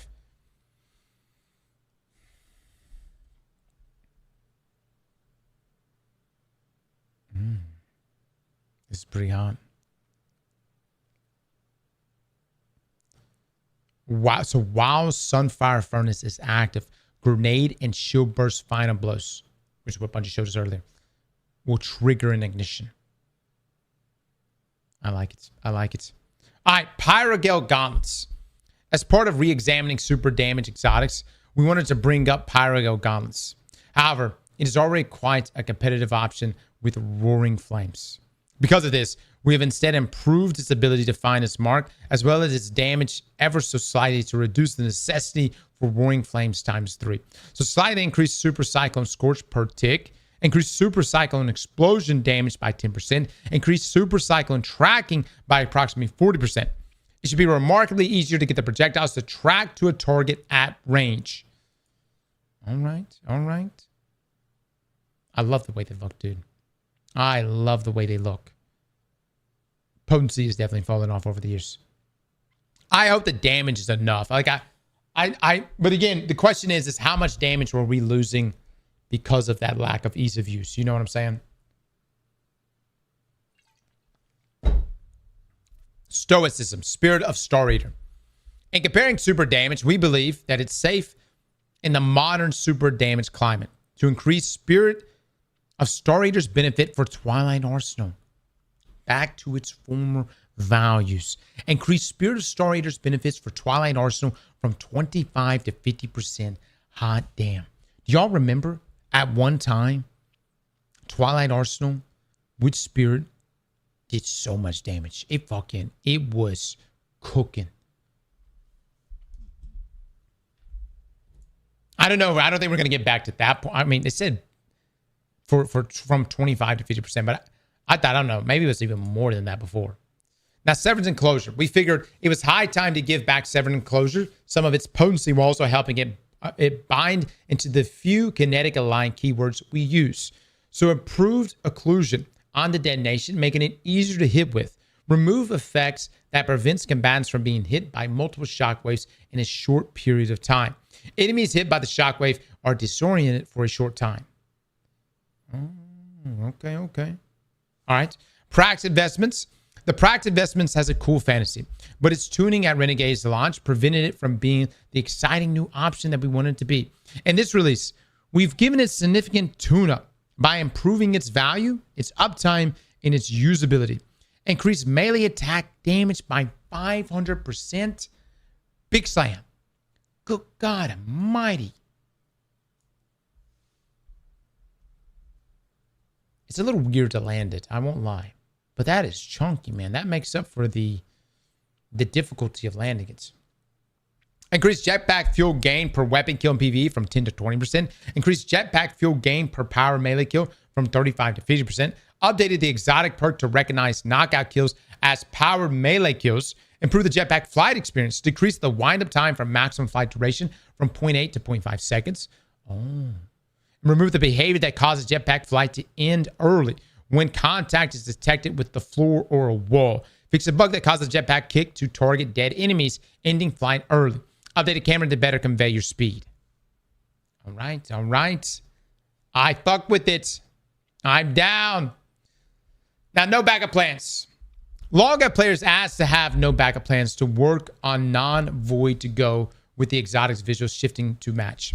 We are happy to say that it now does. It operates a bit differently than it used to, but it still leans into aggressive close range play built around your defensive buffs. Additionally, we've opened up the triggers to melees as well as shotguns to allow cleanup punches to also keep the engine going.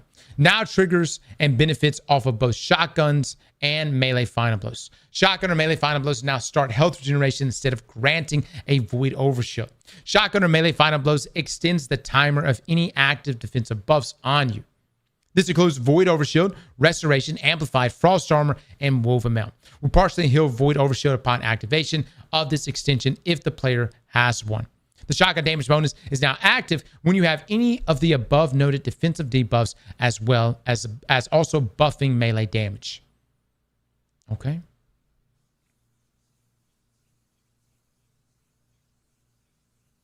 And man, I mean, this is just a lot more ease of use here.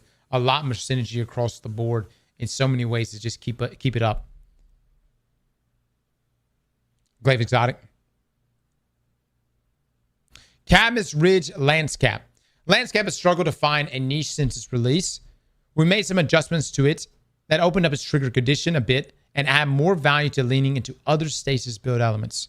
Now also can spawn stasis lances with rapid stasis weapon damage and final blows even when not behind the rally barricade. Now grants bonus stasis lance damage based on your current stacks of frost armor. So now we see why Bungie nerfs stasis lances and their radius for primarily against other guardians. Okay, point contact cannon brace. Point contact cannon has routinely been its best when you are just tap firing thunderclap instead of charging it, which neglects the awesome fantasy of the ability. So we're making a couple changes targeted at making the user experience of charging thunderclap with point contact better, which of course means more lightning. Activating thunderclap also releases lightning strikes as you start winding up the punch. Lightning strike damage now scales further based on how long thunderclap is charged for, up to 2 times. This stacked with the bonus damage from casting while amplified. Reward melee regeneration from lightning strike kills to compensate for new waves of bolts on charge up. No longer target tiered. Flat amount has been increased to compensate. Should see larger returns on average. I'm going to be perfectly honest. When I use point contact cannon brace, I actually like to go for the full charge. Like every fucking time. Unless the enemies are already dead. Or if they're like a red bar or something like that.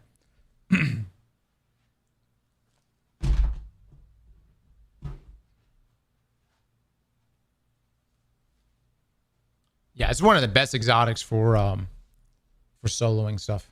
Solo dungeons and things like that for survivability and wiping things. So good. Now, Helm of Saint 14. The current output of Helm of Saint 14's Disorient's PvE is completely overshadowed by Weapons of Light and alongside the rework to Ward of Dawn. We also found that the Disorient posed concerns in PvP. So we took the opportunity to give this exotic a complete facelift that integrates it with the ward changes, provides a more appropriate replacement to the Disorient, and bolsters the fantasy of being Saint 14 inspired by his infinite bubbles from old story missions. So unchanged, Weapons of Light continues to persist for the wearer and for allies upon leaving your Ward of Dawn. Added new VFX to the Ward of Dawn to indicate if it will provide Weapons of Light upon leaving. Removed, no longer disorient enemies within your Ward of Dawn or upon blocking with Sentinel Shield. But new functionality. While Weapons of Light is active, kills or sustained damage from any source grants stack of the Saint. Under the same circumstances, void and kinetic damage sources will also suppress in a radius around the victim. Picking up your Ward of Dawn consumes all accrued stacks of the Saint and then extends your ward's duration based on how many stacks were consumed. Helm of Saint 14 synergy with a specific exotic weapon has also been adjusted. What, Bastion?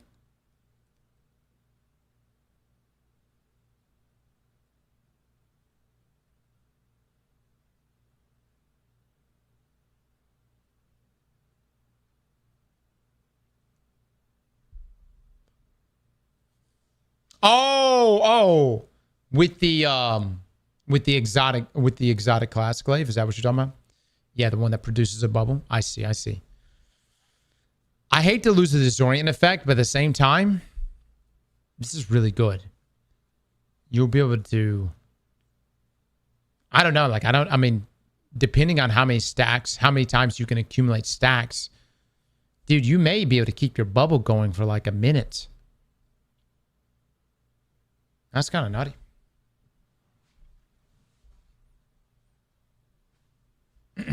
I'll take the trade. Yeah.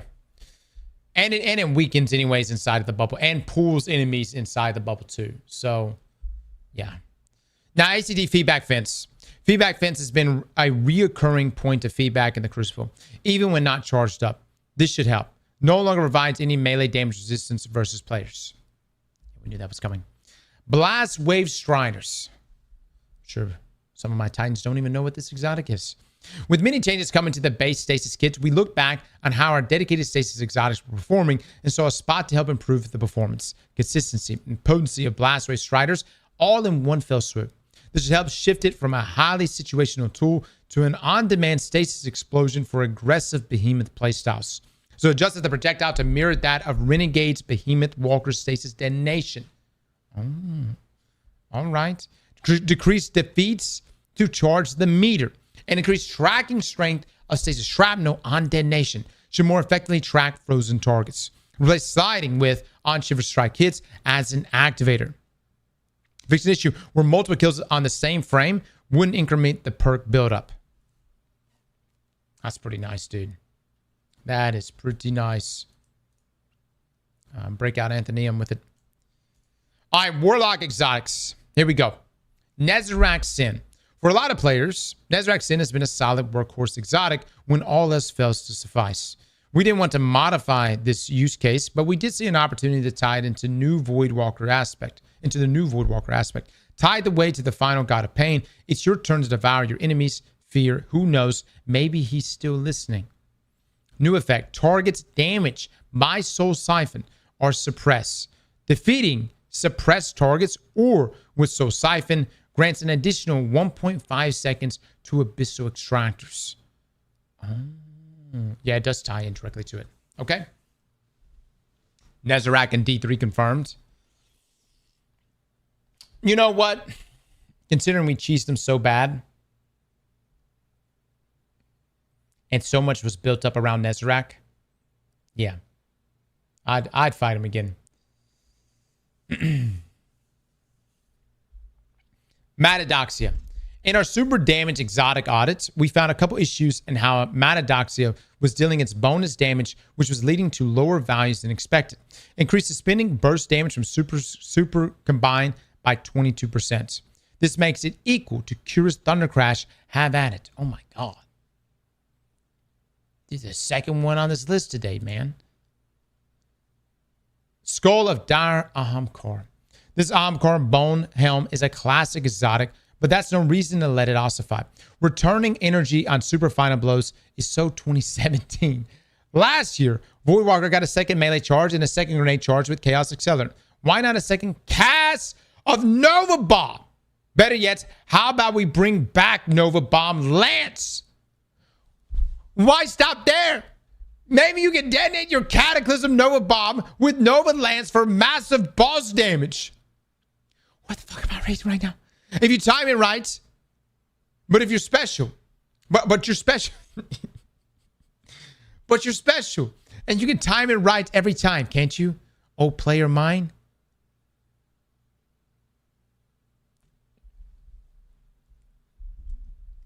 New effect. After casting a Nova Bomb, you get a short period during which you can cast a Nova Bomb Lance. Destroying a Cataclysm Nova Bomb with a Nova Lance creates a Nova Vortex alongside the Cataclysm Nova Bomb Seekers.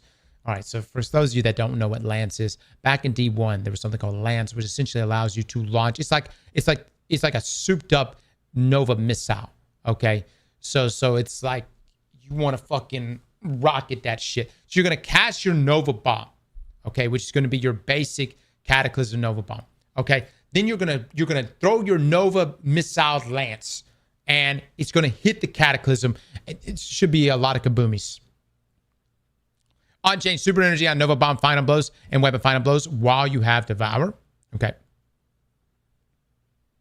Good. And the additional damage resistance while casting Nova Bomb has been removed from the perk text, but remains as hidden functionality to help the new player pattern sing. Very nice. That just saved that exotic that I know so many of you, myself included, haven't even thought about in years. Yep.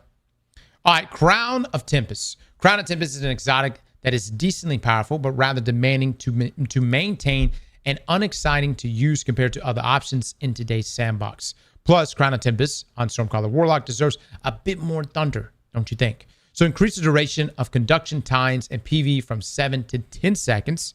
And new effects, while you have at least one stack of conduction times, Onyx Sentry creates a storm grenade when it is deployed. What in the fuck? So you're just going to clear the area.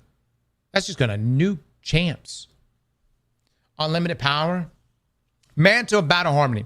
Battle Harmony has been left a bit in the dust over the years. The changes here allows it to function even when fighting bosses, as well as give it a nice bonus for actually choosing to use your super instead of holding on to it for the damage bonus. Now can trigger a super energy gain or weapon damage bonus on sustained weapon damage in addition to final blows. After casting your super, now gain surges for all elements and weapons matching your super damage type, cause detonations when hitting targets for a moderate duration. Okay, all right. Astral Sign Verse. Because of the natural limitations of blink and the small area of effect of the volatile burst that this exotic grants, it has struggled to see much use. To address these issues, we've added a new air move ability, which should help add some flexibility to link both in and out of combat and expand its ability to apply volatile. So new effects. While both this helmet and blink are equipped, you can now use your air move input to perform a dark blink horizontally in any direction. This ability has a longer cooldown in Crucible. Blinking or dark blinking now grants volatile rounds in addition to the volatile explosion. Dude, that is nutty, man.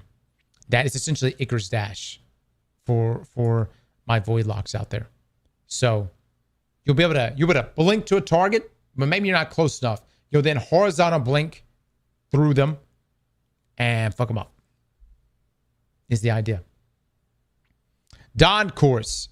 Dawn Chorus's various benefits didn't quite come together into a strong build, which limited its viability. To address this, we've expanded its Scorch benefits to also affect ignitions, which should synergize well with Incinerator Snap and further improve its interaction with Daybreak. Now causes your Scorch to build to an even more intense ignition. Oh my god. Now grants melee energy for dealing ignition damage in addition to Scorch damage.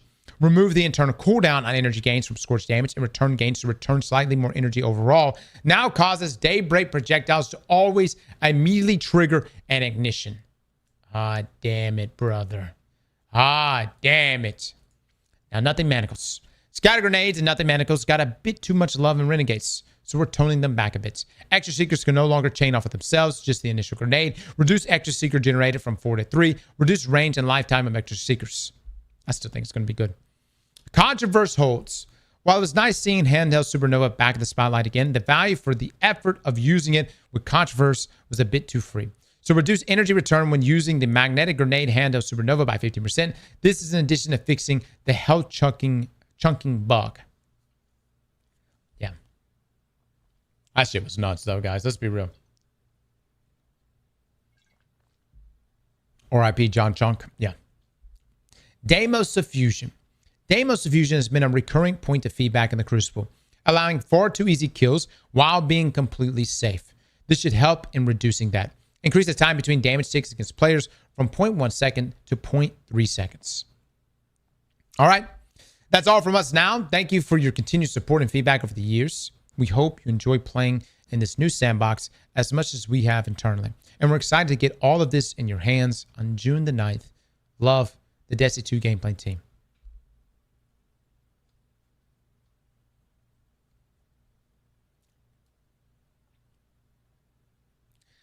All right, guys.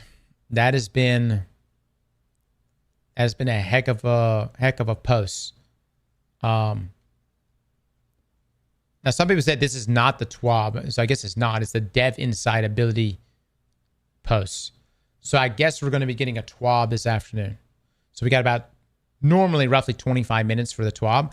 Bungie, I would love to grab coffee and my Factor meal. That would be wonderful. That would be wonderful. Dire Don course. These were all I mean, dude, everything here made complete sense. This is setting us up for the long term. This is the long-term sandbox play. I think this is everything here is really, really good. And it should promote a healthy sandbox for the long run. And I love that they pulled back on abilities. There's going to be, you know, more emphasis on weapon usage, which it should be. So, Hunter's got fucked. Are you for real right now, Hunter? Are you for real? I swear, man, Hunters, y'all got so much good shit. Really? You think you got fucked every time, man? Every time we get sandbox updates, Hunters, y'all come in here and do this whole victim mindset shit every fucking time. I'm getting some coffee right now.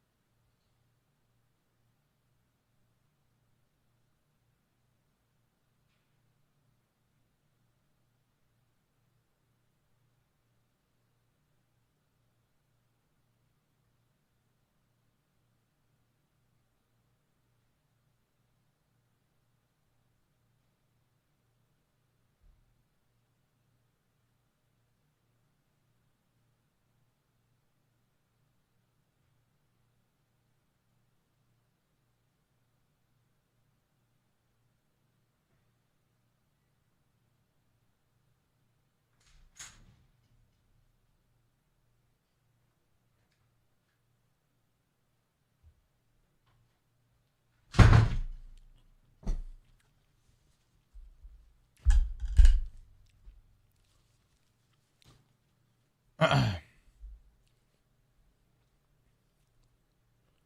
was confirmed at the end. Oh my god.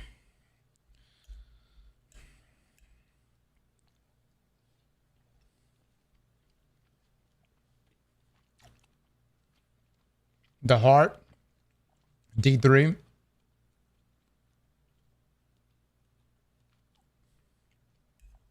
Oh, Hunters, you'll be fine. Lucky Pan's still going to be okay. You got Ariana's vow.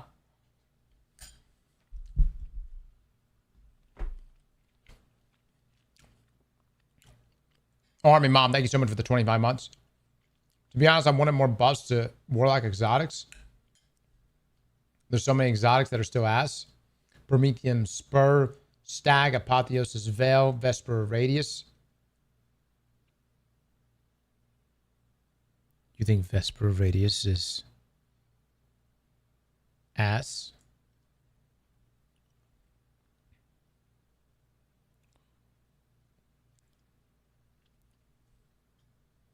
Oh no, my man. Oh no.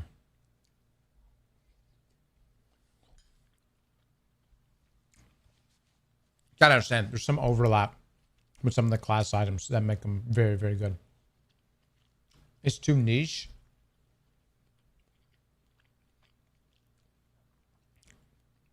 I think one of our most used builds this past season was Vesper on Warlock.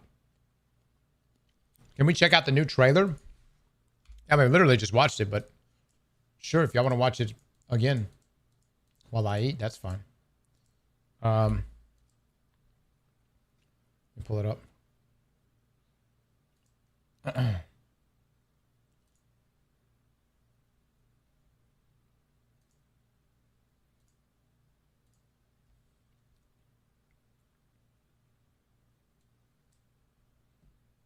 Bungie done broke the view count right now. 67,000 views, 24,000 likes.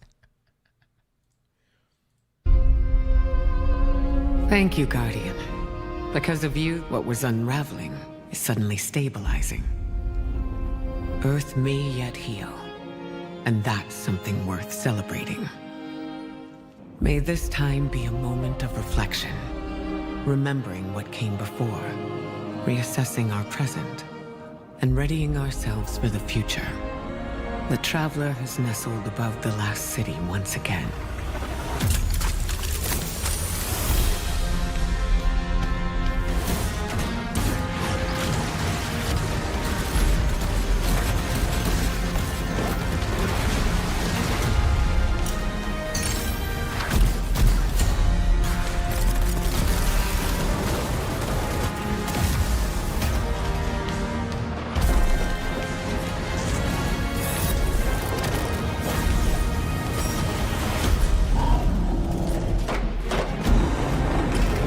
I love that noise.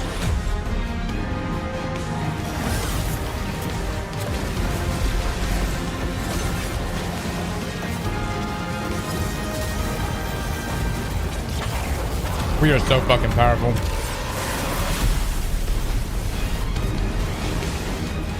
Honestly, this is such a good trailer. This right here.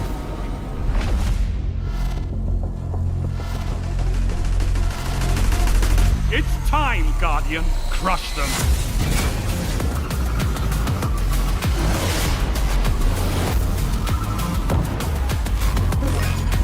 One final push and victory is yours.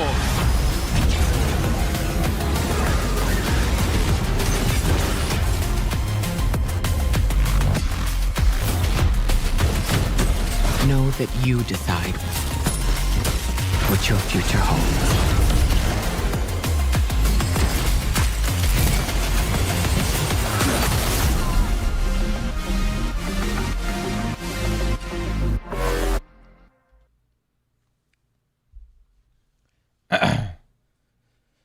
Dude, we actually may play a pretty decent amount of SRL. It looks good.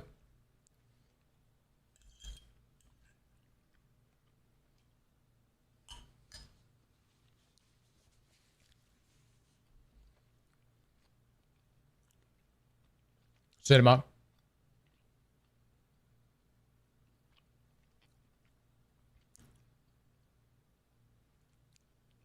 very specific wording. What you talking about me? My wording? Or are you talking about this wording?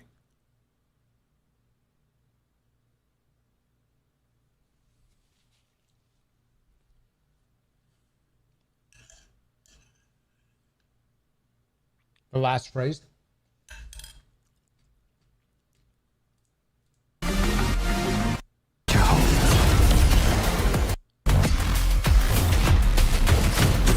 Know that you decide what your future holds.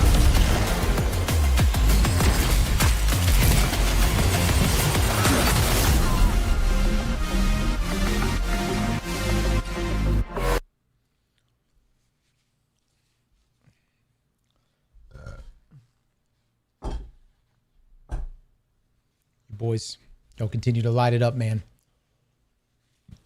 Y'all continue to light it up. Yeah, we decide D3 then. We decide D3.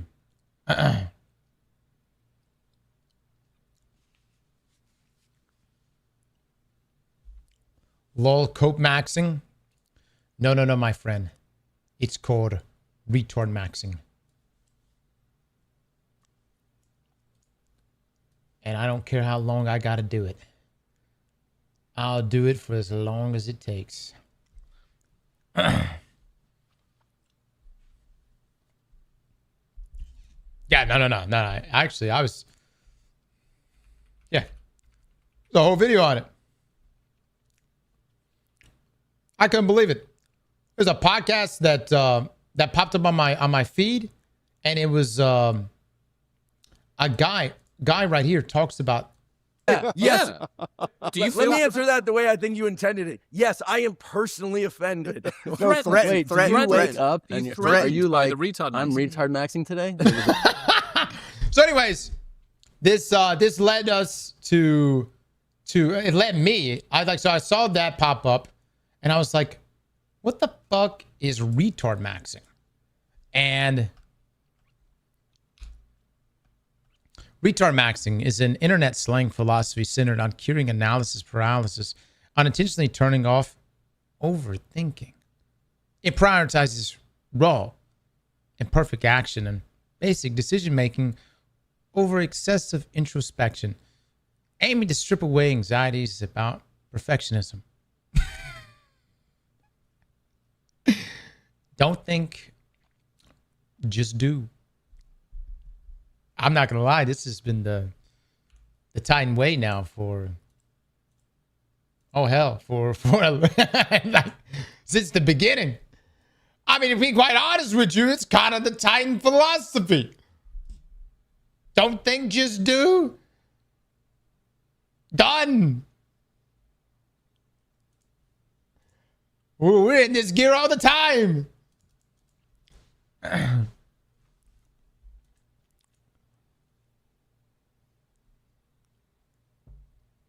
Cardigan with the 44. Thank you so much, man.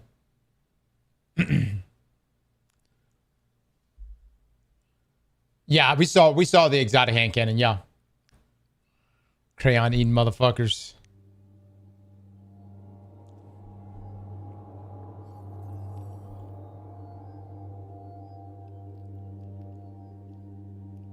Honestly, for the amount they're putting out, they might actually keep their player base a lot longer beyond June 9th. I think so. But Destiny has to have a future. It has to have a future.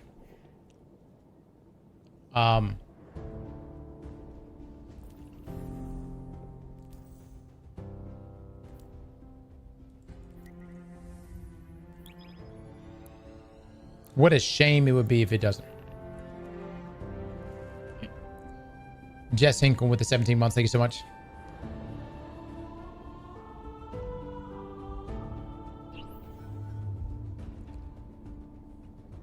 Sparkle with the 5. Get this stuff. Sparkle, thank you so much for the 5, man.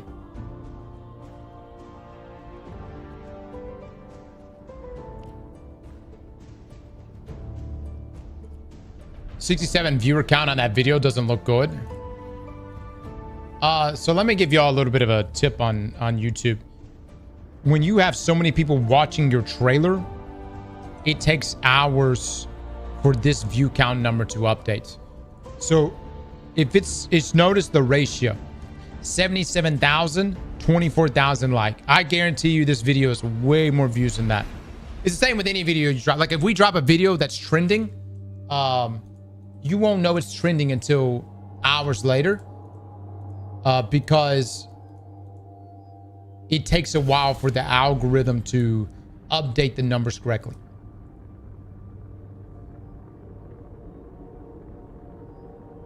That's actually a great sign. I fucking love it when that, like when you, like, if anyone here does YouTube or something like that, when you upload a YouTube video and the view count numbers break, that's when you're like, oh, fuck yeah. Ah, fuck yeah. This shit's about to cook. That's when you know.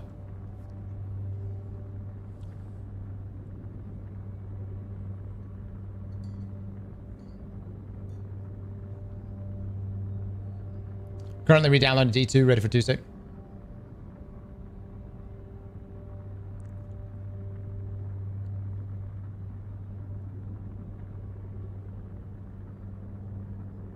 The petition just hit 350,000 signatures. Good shit.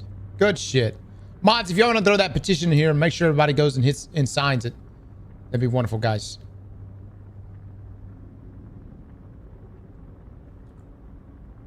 What do you think about a VR Destiny game? I don't really like VR, but like, if that's what people... If it gets it as D3, fuck it, sure. I'm down. I'm getting water. Hold on 1 second.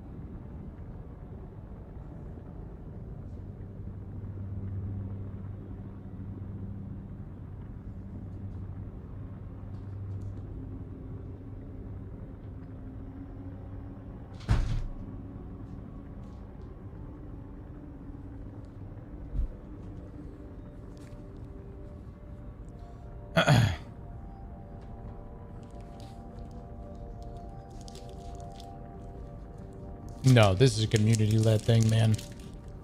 I'm just one dude. This is what y'all saw the other day in State of Play. This is way bigger than me. I love it, dude. I'm just happy to be along for the ride. Swap time? Yeah, that's it.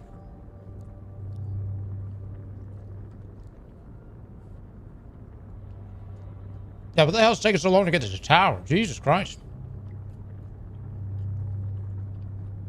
You see Glass tweet about you? I did. I did. Why with the 37 months? Thank you so much. Dude, I told you guys, I'm gonna be Uncle Rico from Napoleon. It's gonna be 20 years from now.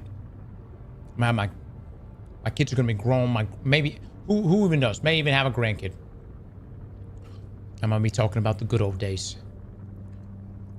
The Destiny days. I'm gonna walk in the house. Grandkid's gonna be playing on whatever the fuck he's gonna be playing on. And I'm gonna be like, yeah, looks like a pretty good game. Let me tell you about a real game. Actually, let me tell you about two games. Two real games. One RuneScape, one Destiny. I gotta talk about both of them. I gotta talk about both of them.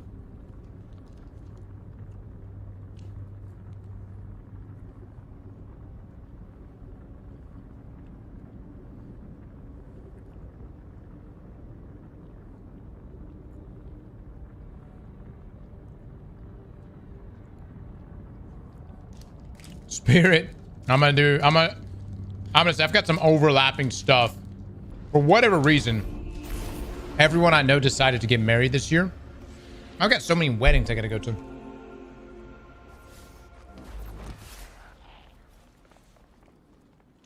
Just so much overlapping this year.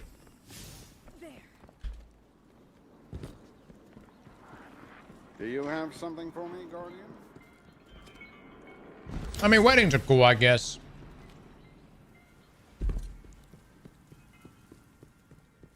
My thing is, some people's weddings are just way too inconvenient. Like, I'm getting married in Greece. It's like, what? Wake up, humans, exos awoken. Listen to me. You ever try to load an airplane up with 3 kids?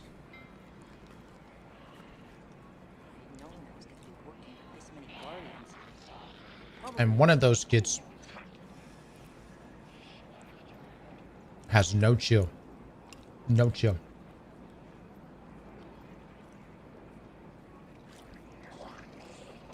My God, the Twab is out.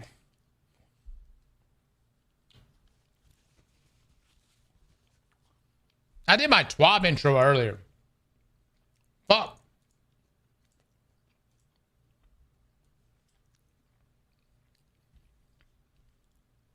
I did it for the article earlier, and it wasn't a Twab.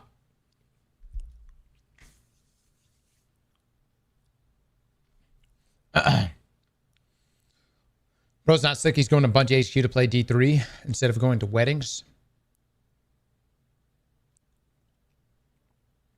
I'm going to be honest, man. Bungie, you can trust me. You can show me D3 if it's actually being worked on, and I will tell no one. You can bring me in, show me D3, sit me down, let me play it. I promise. That's a secret I would take to the grave with me.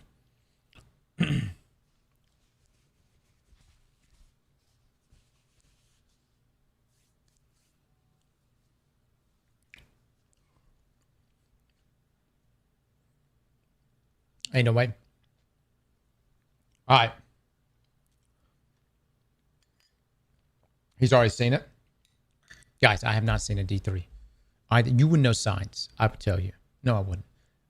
But you would know. I would convey it in some way. We would know. But no, I have not played a D3.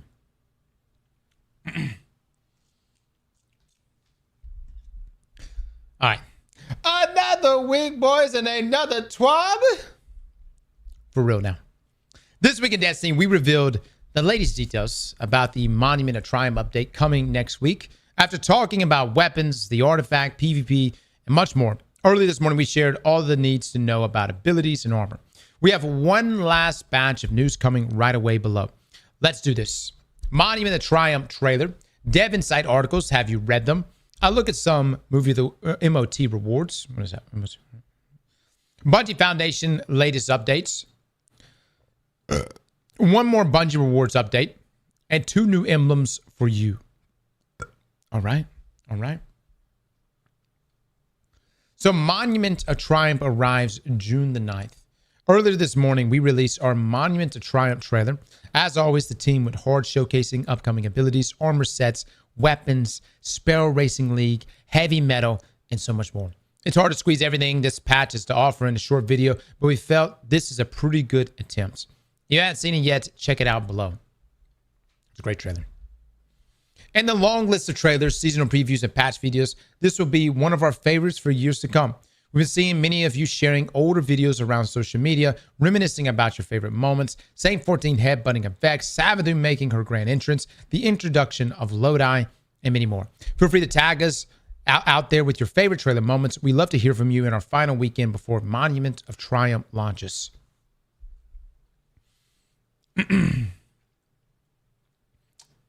A 3-minute ad and a 12 is crazy. I'm sorry, guys. Luke, fix this. Luke, how could you do this? If you're paid to win and you're in the stream right now, I want you to say the words, "Oh my God, D3 has been revealed."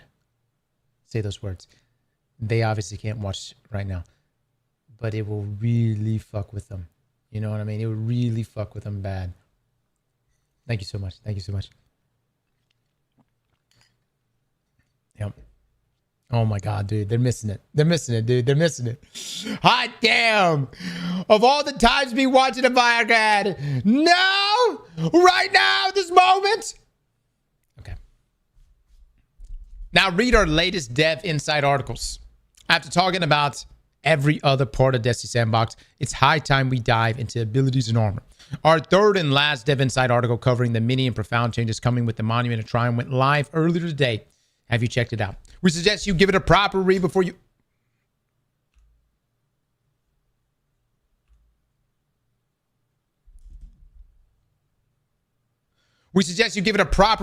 continue with this tweet. If you somehow have not read about the return of the director or our weapons, artifact, and focus preview, do that too. All right. Now, Monument of Triumph rewards. Monument of Triumph is jam-packed with rewards. Some new, some old, but unreleased, and some released, but until now, unobtainable. As the final live service update for Destiny 2, we want to hold nothing back. Why are you doing this to me, Bungie? Here's some highlights of what you can expect. Return of the previously limited time Chatterwhite, Super Black, Griffin, and All-Star Vector Skimmer. Oh my God. 12 armor ornament sets per class. This is beyond the armor updates to other vendors around the tower. New universal helmet ornaments, including the new flaming helmets. The Iherger. The Iherger. We're just going to stop there. We're going to stop there. How do you say that? How do you say that? All right. Iherger.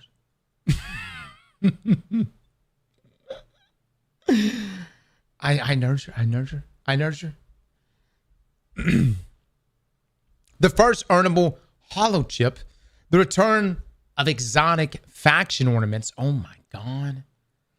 Weapon ornament for turncoats, our new reward pass exotic hand cannon. That's probably what we saw in the trailer. Fafnir, and heir apparent exotic weapons. Oh, good. A selection of endlessly purchasable engrams containing tier weapons from the Lawless and Reclamation seasons, tier weapons from Pinnacle Ops, Crucible, and Fireteam Ops playlist, tier weapons from the Dawning, Fast for the Lost, and Guardian game events, tier weapons and armor from the Solstice event. Dude! I know I've talked shit about Solstice and maybe some shit about Fest for the Lost and the Dawning event, but can you put Grandma Eva somewhere? Can you just put her somewhere in the tower? Can I just look at her? Were we ever going to see her?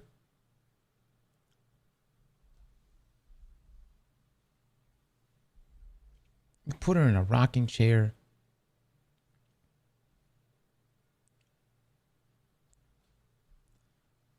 Put her in the Hawthorne dungeon.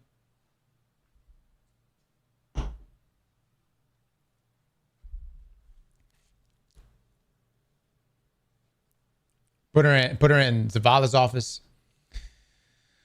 All right. Now, complete triumphs. Spin legendary marks. Nestled in the tower courtyard behind the newly erected monuments or 4 plaques celebrating the Guardian tenants. Interacting with these plaques opens different vendors where you may purchase rewards in exchange for a new currency. Legendary marks. After inspecting the courtyard monuments, make your first purchase on the Tenant of Bravery to unlock all other tenant vendors. Legendary marks are earned upon completing any triumph from Monument to Triumph.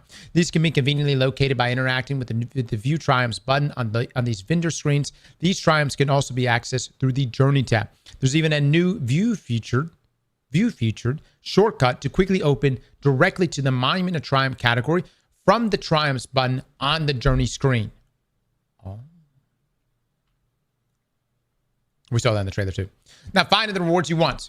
There's so much to earn. Here's a breakdown where you can find different types of rewards. All vendors, a selection of armor ornament sets, Ghost Ship and Sparrow accessory sets, Tenants of Bravery, new Skimmer, new Universal, Helmet ornaments, Fafnir. Is that right? So heir apparent exotic weapons. All Ingrams. And general emblems. Oh, okay. There's a tenet of bravery right here. Look at that. Look at that.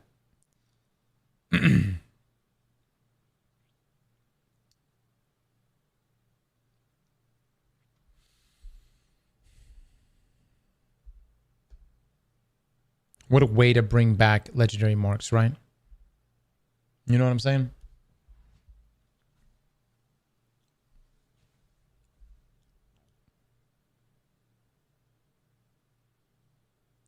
Oh, there it is right there. So, yeah, the exotic, it's a Fafnir linear fusion rifle. Oh. Of 2 mines, weapon ornaments, and then heir apparents. With this Renaissance mechanics skimmer. Dude, I'm just...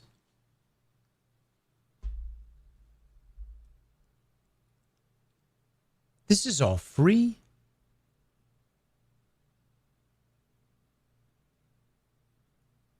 All of this is free?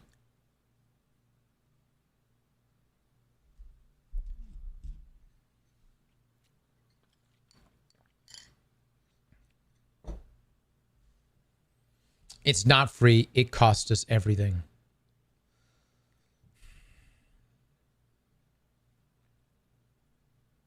It's fucking free.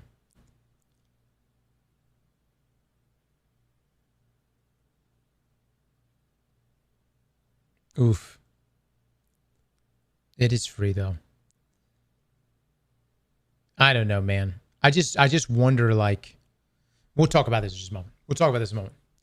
Now, Tenet of Devotion, a selection of SRL cosmetics, the Griffin, and All-Star Vector Skimmer, and general emotes. Look at all these different tabs. You get the All-Star one right there. Nice, nice. I love that you can just direct purchase these cosmetics. It's huge.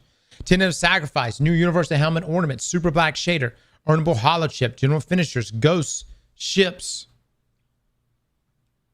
Look at that. Look at that. Get your Super Black on. Look at the armor ornaments that you can buy direct.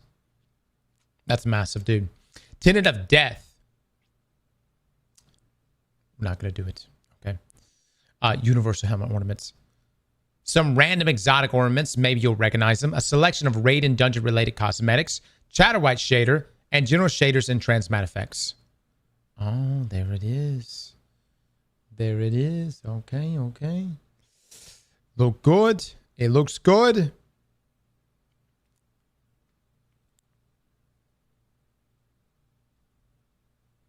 So what, is this Knucklehead Radar's ornament right here?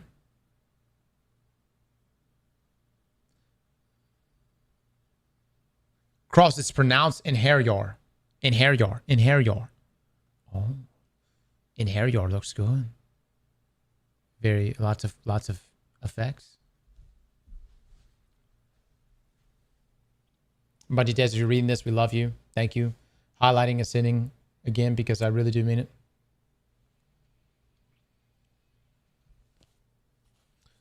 Now, special rewards require special challenges. Hold on one second.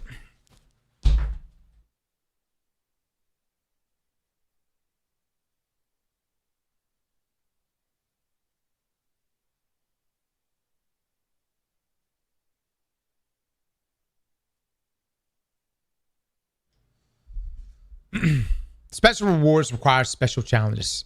While the majority of rewards can be purchased as soon as the required number of legendary marks are earned, some rewards will ask you to complete specific triumphs or sets of triumphs to be able to purchase them for legendary marks. For example, Chatterwhites completes a weekly deep sight quest, which is offered from Hawthorne and the Tower Bazaar for the Vault of Glass raid. Inherior completes 8 triumphs in the Teamwork Raid Challenges category. Immortal Legend armor ornament sets obtain the Immortal title. Inherior.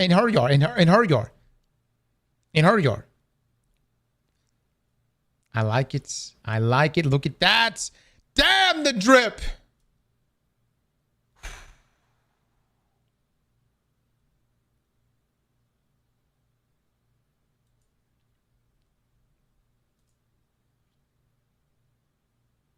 It's different. I don't know what's it trying to say right now. What are you supposed to mean? What is an inherior? I don't know.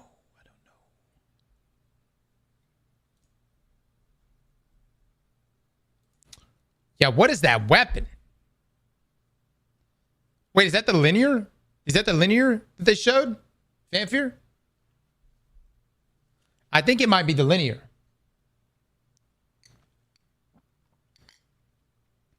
Fafnir? Fafnir, man? I mean, yeah, Fanfare? Fafnir?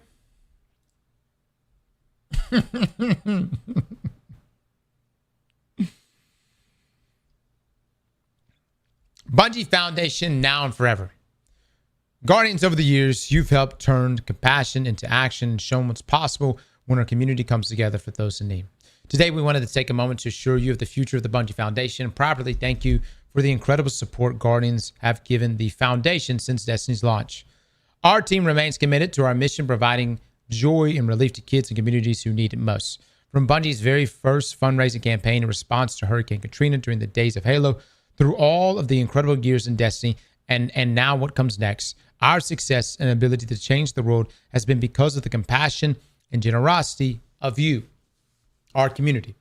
Since our very first activation in Destiny 1 with Pride and Nepal emblems 11 years ago, you helped us raise more than $32 million to support our Little Alliance program, inclusion, diversity, and equity initiatives, and humanitarian causes.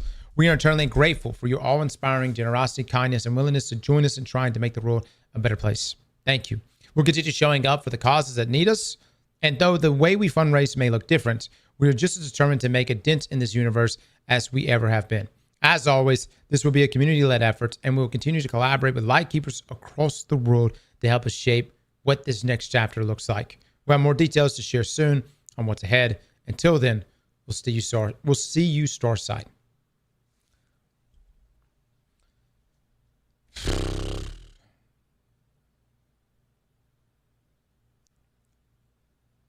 I honestly thought that maybe, I didn't think, but I thought there was like a piece of me, like a very small percentage that perhaps, maybe, just maybe,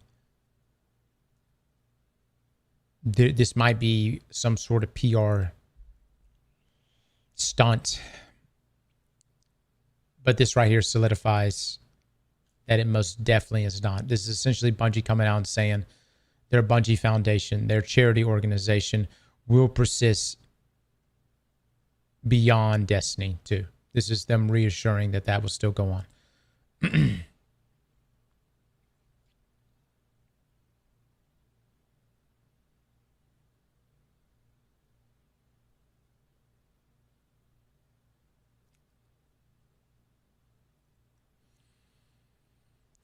Marathon players will play. I hope you guys can carry it. I will say big shout out to the Guardians for years. I've never seen a community rally as often and as much as what I've seen from the Destiny community. You guys have put it up year after year. So much love to all of you. All right. Celebrate Pride Month. Join the Bungie Foundation and the Pride at Bungie and Trans at Bungie Inclusion, Diversity, and Equity Association celebrating Pride Month with some classics and brand new cosmetics in Destiny 2. New for this year is the Vivid Spectrum holochip available in the Eververse, starting with the launch of Monument of Triumph on June the 9th to the 23rd. Eververse also has its Pride Shader pack back in stock now until June the 23rd. And the Infinite Prismatic Emblem is available for donation via Totifi. All donation support our partners at It Gets Better, who we've teamed up with since 2020 to uplift, empower, and connect LGBTQ youth around the globe in the Destiny community, raising nearly $750,000 support of It Gets Better. All right.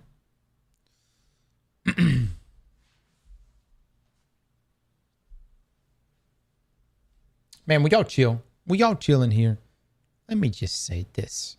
Let me just throw this out here. Some of you haven't partied until you partied with a gay guy. I'm just saying. Look, you think you had a hell of a night? I'm just letting you know. They know how to get down. All right? They know how to get down.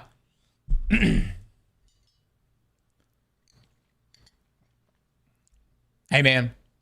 And to my guys out here, you know what I'm saying? Maybe you hanging out. Maybe you're like, man, I want women to approach me. Get a gay friend. I'm just throwing it out there. I'm throwing it out there. Do your thing. I'm just throwing it out there. Works out pretty well. Works out pretty well.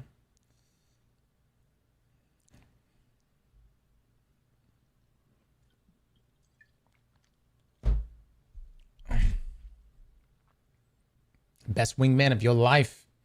All right, anyways. Final Bungie rewards in store. In honor of Monument to Triumph, players who unlock the Immortal title will be eligible to purchase the Monument of Triumph shirt Bungie reward on the Bungie store. This special Bungie reward offer is available only to players who complete the Immortal title in Destiny 2 by September 30th, 2026. Players that do complete it have until October 31st, 2026 to purchase this Bungie reward. All right, and you get an emblem. Damn, dude. We ain't ever going to have another raid jacket. Or anything else. Bungie, can we at least I don't even care if it's not even an event associated with it. Can you just give us what you've already made with the raid? Can you just give us that? Could you just give us, just be like, you know, it could be like a random October, November day and just be like, hey, here's that raid that we didn't launch. Even if it's not even complete, you know what I mean? Be like 3 out of the 4 encounters are done.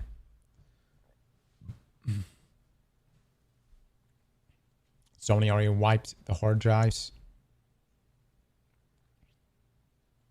We are excited to bring you a free digital Bungie reward with Destiny 2 Monument of Triumph Original Soundtrack Digital Edition. Immerse yourself into the music of Destiny 2 with over an hour of amazing tunes, the perfect soundtrack for players to track their journey to Immortal. Love it. We're excited to share that we'll be launching a Sparrow Racing League jacket later in June. Okay. For Guardians who want to look their best while taking first place. More details coming soon on this exciting merch drop. Let's go. I actually think it's probably going to look way better than the raid jackets. Some of the raid jackets are really good, and even the dungeon stuff, but I bet the SRL one is going to look fire. Now, for returners and old lights, we have something extra nice ready for every player that logs into play Monument to Triumph. In addition to 2 bright Ingrams and 50 legendary marks, you'll also receive the Toast to the Monument emblem below when you return, starting June the 9th. Claim them from the special deliveries kiosk in the tower, located between Banshee and Raoul. Nice.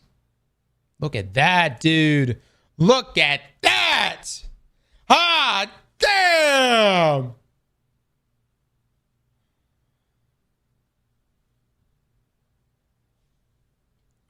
Chat, what y'all do? Why is this bitch in emote mode? What the hell's wrong with you?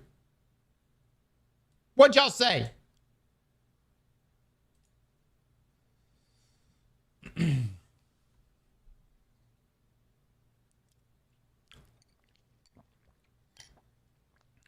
That is a beautiful, beautiful emblem right there. That is a gorgeous emblem. That captures so much, man. That's even got Archie in it. Look at that shit. Wow. I love the Zavala's right there in the middle. Meanwhile, for our most veteran players, those who played all that Destiny 2 had to offer from the Red War campaign to Renegades, we have one more set of rewards to share. The Old Lights emblem. Shown below, a unique emote, Elemental Chi. Wow.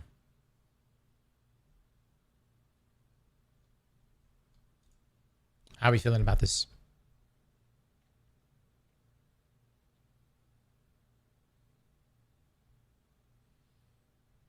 That's the Ankh emblem.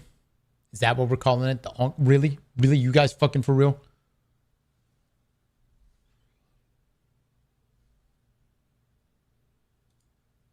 It's sick but depressing.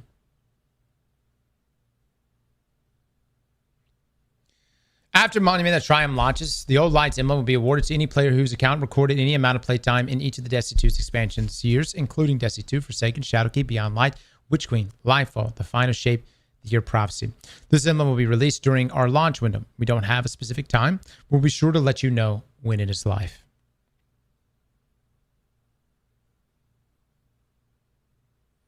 Support guide for Update 9.7.0. And as we prepare for Update 9.7.0, we have created a support guide for Monument of Triumph and Update 9.7.0. This guide will be updated over the next several weeks.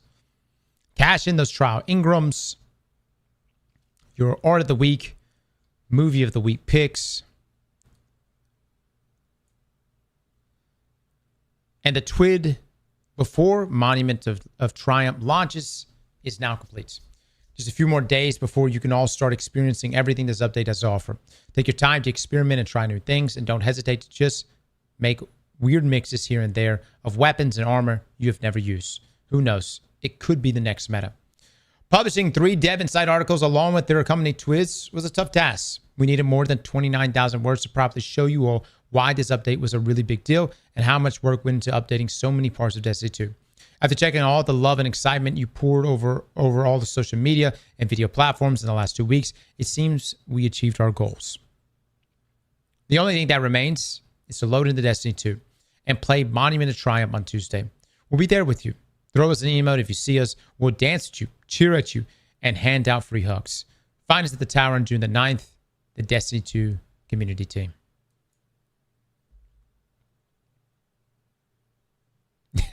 Go do a crime.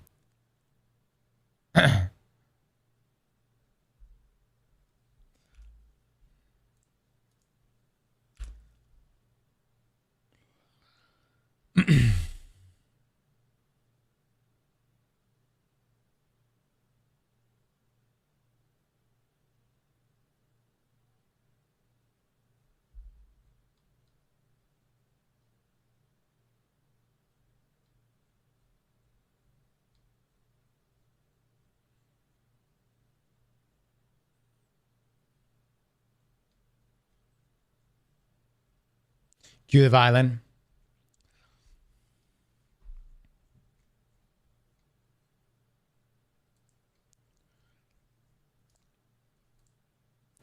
Boys, all we can do is just play.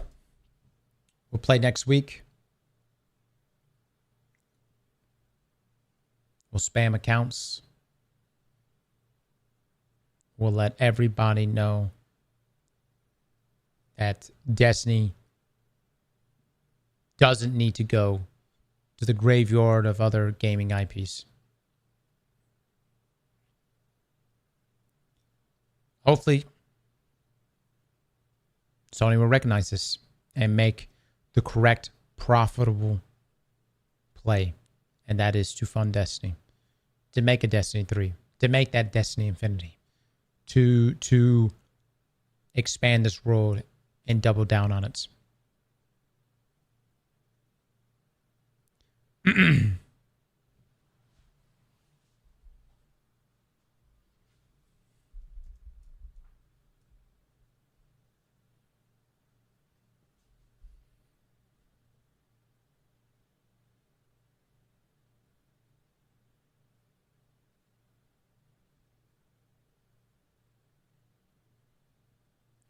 For those that their comments are, well, people weren't playing Destiny during Edge of Fate and Renegades. I don't place any of that blame at the communities. And to be quite honest with you, I don't really place any of the blame at the Bungie devs that were doing what they could. I place blame at the very top and the liaisons between Sony and Bungie and Sony themselves by not committing. That's really what the year of Edge of Fate and Renegades really showed us, was that there didn't seem a solidified commitment plan to Destiny. Okay. We recognized this even coming out of Final Shape. We recognized this when Luke Smith and Mark Noseworthy they departed. And Joe Blackburn departed. We hoped that wasn't the case.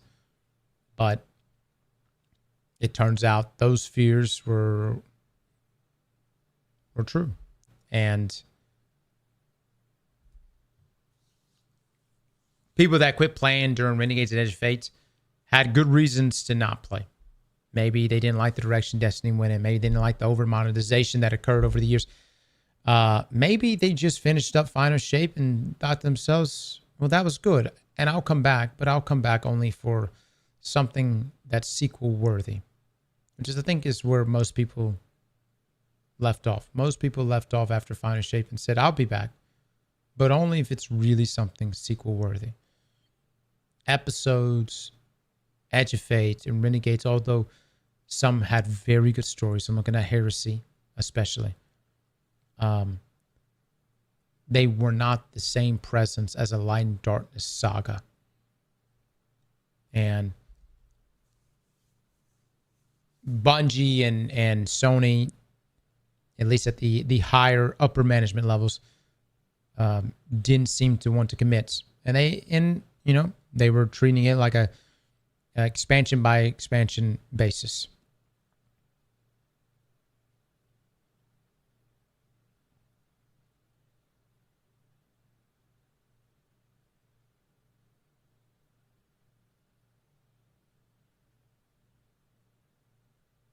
I just got it across. Can you read it again? Yeah, y'all show Frost some love.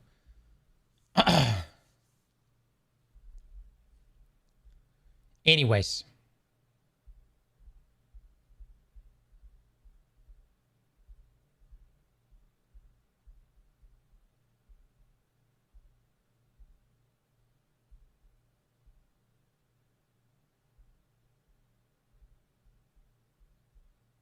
I'm gonna be a petty bitch all the way down. Okay?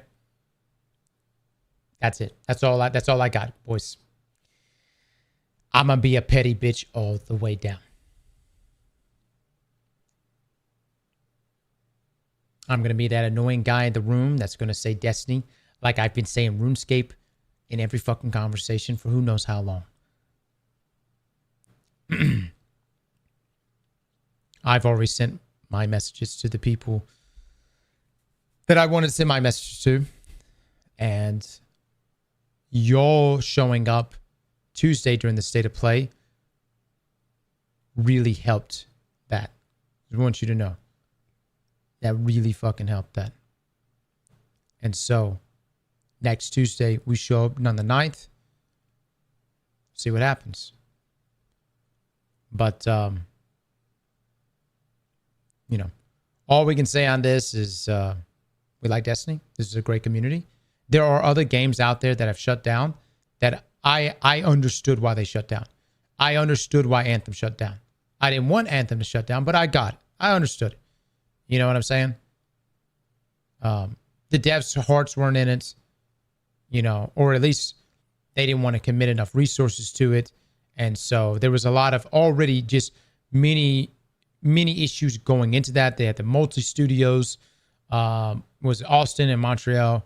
And I understood why Anthem got shut down. I understand why other studios got shut down. I didn't want to see them go. I didn't want to see those games go. But Destiny makes no fucking sense. So, this one right here, this one makes no fucking sense.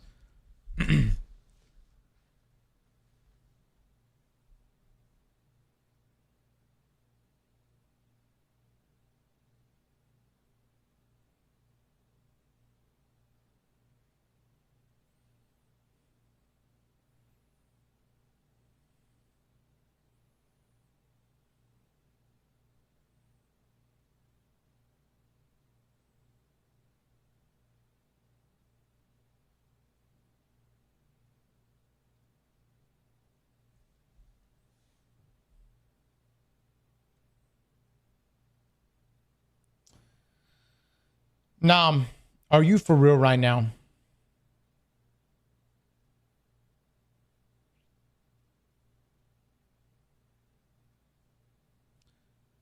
I don't blame Bungie for wanting to end their time with Destiny. This community sucks, doesn't show up, and bitches about every decision they make. First up, that's just online gaming in a nutshell. Secondly, I don't think Bungie themselves want to stop. Like, I Bungie, at least the people I've talked to at Bungie, they don't want to stop making Destiny.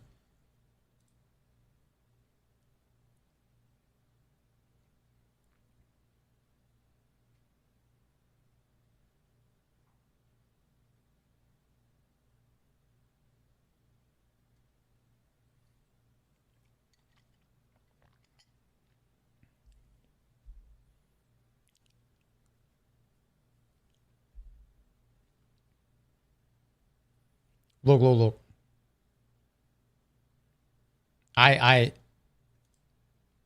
Nam or anyone else that feels whatever way about Destiny, I want you to really just reach back, reach back to the times where Destiny has impacted you and your life.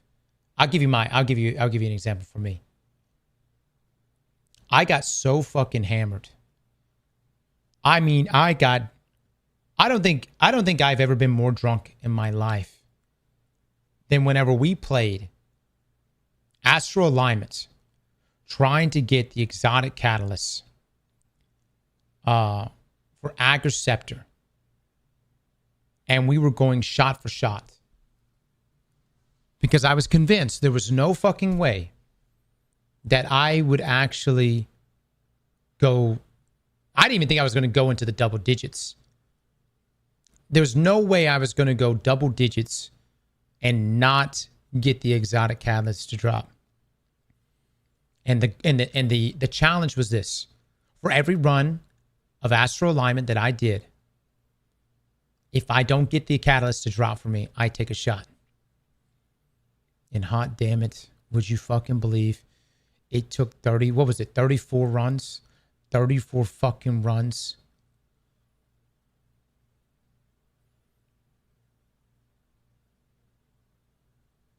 Everybody had the catalyst, man. Everyone got it. By the way, everyone got this catalyst. Most people got their catalyst on the first run. Maybe the second. For whatever reason, the catalyst would not drop for us.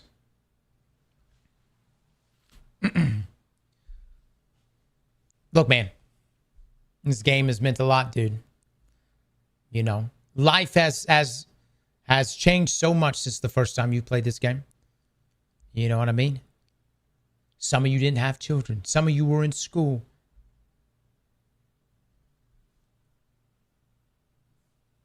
It's wild.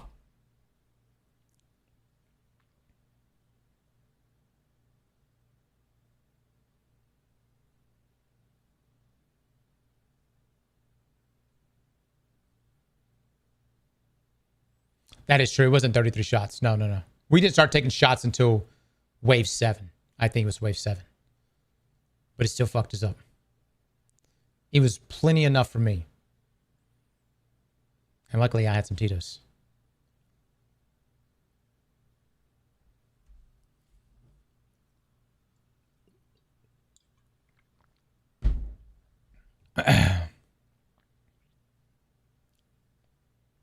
It did not mention, no, there was not a single Telesto buff in all of everything. I don't think we've seen a single Telesto buff.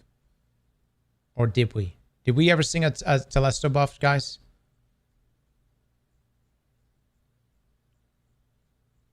Yeah. Yeah.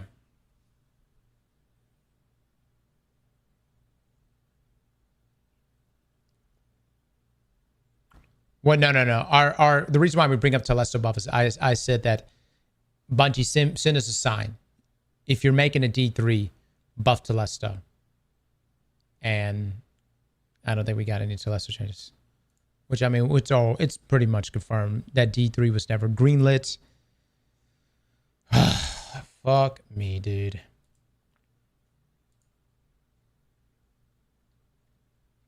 Unfortunate, man. Unfortunate. All right. We're going to get in. We're going to play the shit out of it. We're going to have a great time come June. And we'll personally be giving away a number of the bundles because next week they're bundling everything, including Renegades and Edge of Fate. And so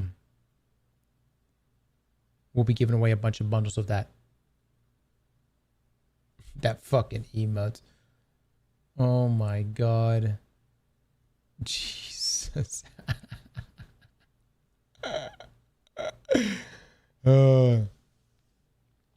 Family got me into this game during the Taken King. Got it during Christmas of that year. At 13, met friends. Had so much fun. Stuck by it ever since. I've been playing this whole time. Now 21. I'll always be a Dawn Blade. That's what's up, man. That's what's up.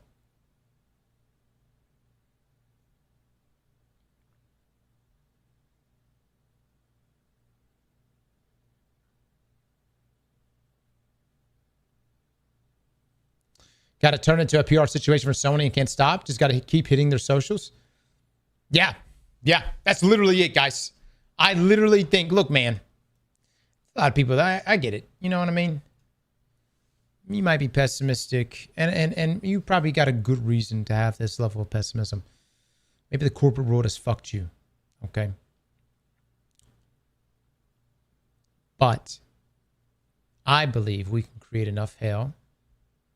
And we've seen it in action. We've seen it in action during the state of play. I think this community can create enough noise and enough hell to make something happen. And then what the other thing is too, guys, what do we have to lose? I mean, really, what do we have to lose? I'm not saying content creators should do anything, but yeah, you might lose Sony exclusive sponsorships, partnerships, all that jazz. I get that. But collectively as gamers, what do we have to lose?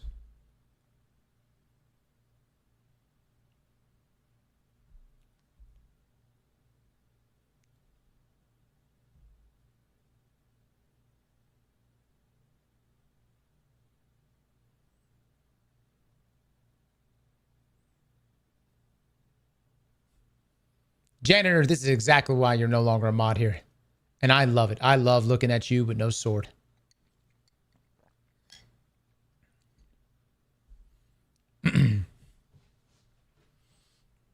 Look, man, I just, I don't think this community is going to roll over.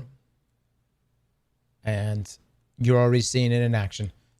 So when you sit there and you're like, should I... Does this really actually do anything? Does my presence really actually do anything? Does my playtime next Tuesday actually do anything? Does me spamming an emote or something or a hashtag actually do anything? It might. What are you going to lose? We're already losing Destiny.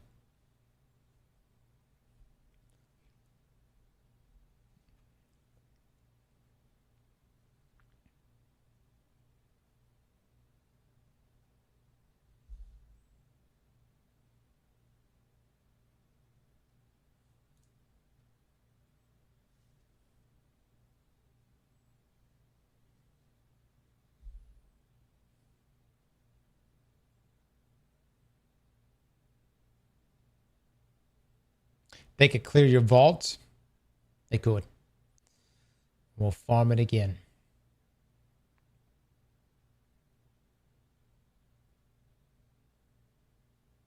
Twitch, that's an amazing story, man. Big shout out to your friend, brother. Big shout out. Zelda, what are you sharing me? Oh, here we go. Play with new and updated content, including Pantheon, Sparrow Racing League, rifts, and new triumphs that celebrate your Guardian's journey through the Destiny 2 universe. New challenges, skills, and rewards await all Guardians. So this is from another PlayStation account. Good, fellas. You listen.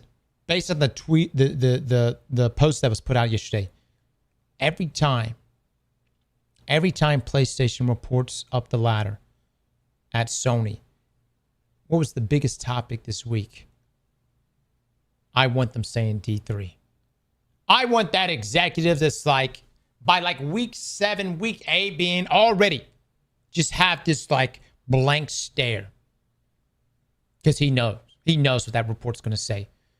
He's going to be like, it's D3, isn't it?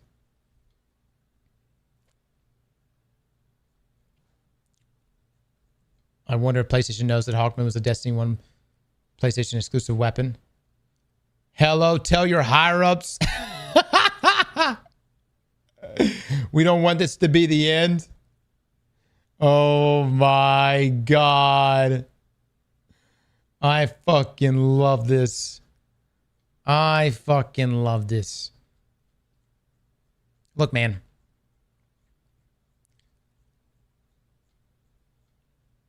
Adam, at every PlayStation account out there, let your presence be known.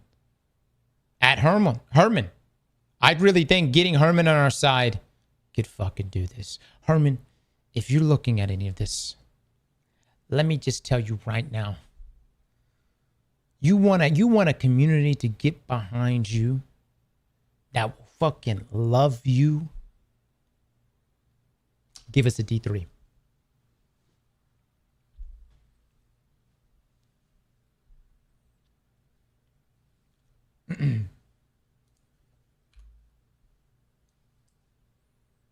Hold on.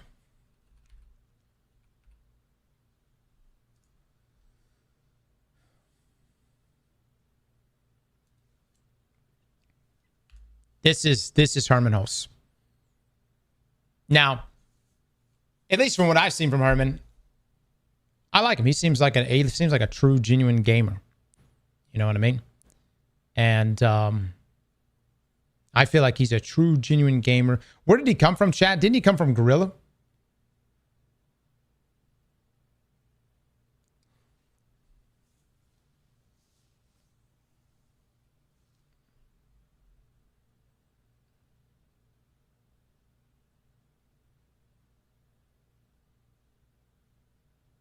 Yeah, it came from Gorilla.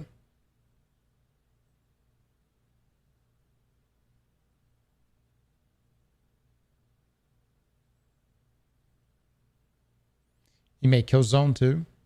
What? Really?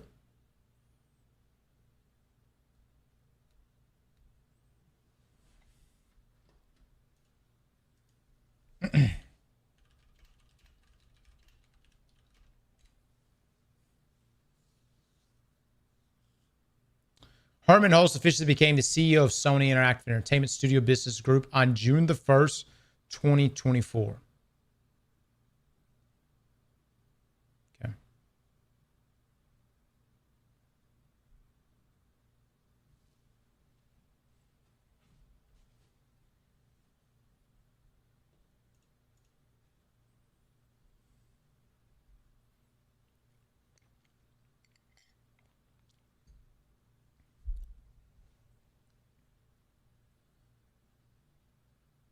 DM him? I am not able to DM him. Yeah, he's got to follow me for me to DM him.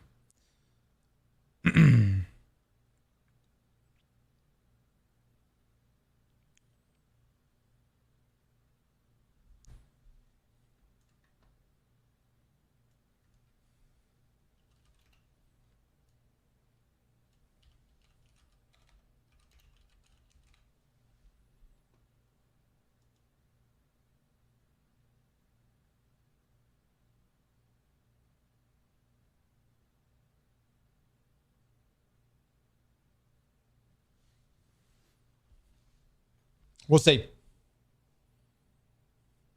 You could try his LinkedIn. I'm going to be honest, guys. I don't even have a LinkedIn. Yeah. Well, we could see. We could see. Watch the video I tagged you in. Make one. I guess we could make one. LinkedIn is for professionals. Right? I'm on LinkedIn. LinkedIn is for like professionals in the industry. Correct?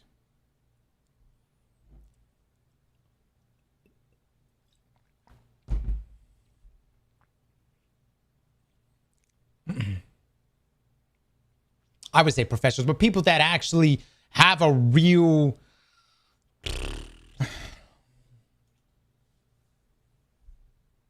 And look, there are those that contribute to society. And then there's Well, there's the others. You know what I'm saying?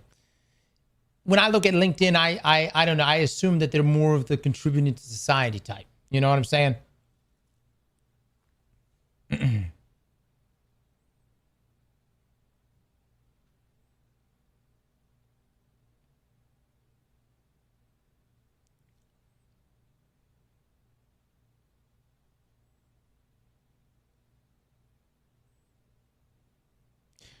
If setting him a LinkedIn can somehow get me into contact, great.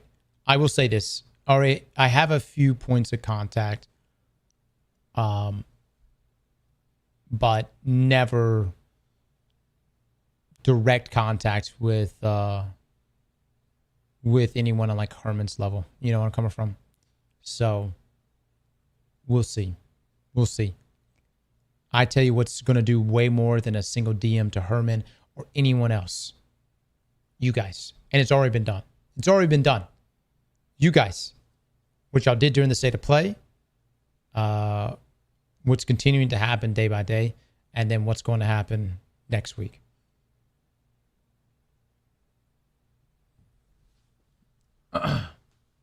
Petition at 350,000. Nice.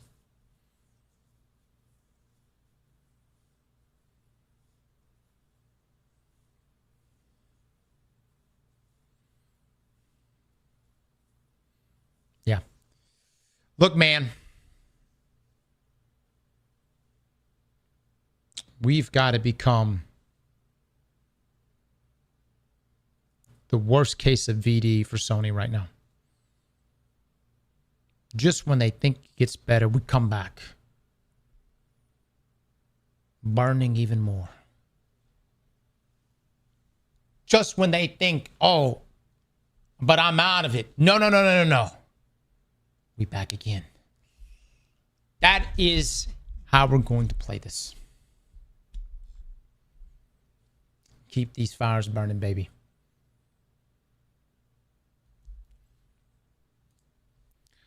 All right. Oh, shit. Oh, shit.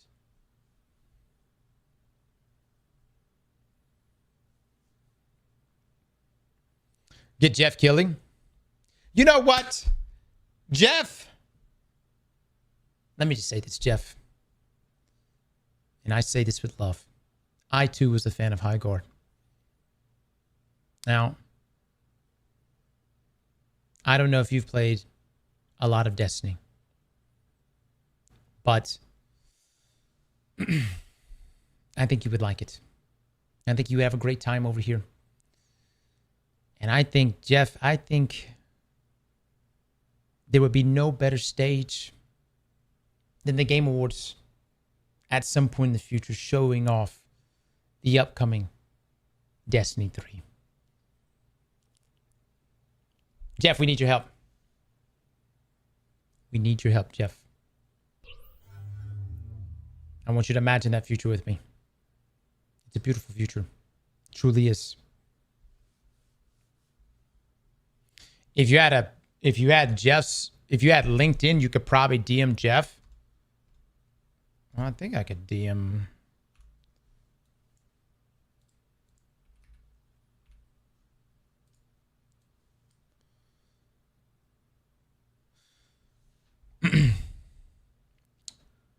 We'll DM him.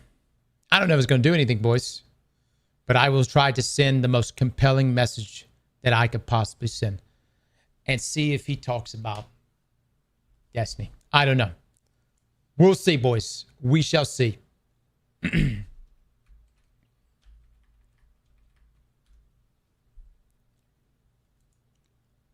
can message Herman's LinkedIn. Gotcha.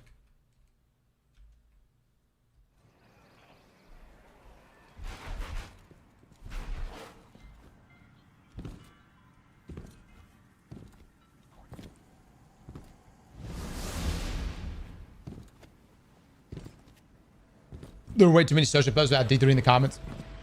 Where am I supposed to be going? Why does it want me to do this?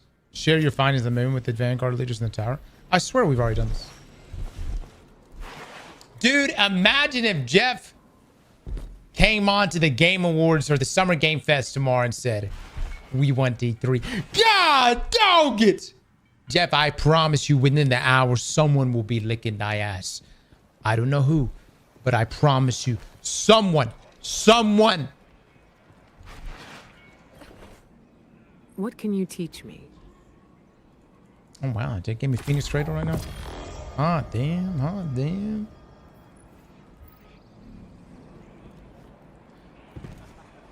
I want one more. Get that Bill Clinton guy. Oh.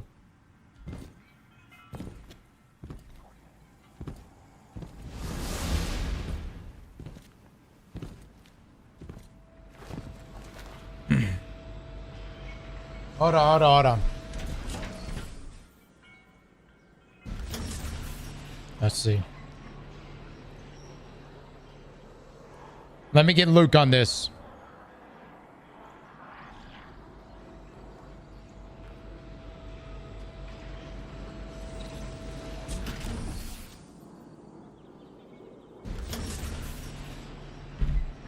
I wish tomorrow we were streaming. Luke will be streaming though.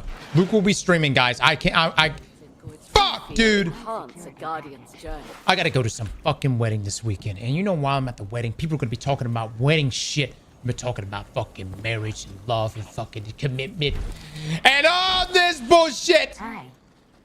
When we're supposed to be talking about Destiny. Oh, yes. I'm so happy. I'm so happy for you. Yeah. Welcome to the family. Welcome to the family. Can I fucking leave now?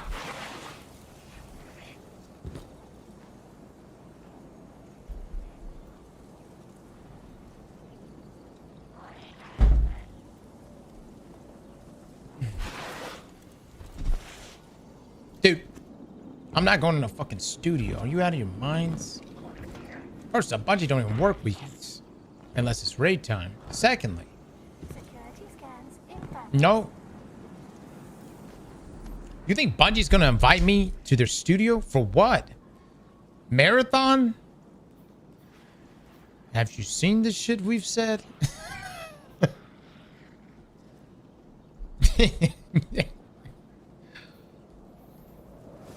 What's the latest report on Savathun's brood?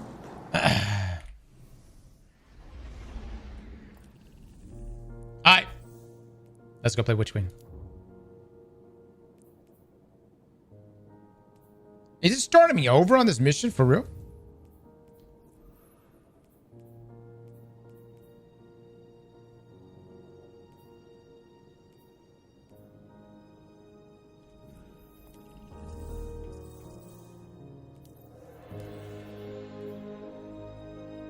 Yeah, this is a new account.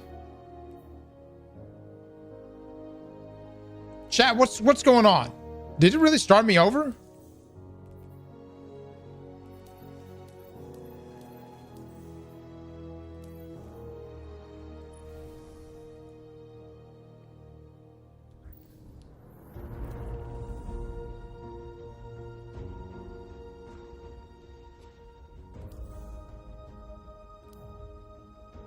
Probably not. Go to the map. We made it to like the second section before the blog post dropped.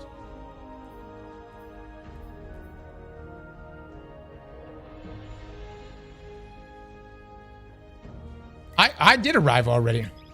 I did some shit.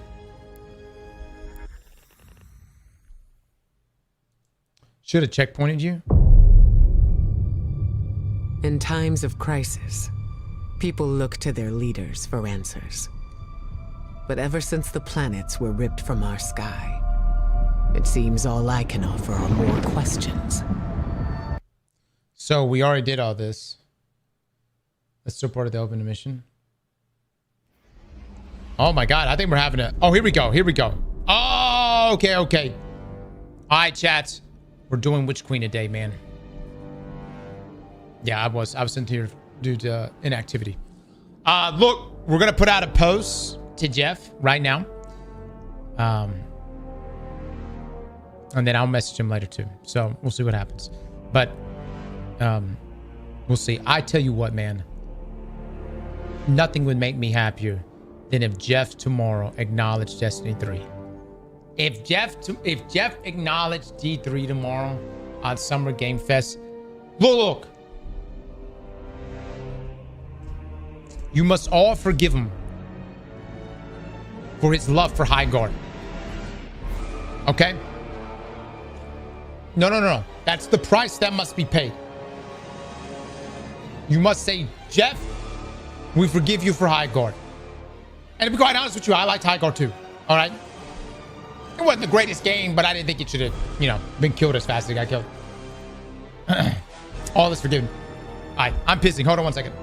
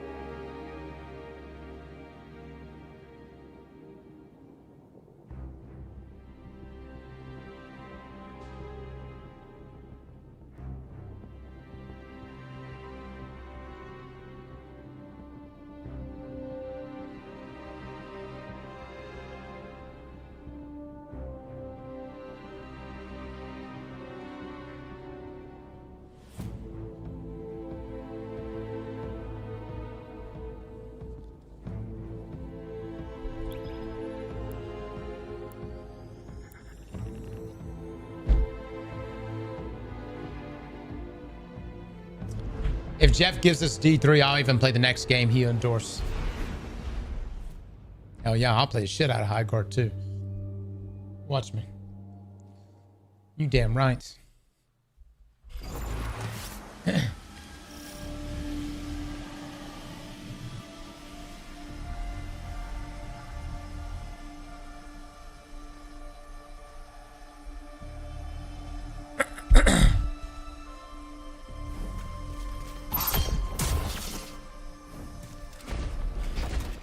There.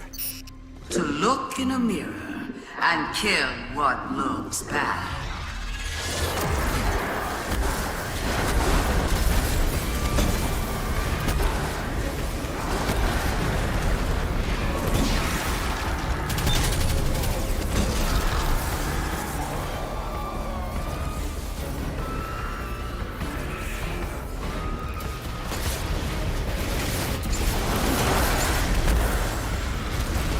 Oh my god, how fucking hard did I fucking swing that shit? Oh my lord.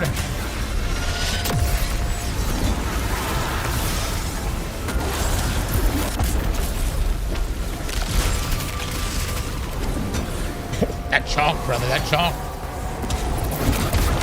No. Come on. You're strong, but that was too easy. It did seem too easy, didn't it?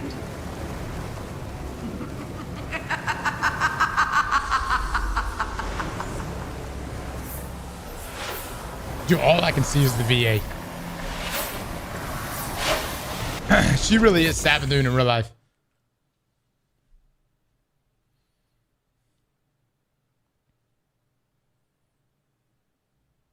Oh, that was the last piece of it. Okay.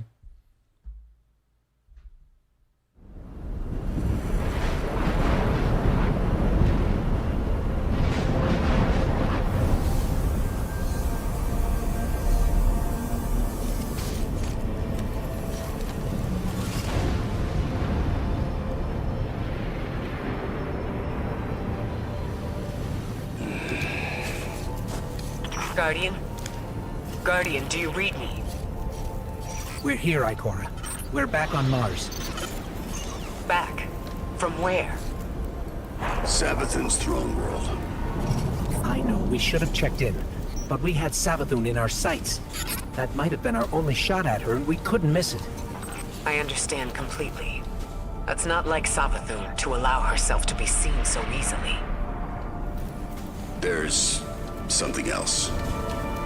Before we left the ship, we ran into one of her knights. And It had a ghost, Ikora. Same as any other light bearer. A ghost? A hive knight with a ghost? But that means... Savathun stole the light. But that's impossible, isn't it? Impossible? With Savathun, nothing is impossible.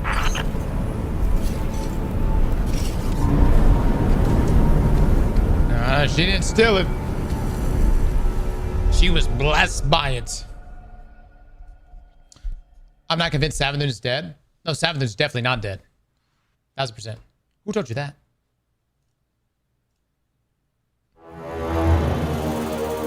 Savathun, the Witch Queen. Hive god of cunning and lies. Hive legend tells us she was born on a hostile, far-off planet, where she would have lived a short, uneventful life. If it weren't for the worm familiar that warned of an impending cataclysm. Such a good story. She led her siblings into the depths, where the ancient worm gods offered them immeasurable power in exchange for endless blood tribute.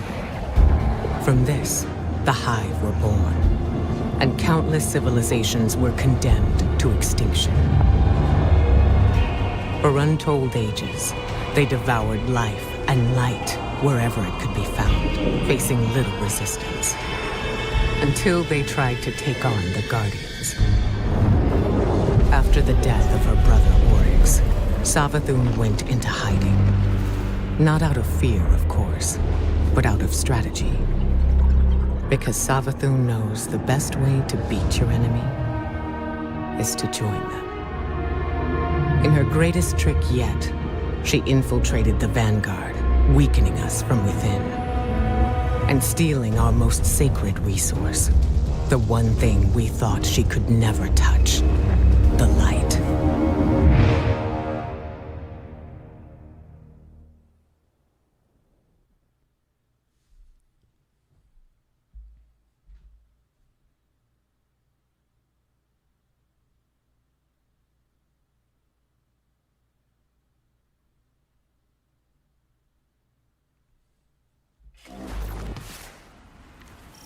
Orlando, much love to you, my man. Here we go with the Enclave.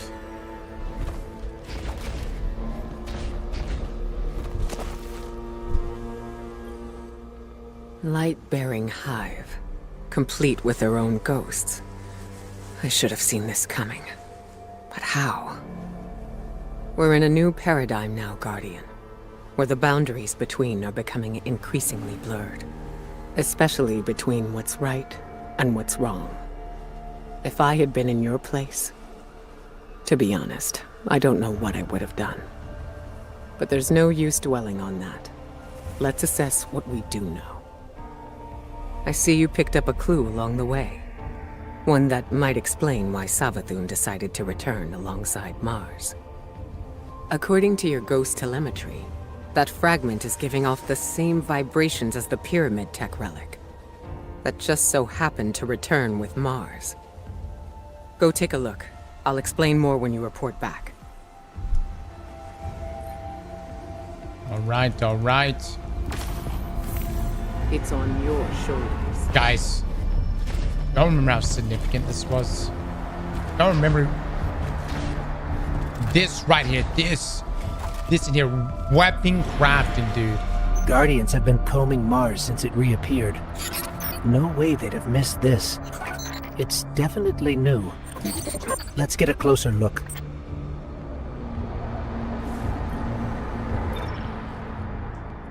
First glaive as well.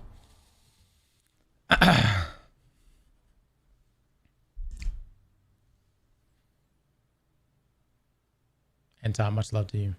Glad to have you in here, brother.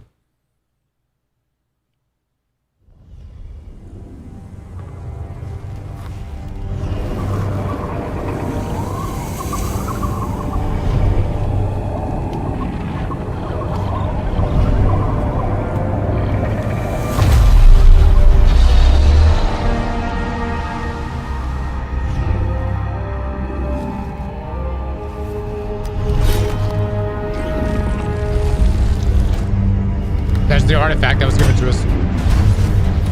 Yeah.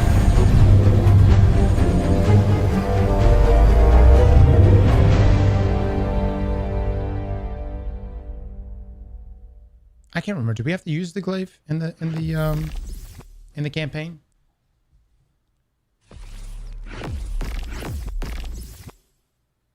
That crafting was crazy. What a crazy time. No? Okay. Y'all remember how many resources, how many currencies this shit used to have? That was so nuts. When weapon crafting was brought to us. You crack Sabbath and IRL. Chat type 1 if you would crack Sabbath and IRL, or type 2 for Destiny 3 announcement. God. Burning Vikings. Y'all don't listen to this. Don't listen to that guy. Jesus. Oh, hold up, hold up.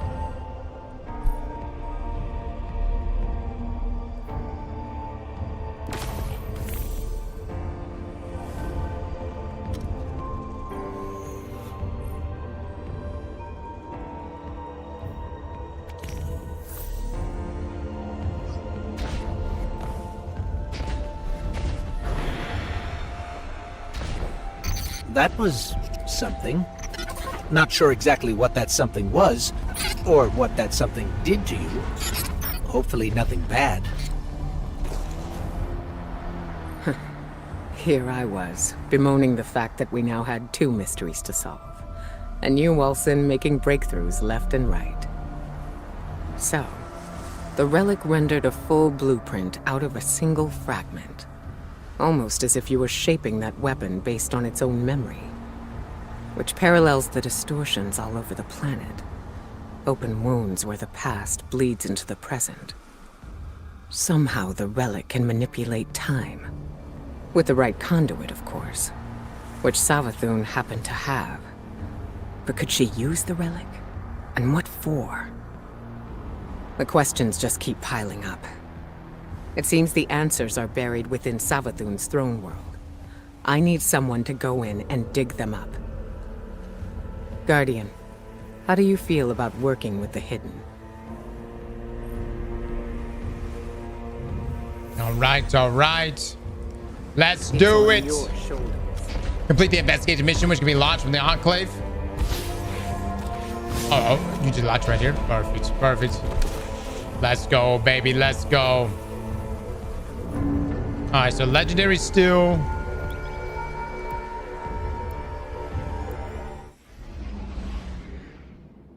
You can always tell Ikora is angry based on her cape movements. Is that right? Max with the sub. Hey with the sub. Mono Hand, Fat Man, Dog, Dictator, Dylan Perk, Twee, Mal, Mathern, a cat with Ebola, and Mystic Trooper. Thank you so much for the 10 gifted from earlier. Seal with the new Prime. Thank you.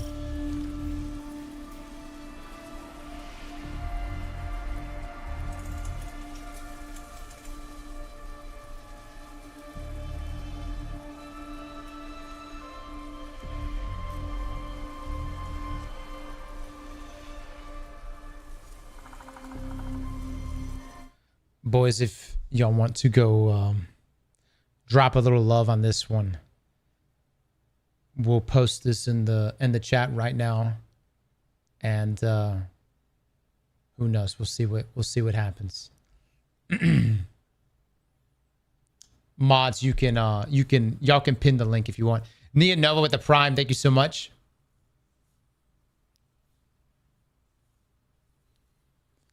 I would love it if Jeff says something. Yeah, I know we got the Starforge pin. You could just pin this one.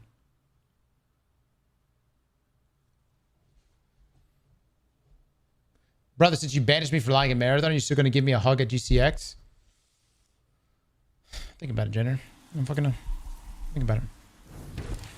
Eris says throne worlds are kingdoms of thought, built according to the desires of the creator. I suppose Savathun desired a throne world made of light.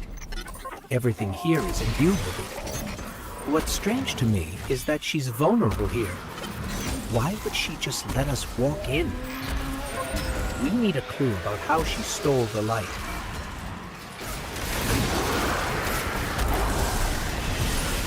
She didn't steal it. She didn't steal it. She was chosen.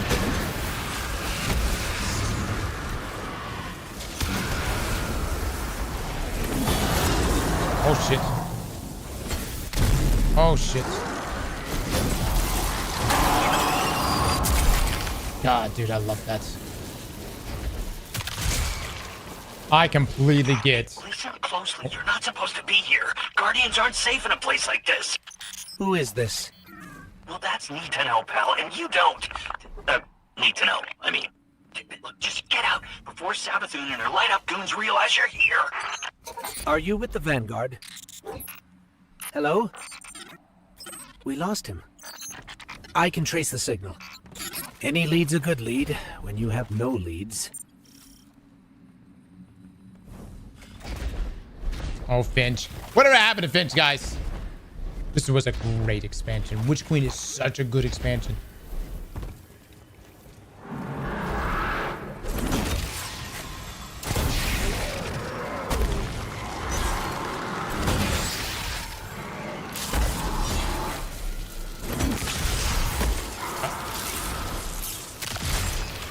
He's chilling. We're blocked, but I'm picking up more of that psychic energy over there. Oh, here we go. How did you do that? It's like you created those platforms out of thin air. Wait, hold on. Wait. Supposed to get some up.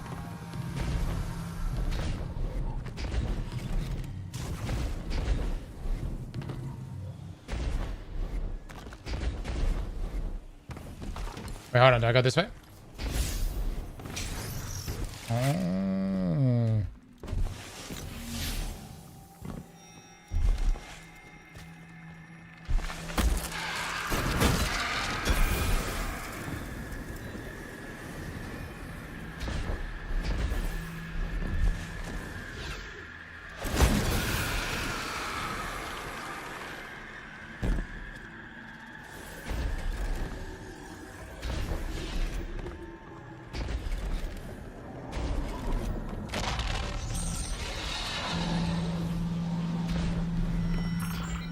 Up there. I think that door will lead us out. We just need a way up. Interesting. Is that gate already unlocked?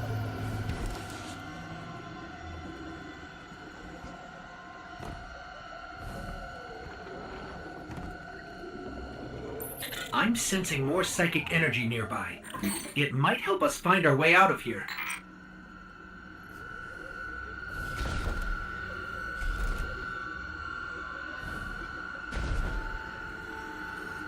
What shit?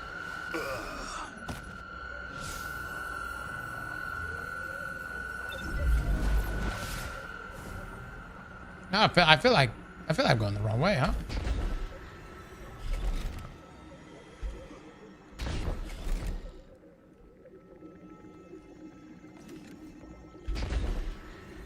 Because flawless. What? I don't even know what am I doing right now. This just doesn't seem like the correct way to. Wait. Oh my God, is this the right way to go? Fuck yeah. It's all part of the plan.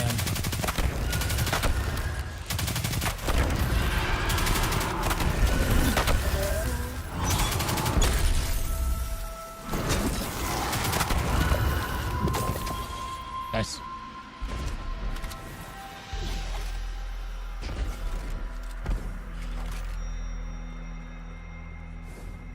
What you doing over here? Oh, just chilling. Okay, okay.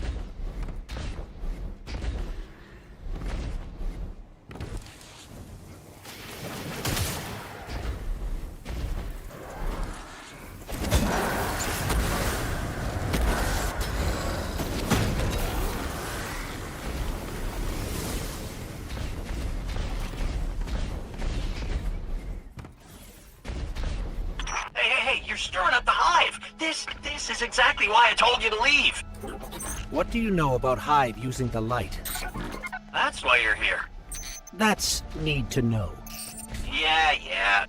Look, all right, I really shouldn't be doing this, but come meet me outside the fortress. Just be discreet, all right?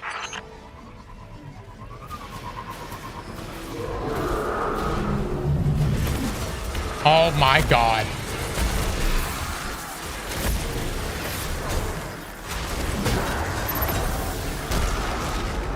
Shit.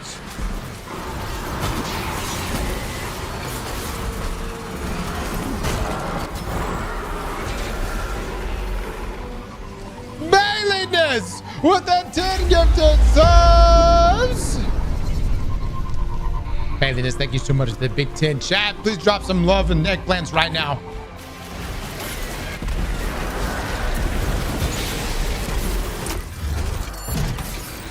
Signals coming. That just give me 2 stacks. We have Does finishers give 2 stacks? What, 2 stacks? Capture rendezvous. Oh, okay.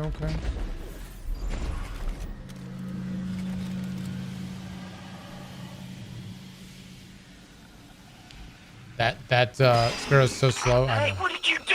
What did you do? Oh, you triggered the alarm. The hive are gonna be all over you. What happened to being discreet? We're trying to open the gate. Look, just try to stay alive, all right? Once the gate's open, just make a run for it.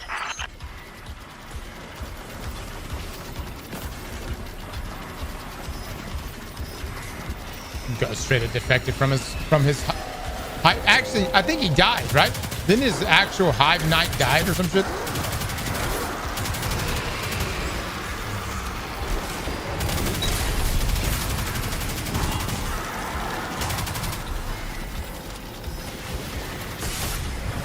The knight's dead.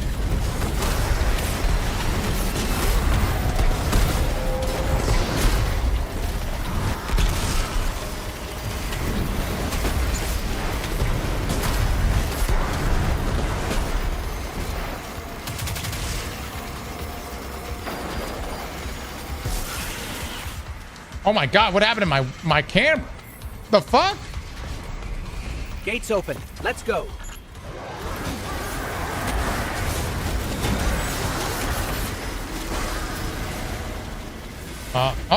Let me figure this out. Oh, that is crazy. Hold on, give me a second.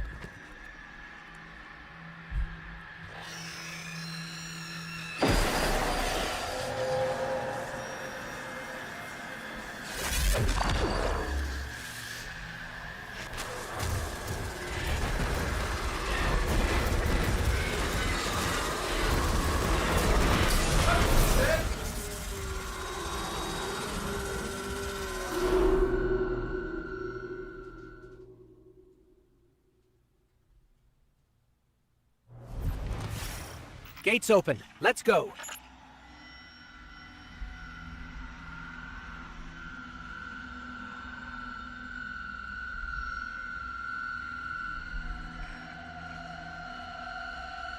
I think we're good, right?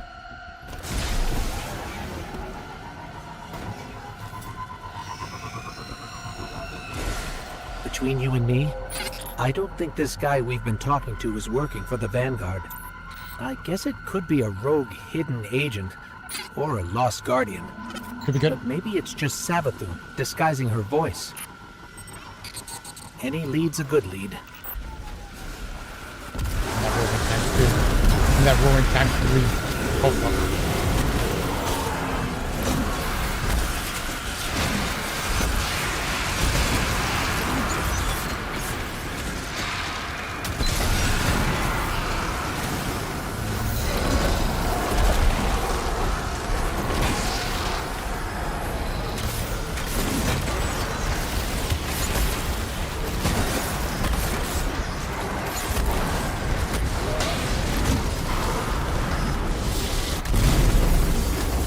Corn's fighting him. Oh no, what the fuck was that?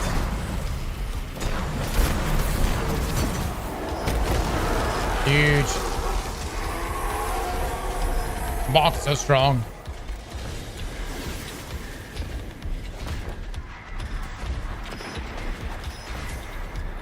Yeah, this is legendary.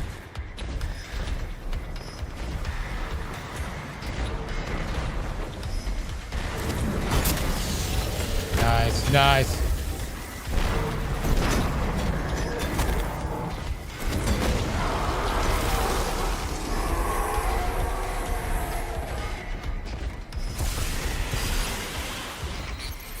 Yeah, Luke is going to be live on the channel for some damn test tomorrow, guys. I'm unfortunately not going to be in.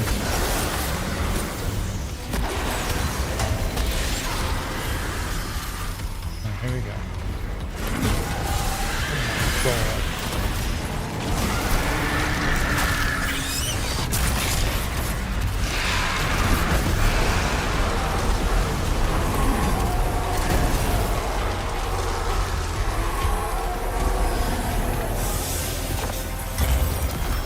Oh my god, it gave me a red border? Not sure I'll ever get used to seeing ghosts serving the hive. All ghosts were created after the collapse. The Traveler released us just before it went dormant. These ghosts had thousands of opportunities to choose a guardian, and they passed right over humanity and chose our enemy instead. You? You brought us here? I can't forgive that. Do y'all remember cheesing this mission?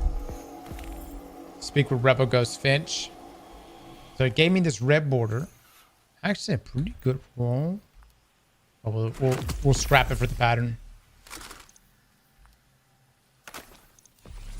Oh, look at this. Look at this. It's trying to show me the that's patterns right there.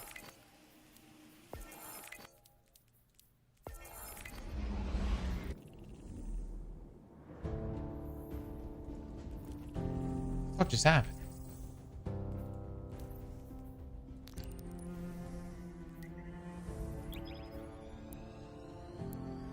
Zuko Page used to be goated? Yeah. Yeah, it did. It did.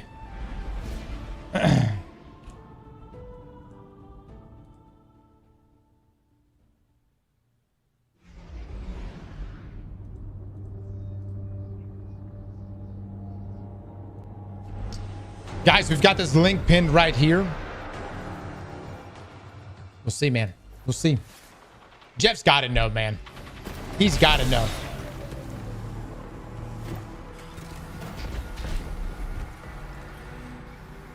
Hey, get awkward out of the way first, I always say. This pile of ash and bone used to be my actually, don't worry about it.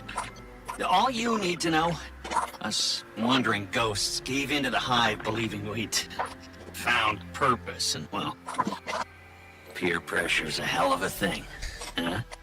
Also, because it's what the Traveler must have wanted. Then hive killed guardians with light, and you think, that's the Traveler's will, really? I'll tell you what, I don't buy it. Not anymore.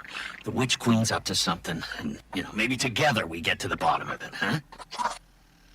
There's an old hive temple nearby with Savathun's secrets inside. That is all I know. The what and the why? That's your game, yeah? And when you get there, radio me. Private channels only. Oh, almost forgot. The name's Finch. Honor to meet you. Yeah. I fucking love Finch. Okay, why does this thing keep hitting me up? I already did this. I did the thing. I went here. Okay. All right.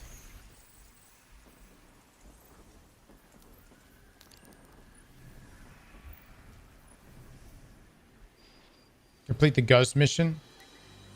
Oh my god, does this thing go away? You can view weapon pattern progress and catalyst records in the category. Okay, okay. I did it. Okay.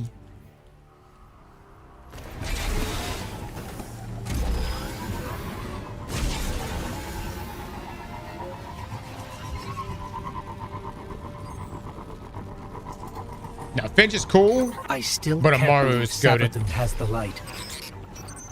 The light is sacred, Guardian. It's what gives you your power. It's the reason I found you. And I will never let the Hive steal that from us.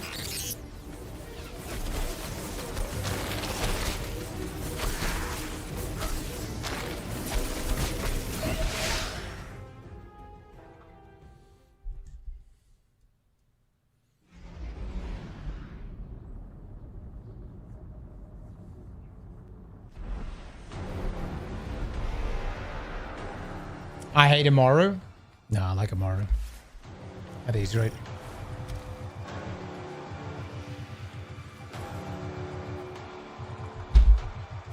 Oh, fuck.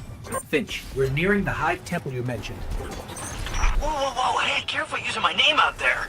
I don't need the Lucent Hive catching on to our friendship.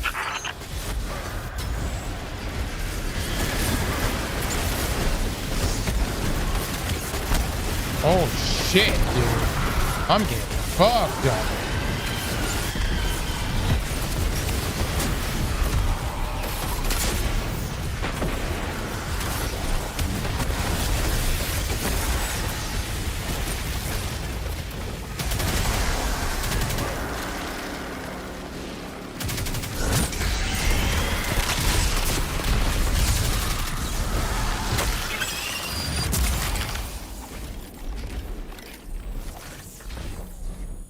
So, Finch, mind telling us what exactly it is we're looking for?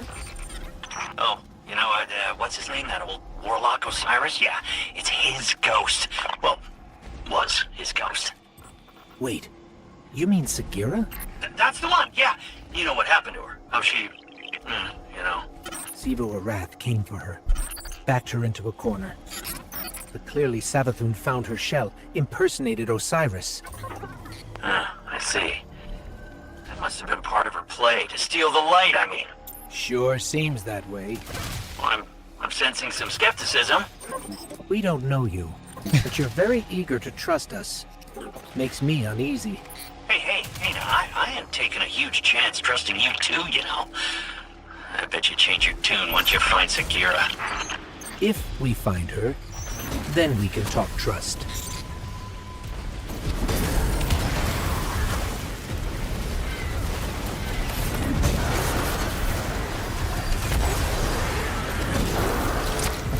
You know.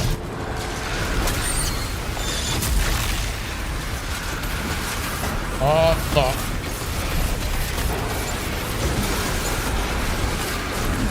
Where did my hammer go? Lord have mercy.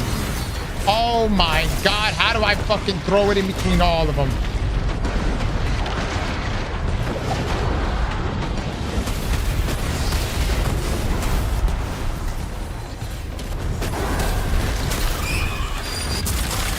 More Scorn. What are they even doing here? Scorn just shows up to fuck things up.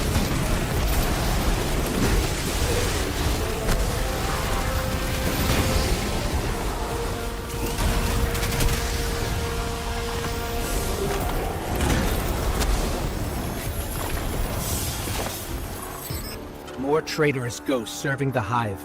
Good riddance. They deserve what they get. Damn, Ghost, calm down. So, by that logic, I should be crushed into pieces too.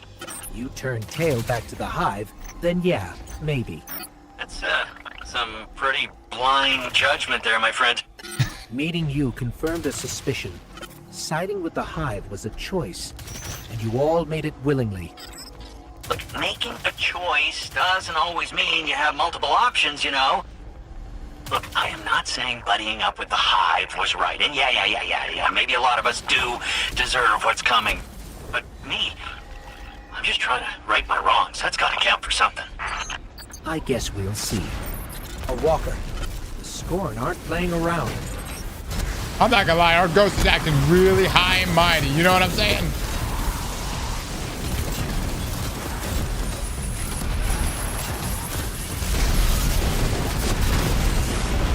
Oh my god, I just got fucked up. Holy shit.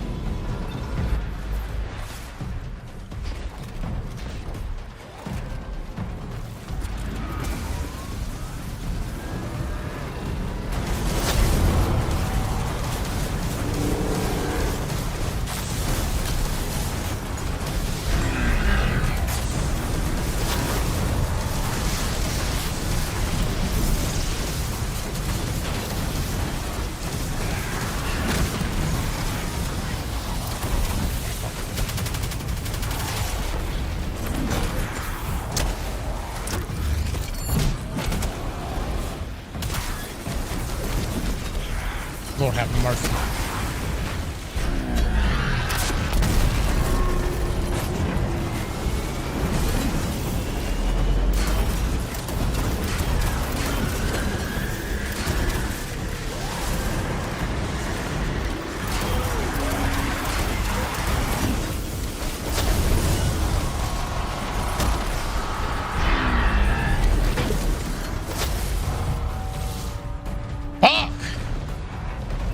We're getting digged on.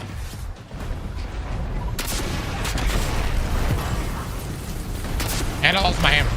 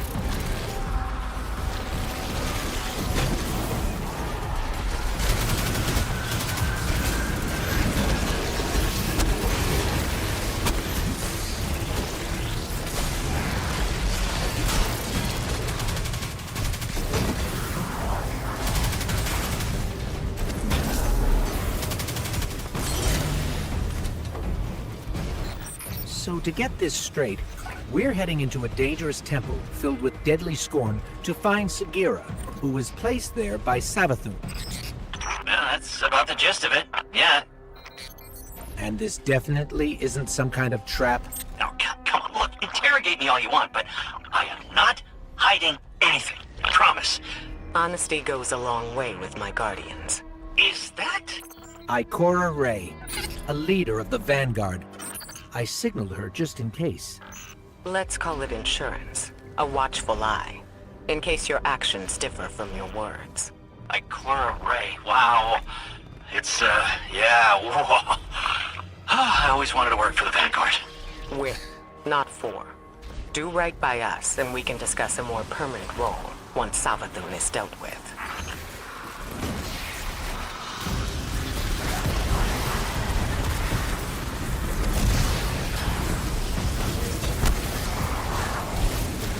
I'm dating glaze us. What the fuck? Big Ray. Thank you so much, Liv. Thank you, thank you. Mods, can we get some shout outs, please?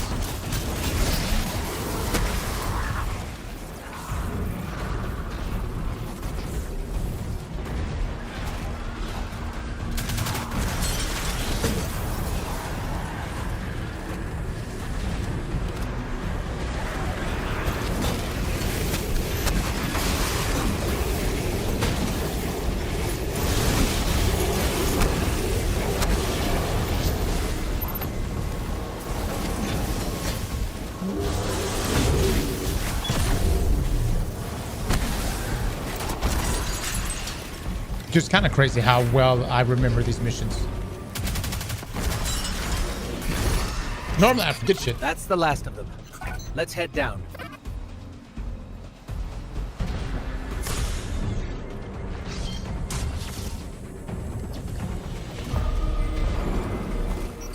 Zipper with a 5. Thank you so much, Zip. Looked like a giant scorn. Keep on your guard. We don't know what's in there, or what the Scorn are up to.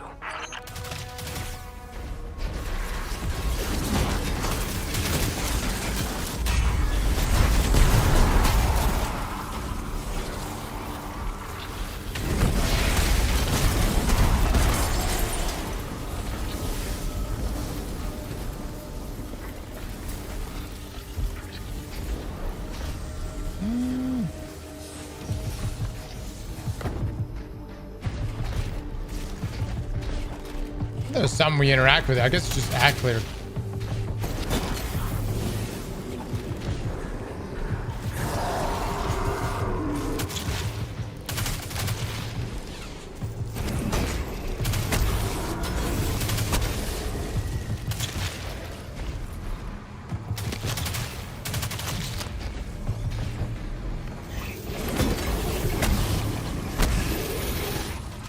Got the associated yellow boar. There we go. Nice, nice.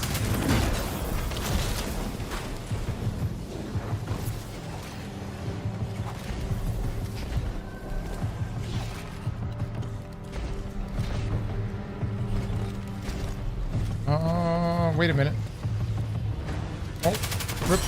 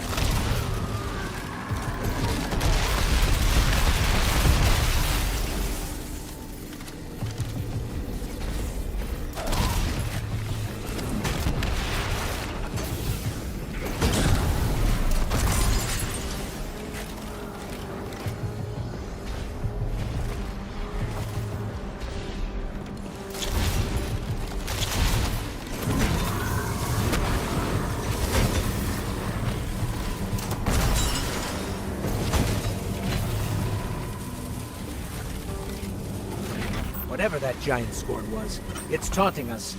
It must There's know so what much we're to do after. from this campaign. Holy shit.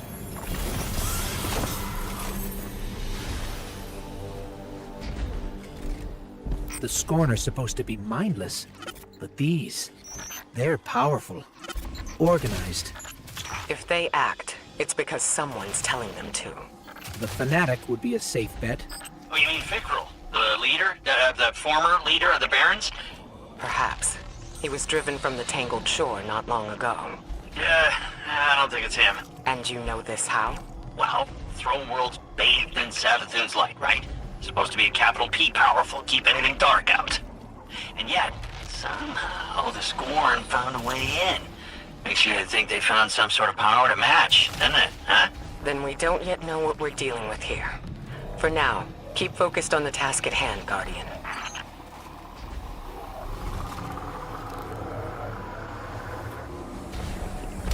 There, Sagira.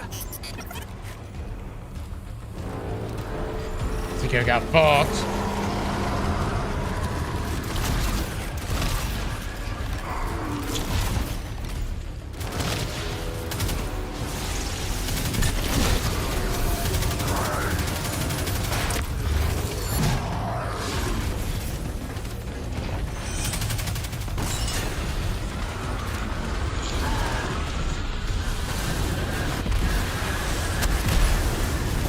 Oh no!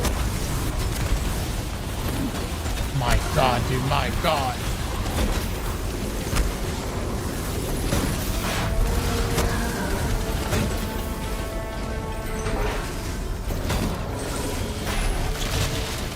Having no damage.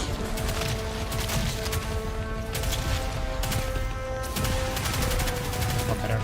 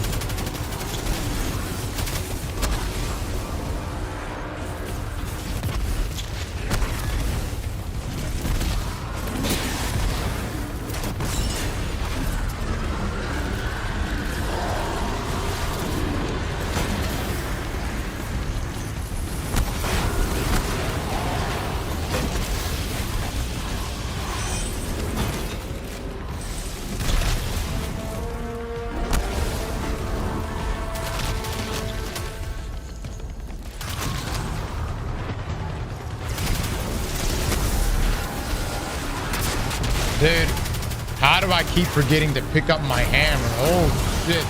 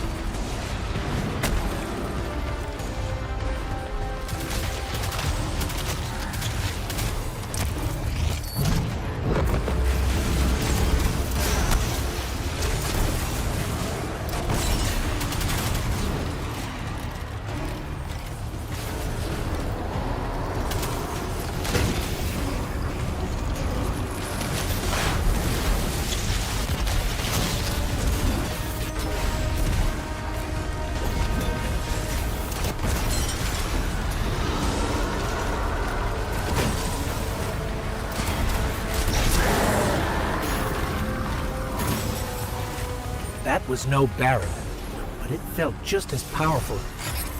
What are we dealing with here? I wouldn't stick around to find out if I were you. Grab Sagira and go, okay? I stand before a being with 1,000 names. It whispers one. The witness. Remember it. Remember that name. Did anybody else hear that? Sounded like Savathun. Who's the witness? No clue.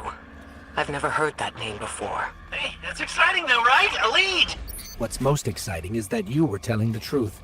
Trust her and then, huh? Yeah? Call it cautious optimism for now. Your guidance yielded results. But let's not forget Savathun remains at large. Well, hopefully not for long if we have anything to say about it. I just want to expose Savathun. Yeah, stop whatever game she's playing. You can be sure we'll hold you to that. In the meantime, what should we do with Sagira? I'm not sure how we heard that voice from it, but I have a theory. Bring her back to me as soon as you can. And good work. All of you. All right, all right. Let's see if we can just go straight to the Enclave then. This really is... I don't know, man. We'll have to play the final shape. Witch Queen is just such a good campaign. I just feel like just the setup, the gameplay aspects of it, all around, just really, really solid, man.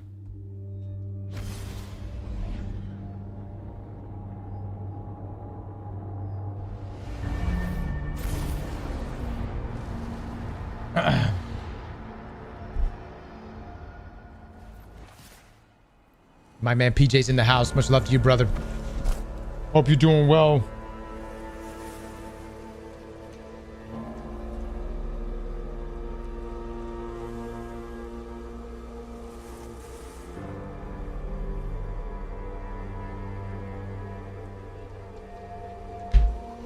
Give us a payout.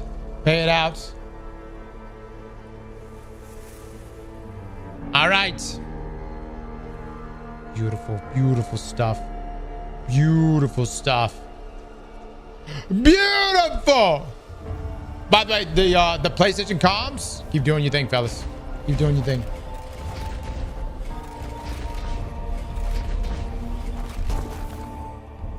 Finding Sagira brings up a lot of old memories. When you picked up her shell, you were able to access something left behind, a psychic fingerprint. I believe the relic awoke a new ability within you, one that reveals what lies beneath the surface. One rooted in darkness. Something tells me this witness Savathun mentioned is directly tied to her theft of the light. We need to hear more of that fingerprint, which means you need to strengthen that ability. We've learned from the pyramid on Europa before. Head there. Eris will guide you. If my instincts are correct, this ability could be just what we need to solve this case. Ooh, give me a red border as well. Can I say, dude, the day one feeling of playing a campaign was always so good. Even if the campaign didn't quite live up to it. I mean, like, just the hype is in the air.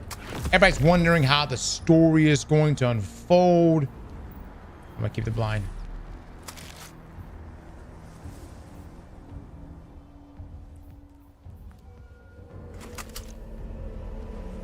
It's on your shoulders. Literally my Christmas was to take a few days off of work. Yeah, I know so many people.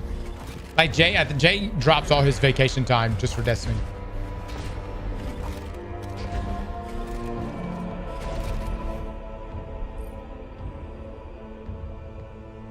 Okay, all right, weapon patterns. Doing our thing, okay. Well, oh, we could speak to Raul if we wanted to. All right. Oh, it actually gave me that one. Okay. Now we're just gonna continue doing the quest here. The communion. All right, guys, y'all give me just a second. We're going to do this quest next. Mods, feel free to do a bet. Will we die in this mission? We are playing Legendary, so it's a bit more difficult. So we've already died a few times. But y'all feel free to go ahead and do another eggplant bet. We get some things flowing. This campaign's so good, it is.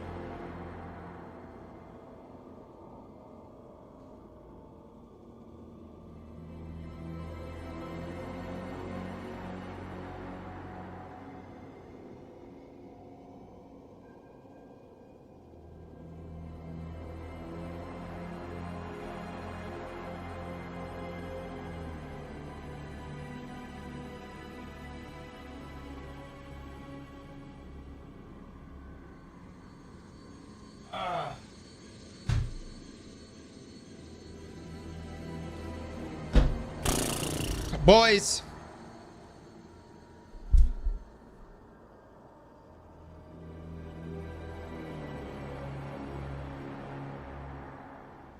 I feel like it's really hitting everyone right now. Because I think my lore guys were still believing. And I think now it's really starting to hit them. It's starting that, which in turn is hitting me now. Yep.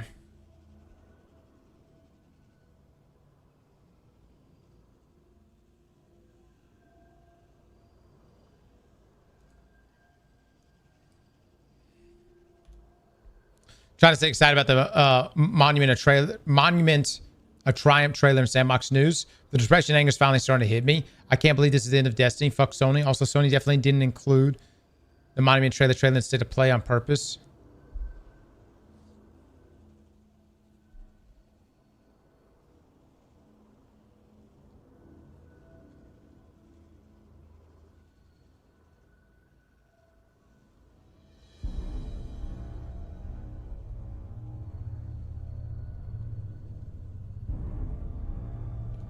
The reason why it's hitting Donkey so hard, guys, he's not just pulling this out of his ass, is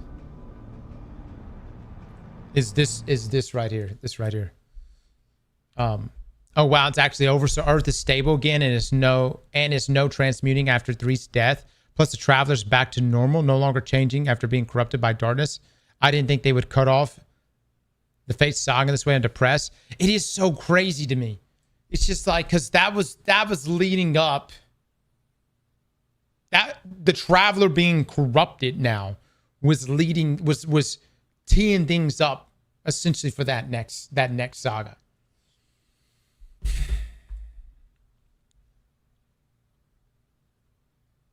It's very interesting. It seems as though the traveler's terraforming the Earth to counter the effects of transmutation. So as the Earth changes, the traveler reverses it. Definitely wasn't what was originally planned, but still makes sense. I wonder how the traveler woke up.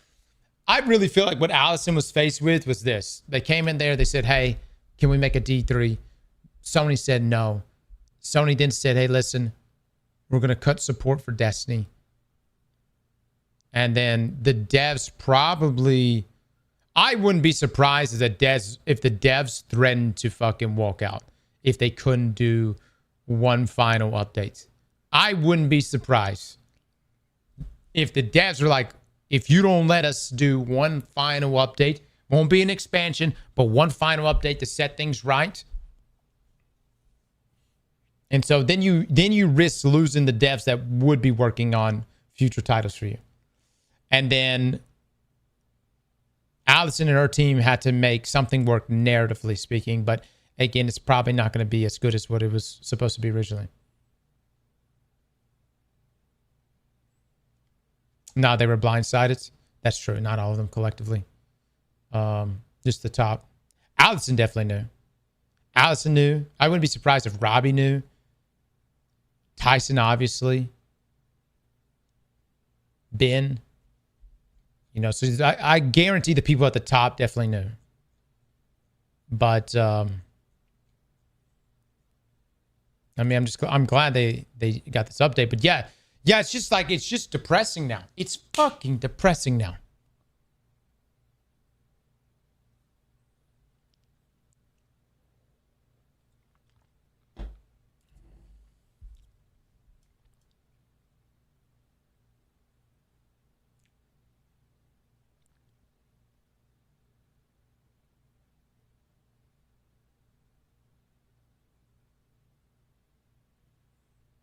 Shut up, Hoax.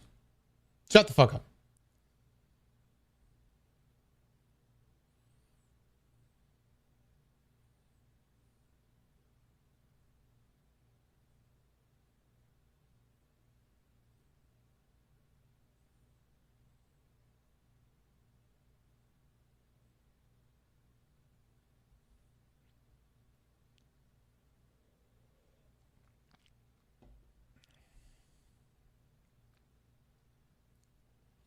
I wouldn't be surprised, guys. I'm going to be honest. I wouldn't be surprised if Digital Extreme picks up some of these devs that are going to be Or even just other studios. But I wouldn't be surprised if he picks up a few devs from this.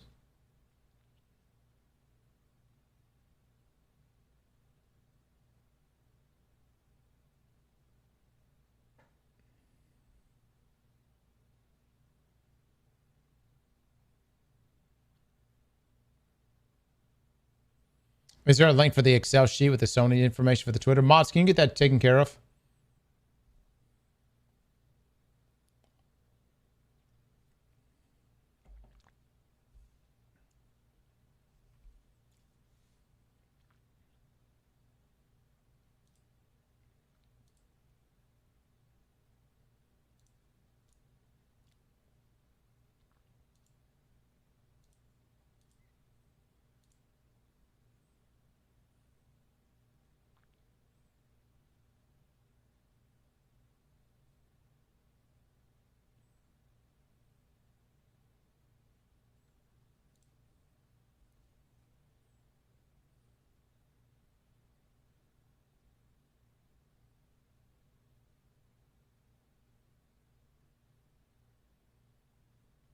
I think the Google document looks set up from yesterday.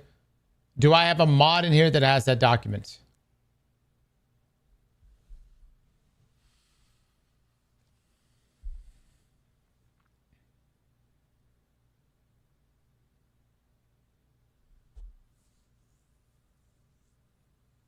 Do I not have any mods in here?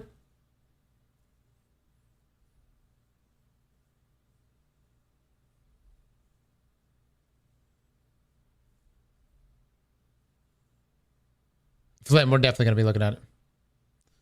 God damn it, mods. Luke literally set up an entire Excel spreadsheet yesterday and pinned it to the comment section of this stream so that everyone can refer to it. And all that means is that you as a mod should then turn that Excel spreadsheet into a command so that if anyone came back here, they can hit the command and then that documentation becomes something they can reference back to. The man was only in the stream making this for us for an hour yesterday while posting all the associated links and guides for this. Thank you so much. Thank you. And then you now make it a command.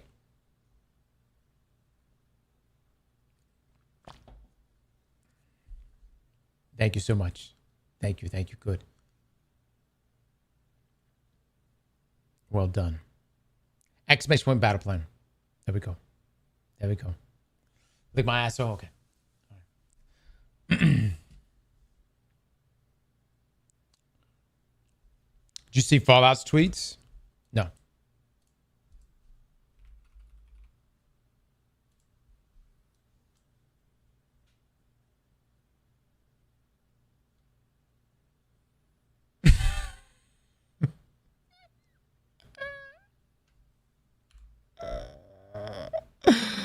Is this the one you're talking about?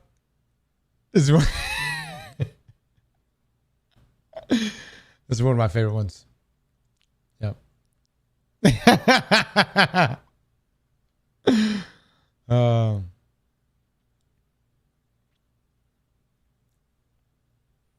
I say it a million times. You left Destiny 2 at any point to play other stuff. Understandable. And you're coming back for the final update. You owe it to yourself to experience Foundership's story. It's 10 out of 10. Oh my God. Wow. Sony greenlight Destiny 3 and I will post.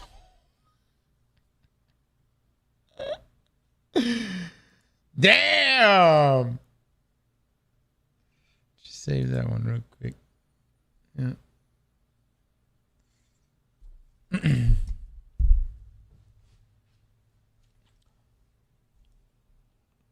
And refer back to that one when the time, if the time comes.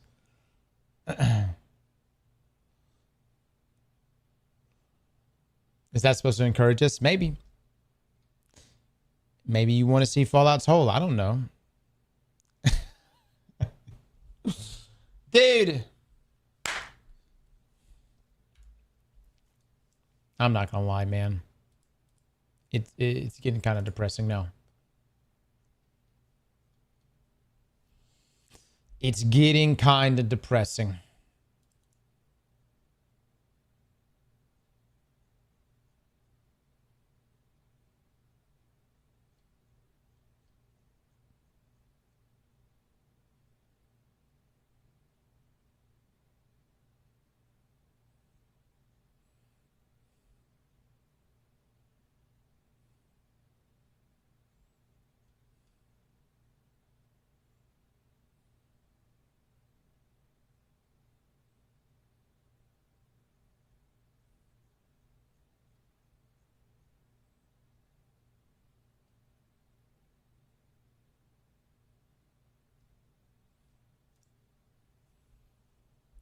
This.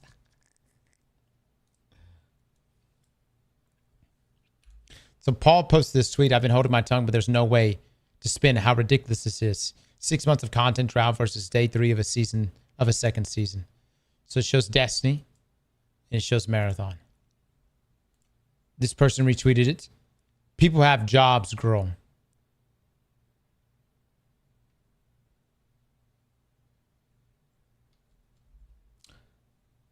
What Paul said, I would like for you to think about this for a minute. So this is also, I mean, are you saying that the people that play Destiny 2 don't have jobs? Employed, unemployed.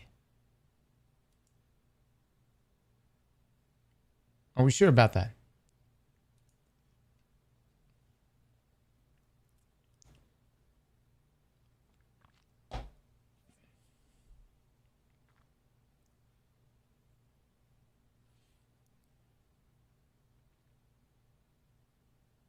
It's the same people.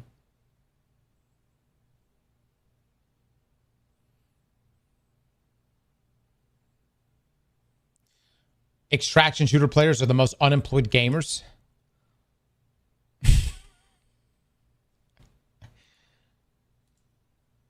Luke, if you're in the stream, write that down. We need to make a video. Top unemployed gamers.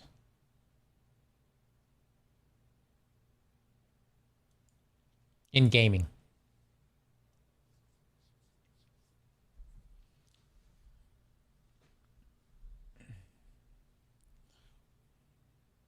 RuneScape players? Whoa. No, not true.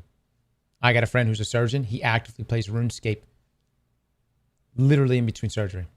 That man's getting it.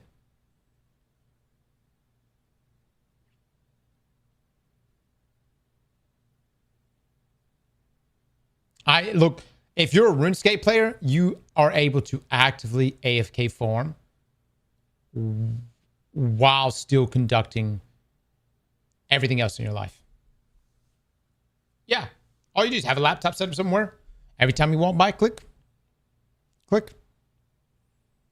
Boom. Done. Boom. Pull out the mobile phone if you want. Boom. Play it on mobile. Boom.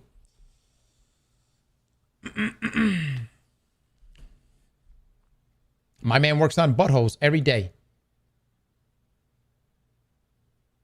What kind of doctor is that again? I can't. It's important though. It's very important.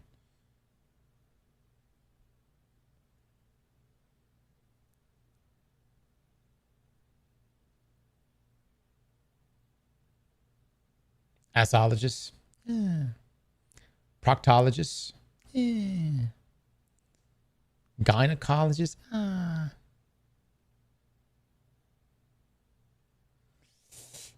Astrologists. Urologists. Yep. Bootyologists. Gastroenterologists. Anyways.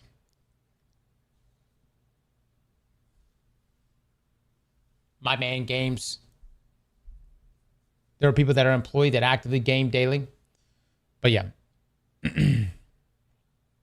Look. I've sent a few messages out, and all I'm seeing it happen in real time right now. What I'm seeing in real time is what the fuck? I'm seeing a community that is going to become extremely bitter, extremely upset. I'm talking will hold a grudge for the rest of their lives. And I know some of you like, Cross, that's dramatic. You're right. We're the Destiny community, and we're that fucking dramatic. We're that fucking dramatic.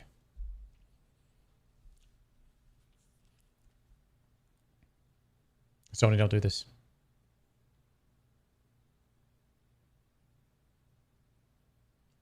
Hoax, you know it's unhealthy coming here talking shit every single day. about games you don't play. That right there, that's like a, you know what I'm coming from? You sit in the cuck chair and talk shit. You're like, don't fuck like that. No. Not that way. No.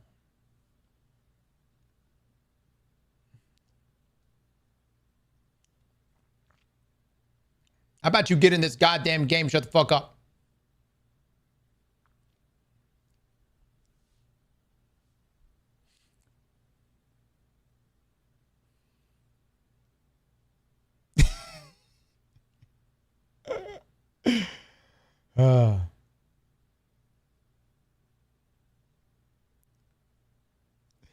Yeah, that was a bit harsh. My bad. That was a bit harsh. That was a bit harsh. Hoax. Fuck you. No, you talk shit every day. And if you think for one moment right now, I'm going to feel sorry for you, fuck you. You come in and talk shit about Destiny every fucking day. Why I haven't banned you yet, I don't even know. I don't even fucking know.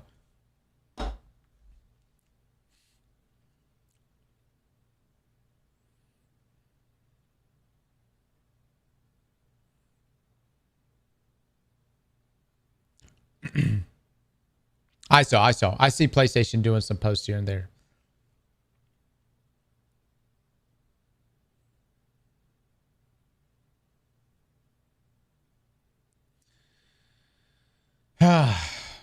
Anyways, this community is going to become more and more bitter as time goes on. And, man, dude, this is really going to blow up. This is really going to blow up. For Bungie especially. For Bungie especially. But for Sony too. Sony, you're going to be looking at this now $3 billion valuation of Bungie. And it's going to be pennies on the dollar when the day comes. If you ever decide to let Destiny waste away in a graveyard.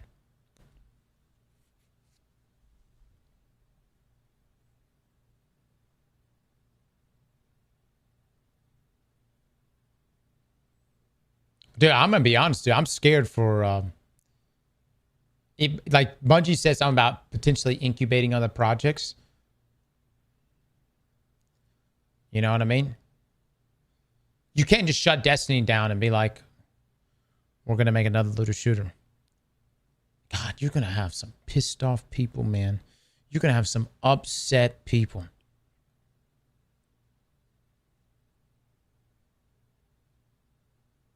You just see the interview about the Warframe boss, about her thoughts on D2? No. Mods, find that link for me. Gummy bears? Gummy bears might as well be dead. Might as well be dead on arrival. And I know there's a group working on gummy bears right now, Team LFG, and they're probably like, "What the fuck we do? We're just making gummy bears. You know, it's cute. It's about gummy bears. And you know, who fucking wants to kill a gummy bear, brother? Unfortunately, it's probably gonna catch heat, dude."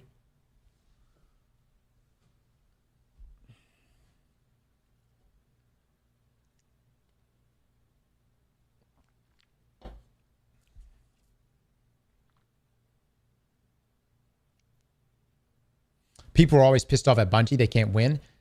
This is different, guys. This is not people are pissed off at Bungie. This is people. People have been pissed in the past, but they have bought everything Bungie has made. Okay? And you can't look at Renegades and Edge of Fate. Those were always going to be mid-sized expansions to begin with.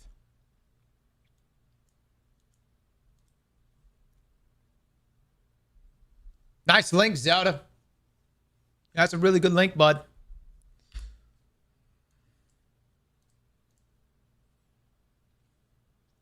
Well, you're the one that posted.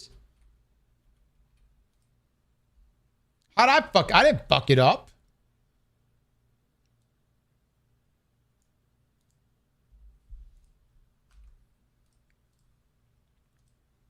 Open your eyes.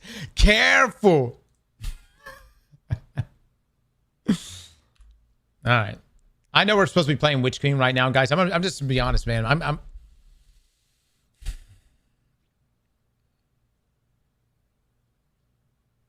I'm not in a happy place right now.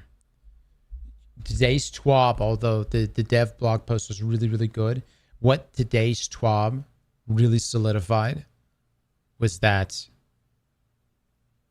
even for those of us that had a little bit of copium in us, it solidified that Bungie really is. They're ending it. You wouldn't patch the glory hole out of the Traveler and end a story like this if there was a tomorrow you were planning for. You see what I'm saying?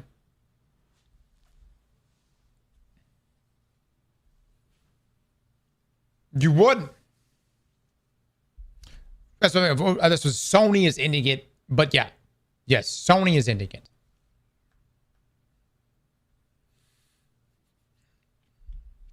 Destiny 2 ending new content is unthinkable.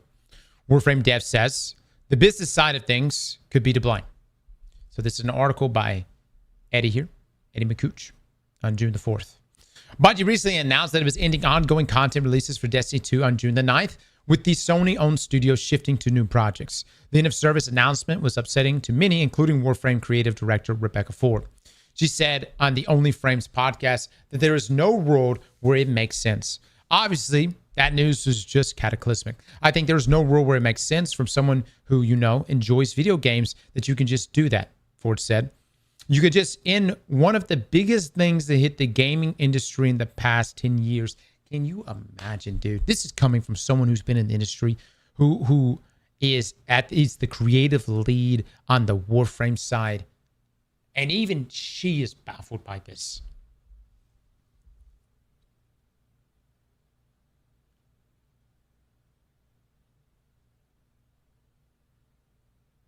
Can DE buy Destiny? The thing is, though, DE's got their own thing, man. They got Warframe. They got a very loving community. They got Soulframe. And DE runs both of those games in their communities just so well. Ford went on to say Destiny 2 coming to an end is the result of the business side of things. You've seen the business side of things be the biggest voice in the room for a long time. It just never hurt this much for a lot of people in our niche genre, I think, which is, you know, it's unthinkable. To explain. Ford shared further commentary on social media, writing, "There is no Warframe without the legacy of Bungie games." She added that Destiny was and is a force of nature, loved and held in the hands of so many people who, for a moment, were part of the biggest thing in gaming. Then comes the word summarized crudely, the end. Bungie is now focusing on marathon and incubation work on our next games, whatever those may be. Destiny 2 is not joining the live service graveyard and going offline. However, it's just no longer getting new content updates, which is essentially the same thing. It's, to me, it's the death. You know what I mean? No, it's not getting its plug pulled. God, man, if they would have done that, oh my Lord. But Destiny 2 essentially stopping all content for it is that's the end. Yes, you'll be able to jump back in and be able to play the old stuff. But from next week on, what you get is what you got. The sandbox, we're going to play with everything. What you get is what you got. Destiny fans want Destiny 3, but it remains to be seen if Bungie will make it. The report said Bungie staffers are pitching new Destiny projects, but none have been greenlit as of yet. Bungie is also reportedly about to undergo significant layoffs.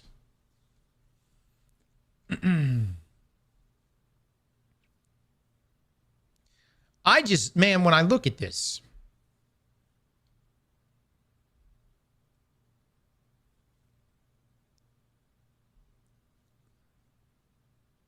Bungie is now focusing on marathon and incubation work on our, quote, next games.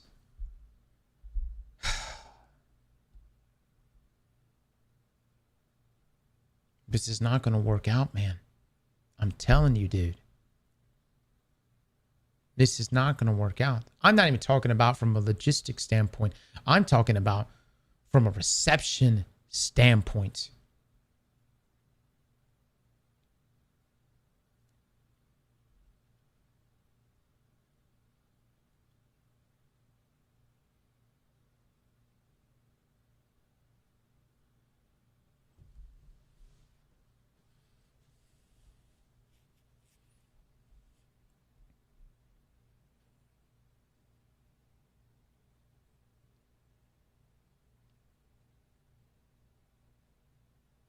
Mods ban hoax. Hoax, I'll see you next Tuesday.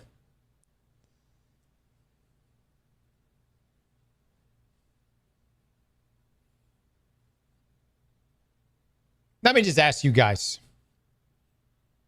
Bungie closes, they stop all content. This is best case scenario. Best case scenario is this. And when I say best case scenario for what Sony wants. Okay? Marathon somehow gets its feet under it. All right? Is able to somehow survive and pull in a community. Okay? Bungie does do the significant layoffs, but has a small crew that they keep in, and they start incubating projects unrelated to Destiny. And they start working on the next game, whatever it may be. Say that game comes out, or say that game gets revealed, and it's a looter shooter. Will you, as a Destiny fan and player, play Bungie's next looter shooter?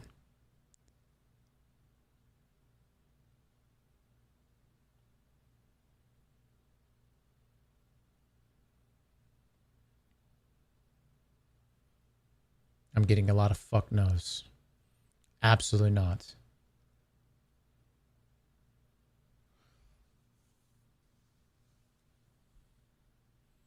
Guys, this is like the equivalent of Jagex looking at RuneScape going, you know what? Fuck that. We're going to go make something else. And let me just say, they tried. Jagex really tried. And you know what they found out? Wow.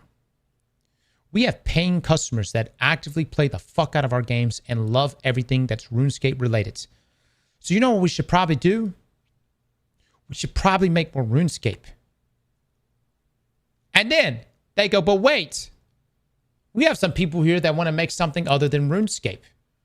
They want to make a survival game. And they looked at them and they said, fantastic.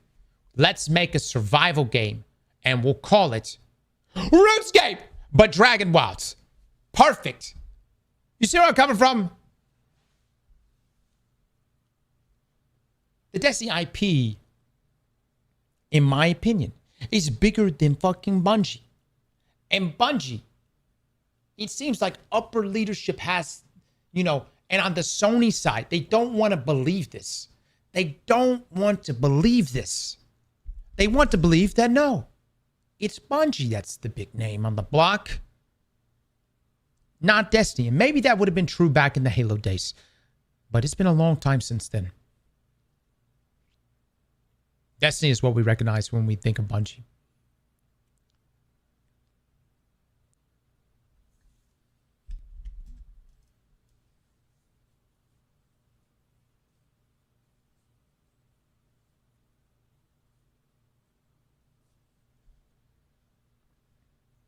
It's Jason Jones. He never sticks with an IP for long before he gets bored. Dude, Jason's not even Jason's not even actively working on anything. So I think he did some work with some of the devs for Marathon. So I could tell you right now, Marathon is probably a big ego blow in a lot of ways. And obviously a big blow on the investment side for Sony.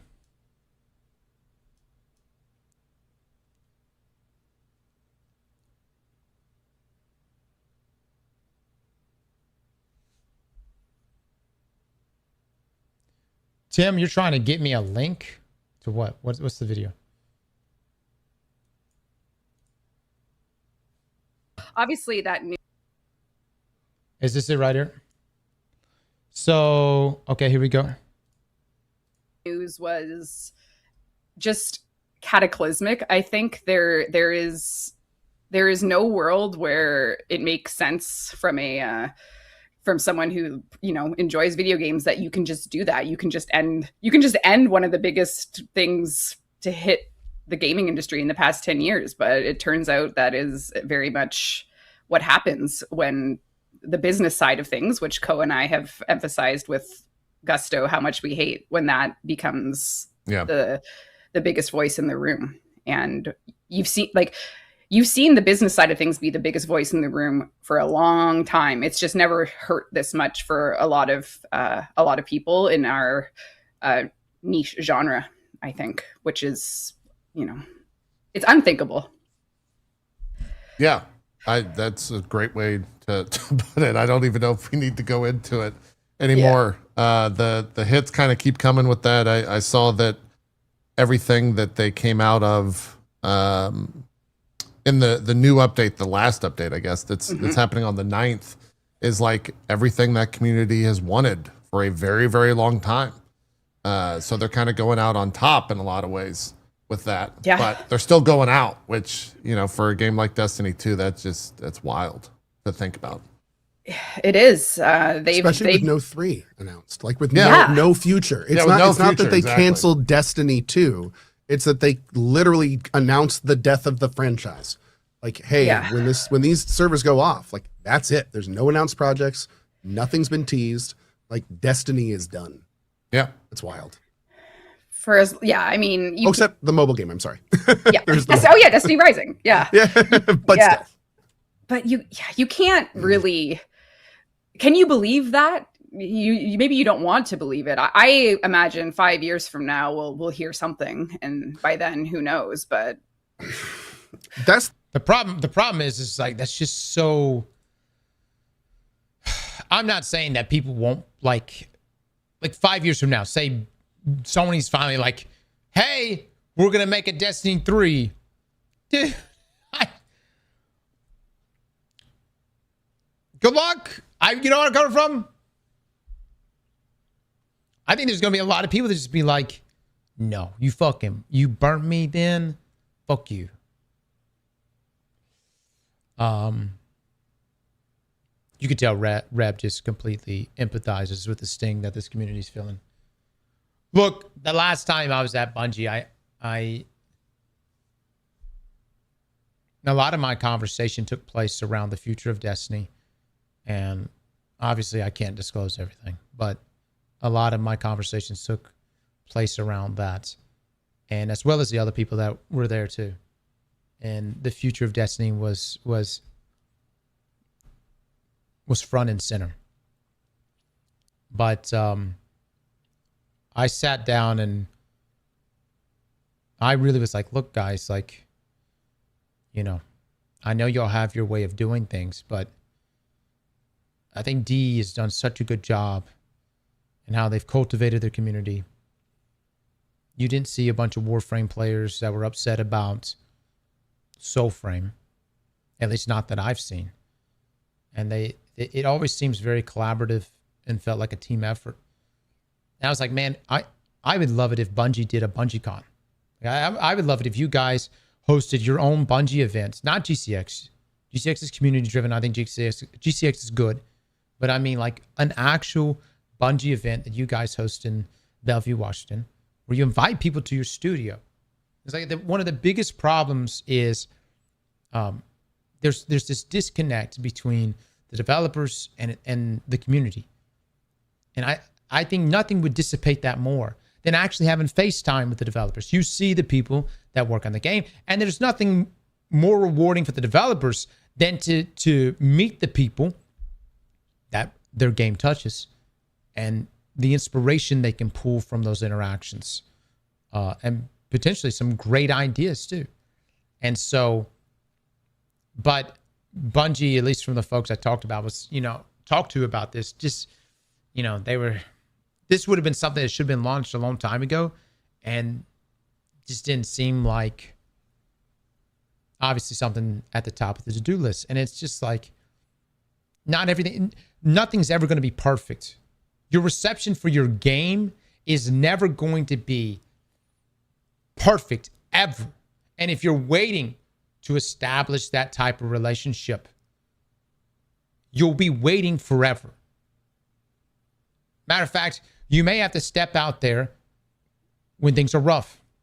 And there is a lot of pushback from the community. But at least you're there, and that shows something. That means something. My assumption on this is that Sony has their way of doing business. And That's just the way it is. At least that's the way they think it is. And I really just think this is going to blow the fuck up in a bad way for Bungie and for Sony. And obviously Sony can weather the storm. I'm not, Sony can weather that storm. They definitely don't want, this valuation for Bungie to just crater in a fucking hole, of which I think it will, if you decide to completely end Destiny forever. But them trying to, them focusing everything on Marathon and, this incubation work on the side, that's who even knows if it's going to be Destiny related. Fucking foolish. Absolutely foolish. The only thing I can get out of it is that it's ego. It's fucking ego. Someone has convinced Sony that Marathon can somehow pull a Forsaken or a Taken King, and it ain't ever gonna fucking happen. It ain't ever going to happen.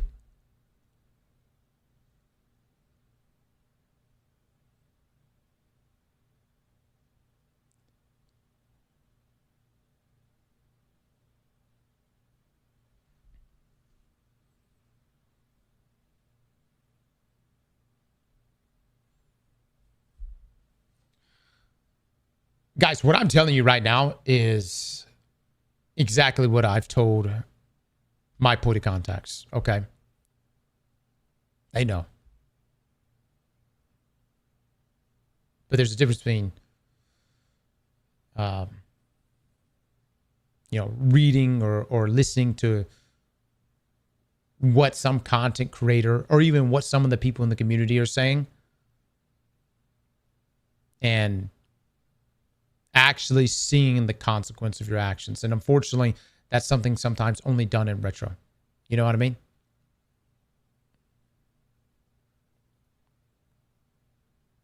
Sometimes you just can't do anything about fixing stupid. And I think people in charge on this particular decision is just fucking stupid.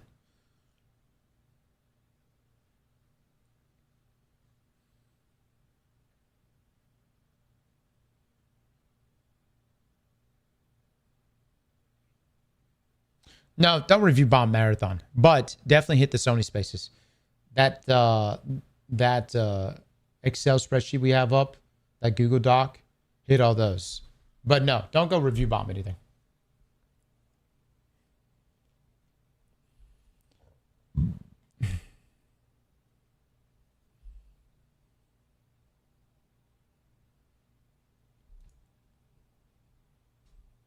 Yeah, I mean, I already know it's too late. There's already been kind of review bombing, but, don't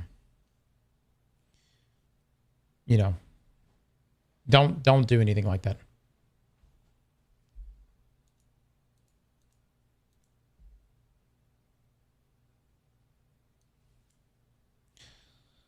Let's see if this works. Image has some awkward sizing. For those saying, wait, where's Devram?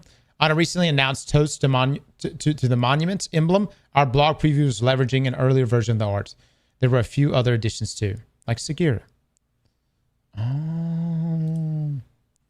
Oh shit. There you go, guys. There you go.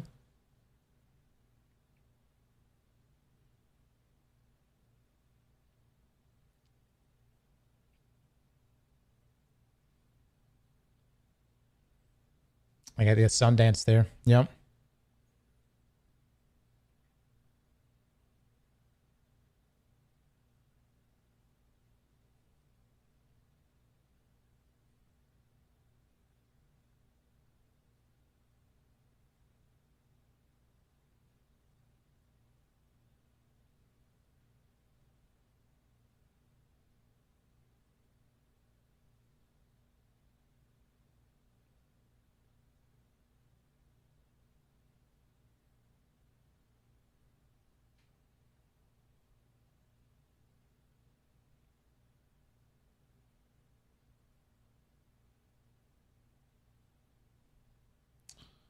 No, Banshee always holds.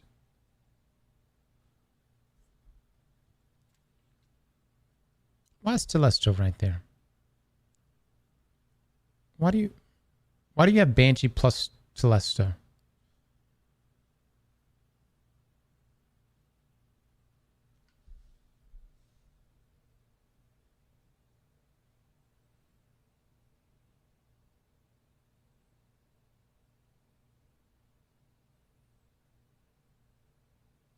Bungie, you got there. Yeah! You can't do this to me! Bungie!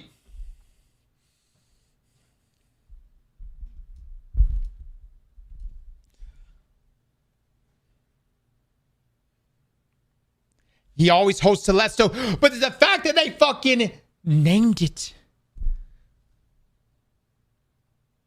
What the fuck is up with the spelling right there?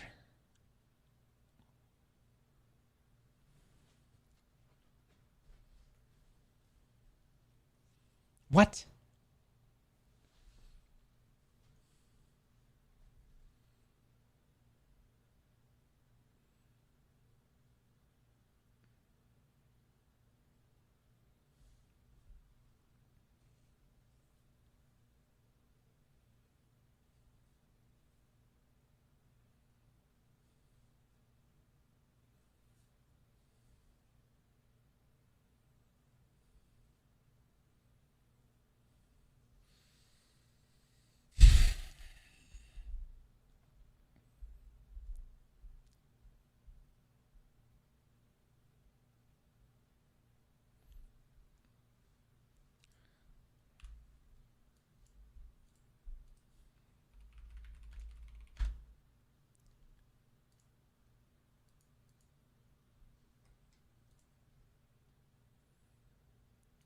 Remember when we were looking at the view count, guys? Remember I told y'all it takes a little bit to update if your views are popping off? 230,000 now. Good stuff.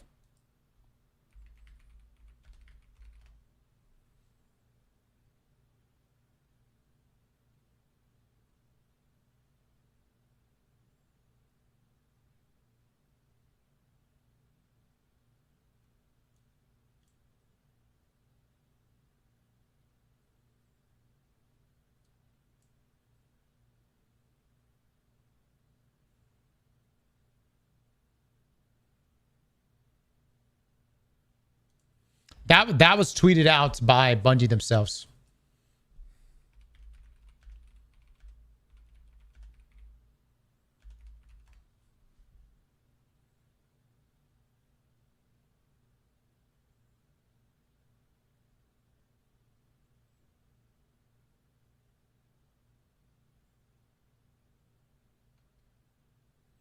Chat, where's Michael Scott when he's losing it? It's one particular clip where he's like, absolutely losing. Oh, yeah.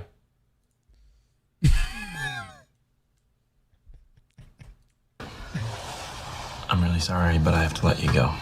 And it's purely budgetary. It's not personal. Ah, I'm gonna kill myself!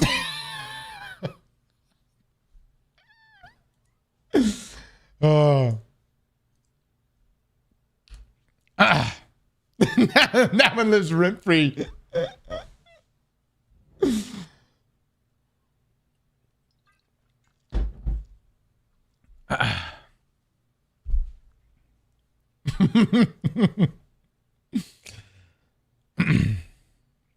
Look.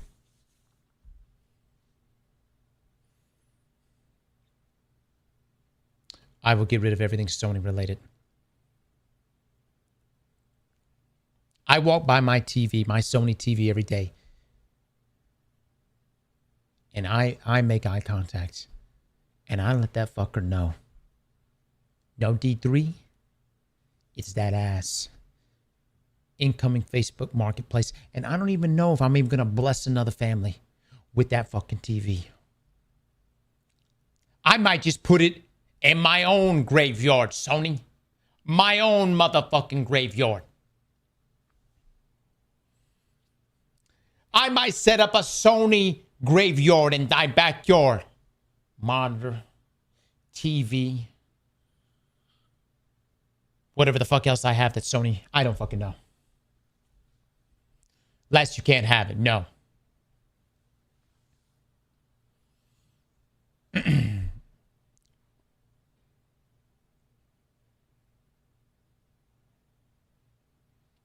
Run it over with a Nissan.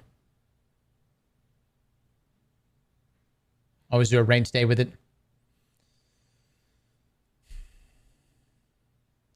Nuke, I'm so good to see you, my man. Ah, damn, brother. Ah, damn.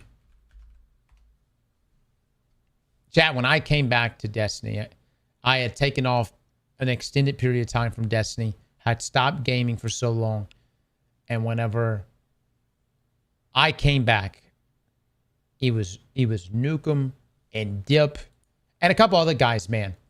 But it was primarily those two. This before I was streaming or any of that other stuff. But I needed a squad to help me with the raid at that time and some of the in-game things at that time. This is around the Taken King. And these guys, man, they brought me in. And, oh, it was so good to go jump into King's Fall and have that experience. You know, when I quit playing Destiny, I got just bogged down with life. And I had to quit playing Destiny. And I came back after the Taken King at launch. So I didn't even play Taken King at launch. And when I came back, I remember my first day I came back to Destiny, I decided to go play a Crucible game. And there was a hunter I was up against. And I went to shoot him. And he just rolled on the ground. And I was like, the fuck just happened? He like rolled on the ground. There was smoke on the ground. He popped up next to me and he shotgunned me. And I was like, what in the fuck? And that proceeded to happen for the rest of the match. I got completely dicked up. I was like, what the shit? It was my first time I'd ever seen Shade Step. I had no idea. I saw Titans using Twilight Garrison. I was like, oh my God. And we got shit on. But it also, man, it made me want to play the fuck out of some Destiny. I was like, brother, I gotta get these moves. I need this shit. But in order to get the stuff back then, you had to play in-game stuff. Nuke and Dip was two of the guys. I played with another guy, and I think, I'm trying to remember the... He was a cool kid. I think he was like in middle school or something. But he was cool. He was a cool kid. And we would do like trials and whatnot. So a long time ago. And then Les eventually just showed up one day. I don't even know how. He just showed up. I woke up one day and he just happened to be in the same clan with me. And I was like, the fuck did you get here? Because I remember Les from year one. And I thought he was toxic as fuck. I was like, this guy's so toxic. And he showed up. His balls had dropped. And his attitude had been reformed. And I was like, interesting. Interesting.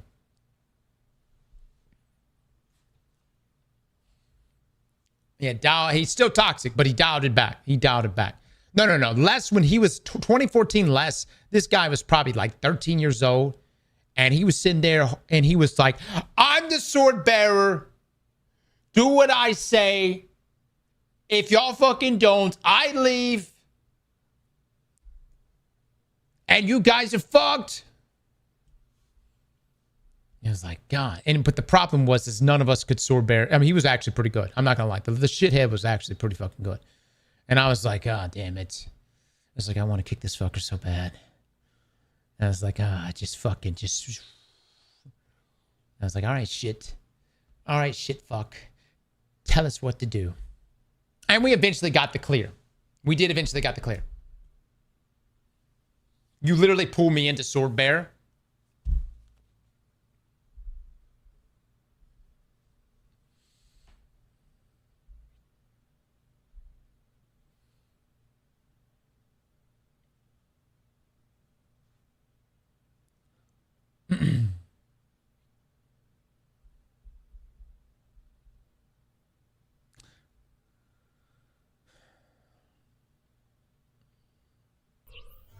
Baby Chan with the 5, get the subs. Thank you so much.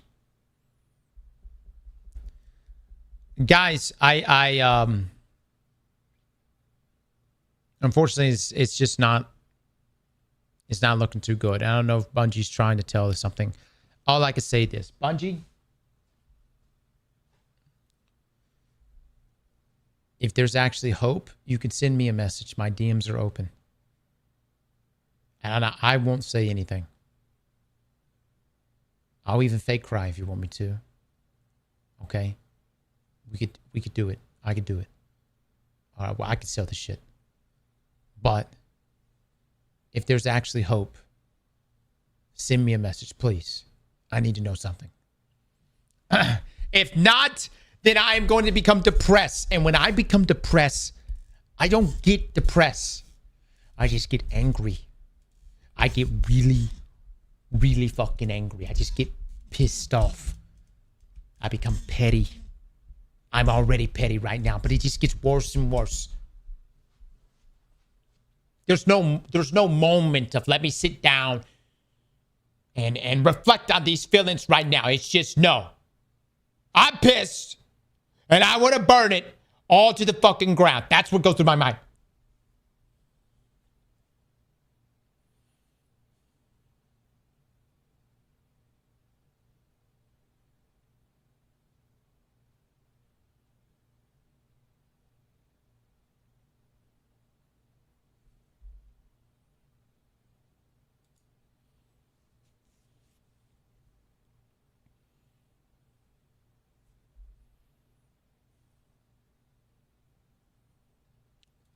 We'll see, man. We'll see.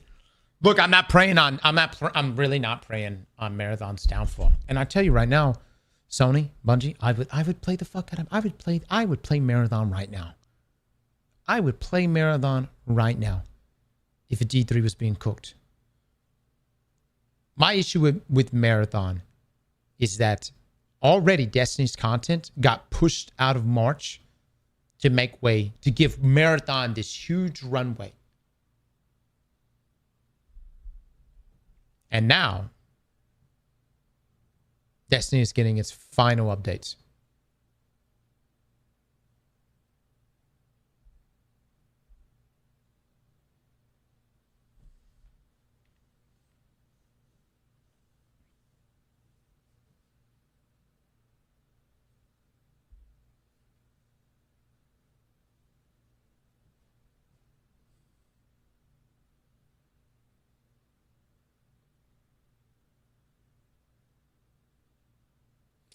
A PvP only spin-off is my main concern. If Marathon fails, Bungie falls. That honestly is what I think would happen. No, boys. Marathon has already failed. Do you get that? It is a free-to-play week. Go look at Marathon. It already failed.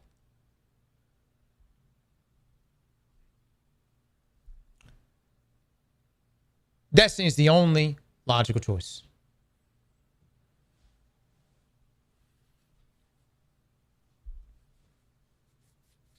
No, we gave it hell. We played the shit out of Marathon. Some of you played the shit out of Marathon Season 1. I had every intention of playing Marathon in Season 2. But I will always choose Destiny over Marathon. Look, I'm just being real with you.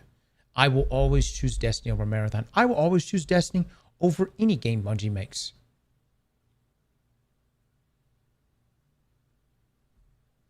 Just what it is, man. It's nothing personal.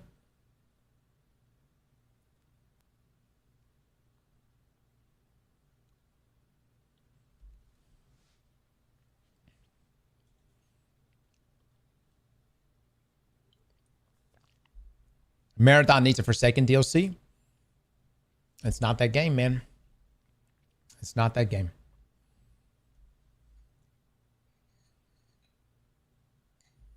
To be perfectly honest with you, if you can Destiny, I'm not going to stick around to figure out if it is or isn't.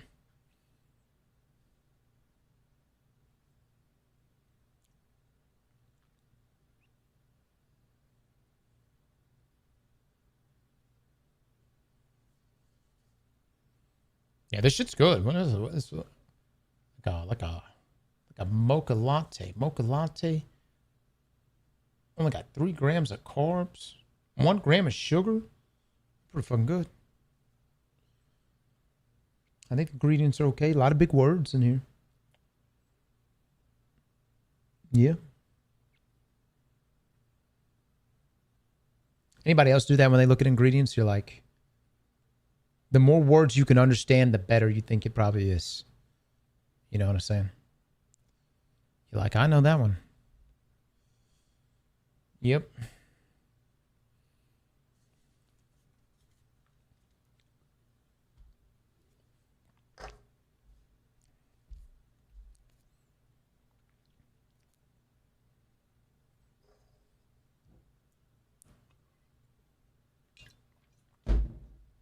$69 grams of depression tomorrow. I want nothing more than for the Game Awards. If Jeff looked at the camera and goes, we want D3. God dog it, Jeff. Do it for us, baby. Do it for us.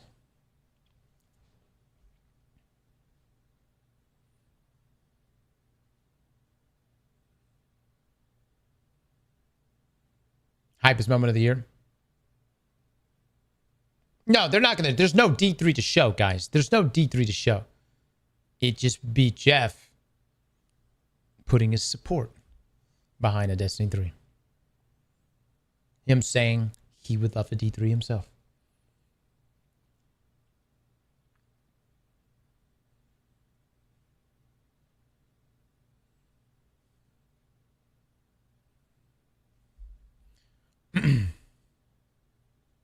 Anyways, I wanted to play more Witch Queen today, guys, but I'm not gonna lie. My brain's all over the place right now. I'm feeling just a bit salty. I am I'll be coming back. I'll be leaving tomorrow. I'll be leaving tomorrow. I gotta go to my brother's wedding, rehearsal dinner, all that jazz. I have to shake hands and... Mods, can you ban Jonathan's dumb fucking ass?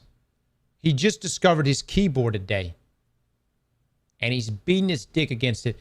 Jonathan, you're not doing much damage, but get the fuck out of my chat.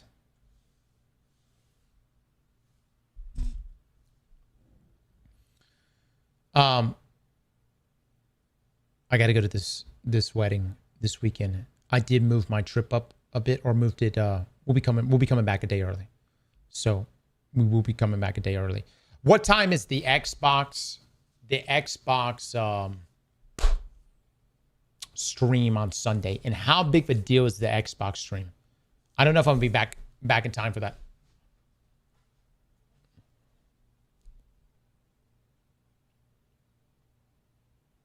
Is that 1 p.m. Eastern? Okay, we may actually still be in the air. Gears of War.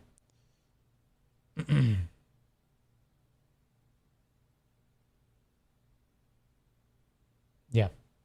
Look, I'm gonna be honest. Look, I've talked a lot. I'm gonna be honest. Xbox guys, I talked a lot of shit about y'all. I have. But if this goes down the way we think it's about to go down, and Sony kills this, I'm back.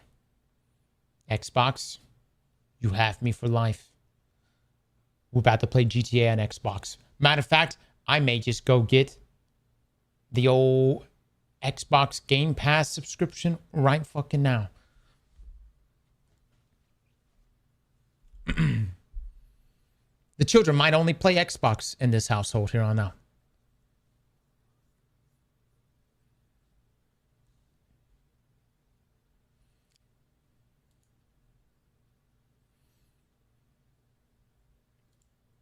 Honestly, the new CEO seems pretty good, yeah.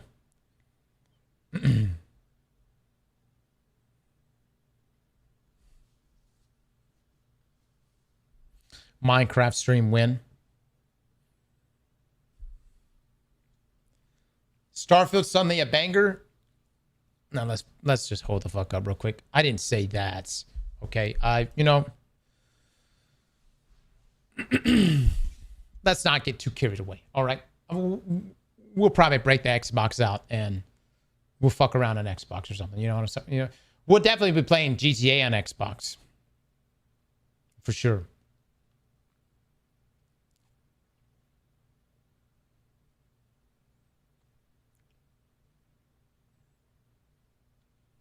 I've seen someone's actually been making, oh man, a couple of the raids in Halo.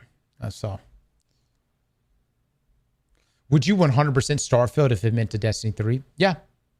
Oh yeah, if it got me a D3, brother, the things I would do for a D3, oh my God. I would play Starfield start to finish 100% new game plus 10 for a D3. And never say anything negative about Starfield the entire time. I would never, the whole time, if it was a guaranteed shoe-in, D3 confirmed, I would say nothing. I would be like, the Starfield game is interesting. I love the RPG side of this game. Wow, so much depth. I think Bethesda is cooked with this one. I think they've really cooked. I love this new generation of Bethesda. I fucking would. I would.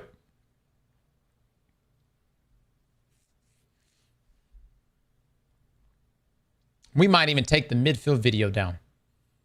We probably would. Yeah. We would make a new video for Starfield. But that's not how the world works, unfortunately.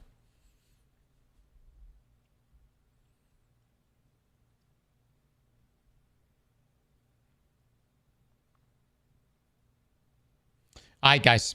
Listen. Y'all don't get too depressed while I'm gone. I'll be back. Our stream probably won't kick back up until Monday. And by the time we get back in, we've got a couple of videos lined up for the weekend. Tomorrow, if you're wanting to watch the Summer Game Fest with someone,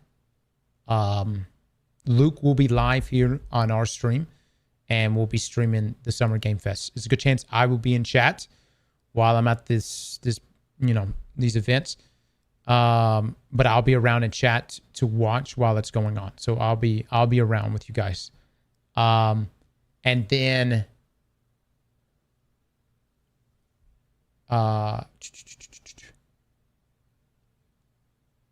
Jeff, if you guys want to add him to mention D3, that would be wonderful. So, we'll see what he says, man. We'll see what he says. Yeah, there's a Google document right there, guys. It also shows all the links to Sony and all the PlayStation links. So feel free to hit those up. Keep it up, fellas, man. I'm telling you, keep it up.